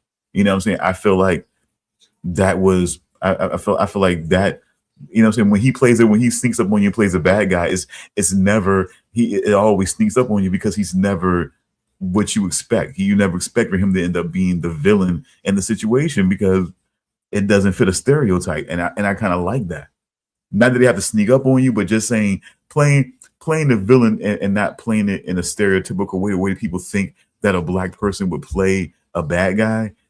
You know what I'm saying? Like that, as long as it's not that, then I'm cool with black people being villains. Absolutely. I just, Which I think is something this show does well. Like, race is never brought up once. Like her Absolutely. character is what it is. Like she is who she is. Like it's never like, oh, look at this. It's And it's just just the yeah. but it's just the overall look of the 50s. It just made it feel like it was really the 50s when you see her among a bunch of you know what I'm saying, a bunch of white men, you know what I'm saying, and whatnot, and not even like and not even a bunch of around a bunch of other white women, you know what I'm saying? Like everything, like when I talk about the ideologies, everything is structured, you know what I'm saying, ideologically like the fucking 50s. So she happened to be the black woman that was going out to work, and you know what I'm saying, but yet, and she was among all these white men. There were hardly any. And I mean, correct me if I'm wrong. Were there any, at least any other white women that were, you know, that they were in this corporation of note besides Yes, secretaries? not. Yeah, I was gonna say yes, but not in that same class, I guess, in the corporation. And I think the one woman who played the, if I'm remembering correctly, is the one woman who played the secretary early on, and you know what I'm saying, early on with this ends, you know what I'm saying, ends up being the one who's running the vault now. Blind Al. Am I I wrong on think that? I think she might have been like She I was a, bought I she was a, bought the she was first season on 4K, but I'm only up to episode 3, But 2. she, Actually, I do believe my memory served me correctly. She was a secretary at the time when Hank was introduced to, you know what I'm saying, to, God damn it, the ghoul, before the ghoul. You yeah, know what I'm saying? yeah, I think of something like that. Yeah, Cooper Howard. But yeah, I think you're right about that. So it's like, you know, so it's like, yeah, they're sitting here.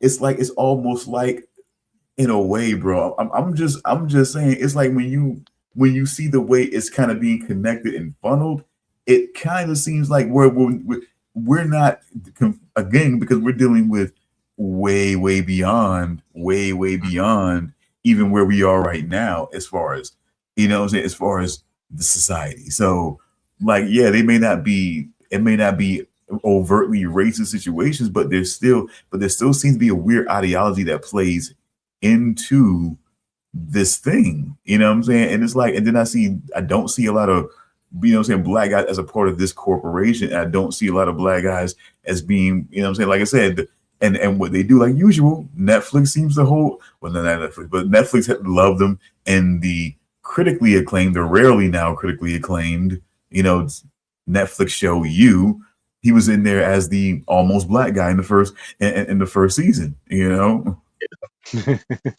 And it was just like, that's who he is. So it's like, it's even hard to remember him. It's hard to even count him as like the black male representation in there, because it's like, come on, man. Like, Next, because his role was just nothing, basically. exactly. And that's like, come on. Like, and if you look, and if we look back on the first season of You, we see his role in You as pretty much reflective as what it ends up being in Fallout. So I mean, that's what they're doing. So it's like, and then it's like the whole other setup of the situation.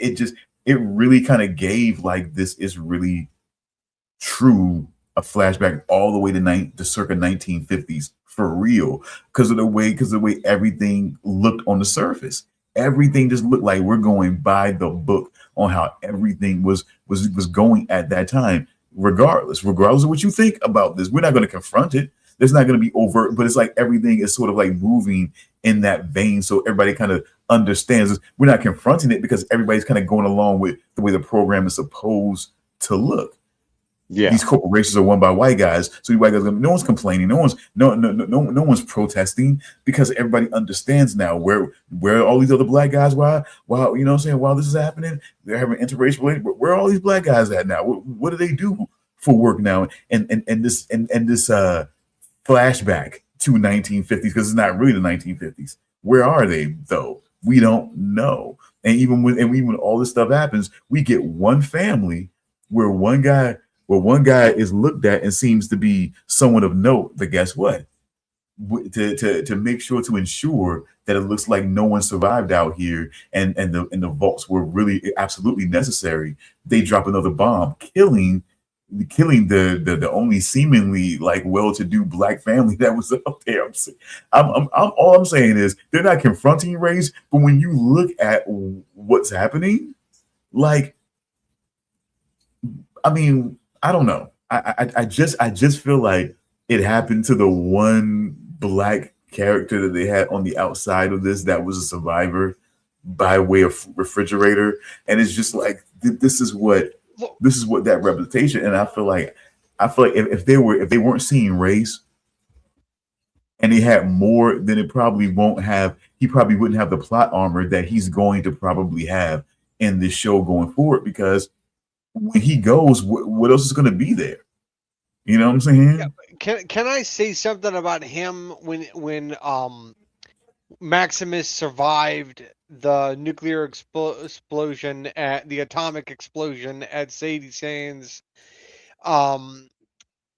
Well, that scene right there reminded me of the infamous scene from Indiana Jones in the Kingdom of the Crystal Skull. Oh, how dare you! How dare you! Oh, come on. Yeah, You yes, cannot but tell also me how dare. that you Yes, didn't think the same very thing. much yes, but how dare you bring that fucking? How dare you? Hey, somebody had to say it. But I mean, well, I'm glad that you took this. I'm glad we were able to provide you with that moment. Absolutely. I Somebody never had saw to it say myself, Somebody but had to. I just feel like I just feel like I don't like plot armor a lot of times. So I don't need somebody to survive because they have to survive for a certain reason or another. So, but if they didn't see race and they just kind of had it to where there was just more populated black people and other races and so on and so forth, to where you could see more than one black guy, even in the Brotherhood of Steel. Do you see more than one black guy? No.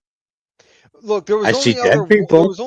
one other person that showed up that wasn't a white guy, and that was the paladin from the Commonwealth. Kamal That Nanjiani, who is Pakistani. Yep. Call me Pakistani. Oh, okay. Yeah. I'm thinking about this. I'm thinking about this movie, And Booty Call. I think I this movie have a called. theory. I have a theory. I think his character, the paladin from the Commonwealth, is going to ally himself with Maximus, because Maximus is already disenfranchised with the Brotherhood of Steel, or something is developing behind the scenes with him. Yeah. I mean, yeah, who knows? Because he's a wild card. Look at him. He comes in on his plane, interrupting the meeting. He's dashing, oiled, muscular, and saying almost metrosexual. You know, man. Oils. I hear there's a revolution going on, or it was a revolt, a mutiny. What the fuck you call Also, it? his getup, his outfit looked remarkably clean and well tailored. Well, of It did, course, he's which from the Commonwealth. well, yeah, it actually it plays into a theory that I have, but I won't get into that because we'll see He's like, what happens. I'm oiled. If Watch it's me the still. theory I think it is, I think you might be wrong. I probably am. I typically am, so we'll see. And like you probably came up with this theory because of where he came from, the Commonwealth. No, it's not that actually. Okay. Because wild card, wild card, story trope possibly. It's always that guy that might do what you not expect, but of course, look at him. I'm handsome, dashing, and I'm going to steal the Rock's eyebrow. I mean, a There lot we of people try go. to steal the Rock's eyebrow, but the thing is that it's the Rock's eyebrow. You can't steal the Rock's eyebrow because it's the Rock's eyebrow. Damn it. I can do impressions. You can try, but I hear there's a revolution going on. I forget the word he used. What word did he use at that point? What word did he use? A revolt? A mutiny? he said that they were having a discussion of a civil war, and that yeah. There's gonna be a civil war. Yeah, he came in all metrosexual. Like those anime heroes. I'm gonna be a civil war here. Let's get ready. I'm He came in ready. all gay, but not gay. Like it's definitely gay, but he clearly loves puss. But does he though?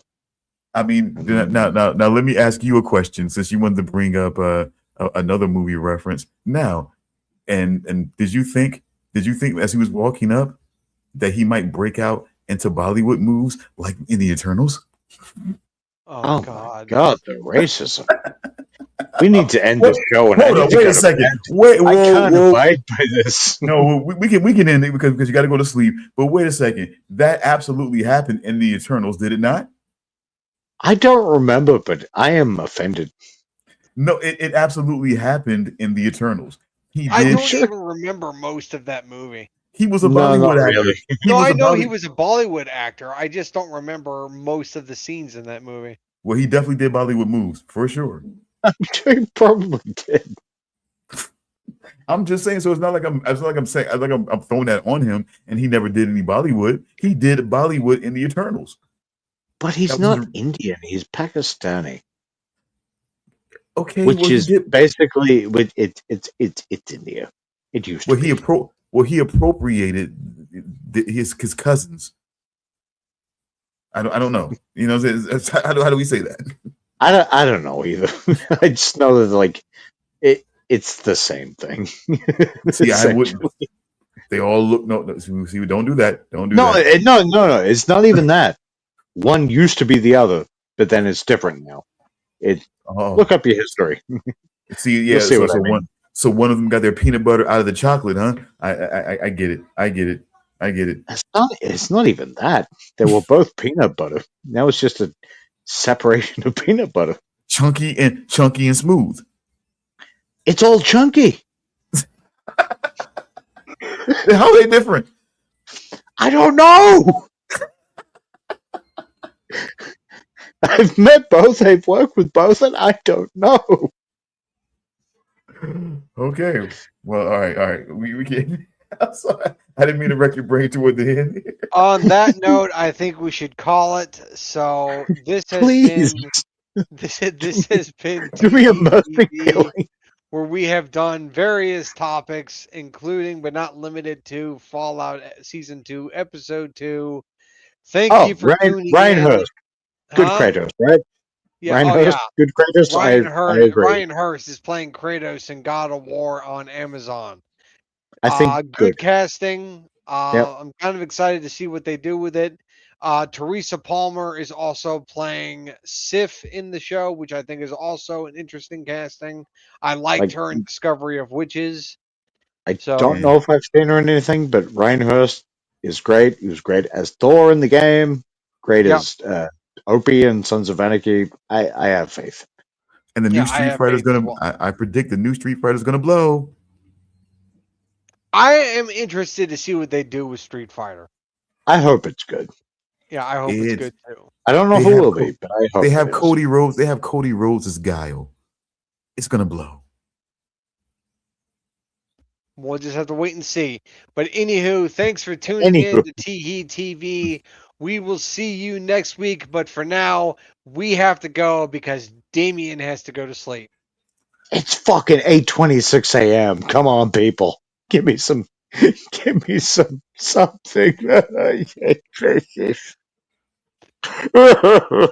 Appreciate his effort by liking, by viewing and liking our video. So bad. What was that stuff? What did you have to say? I don't even care. I'm ending the show. Show appreciation by viewing and liking our video. Please. Yeah. Yes. Do that, please. Like and for his sacrifice, anyway. For his sacrifice, by the way. I'm pressing, and please do all those things. Goodbye.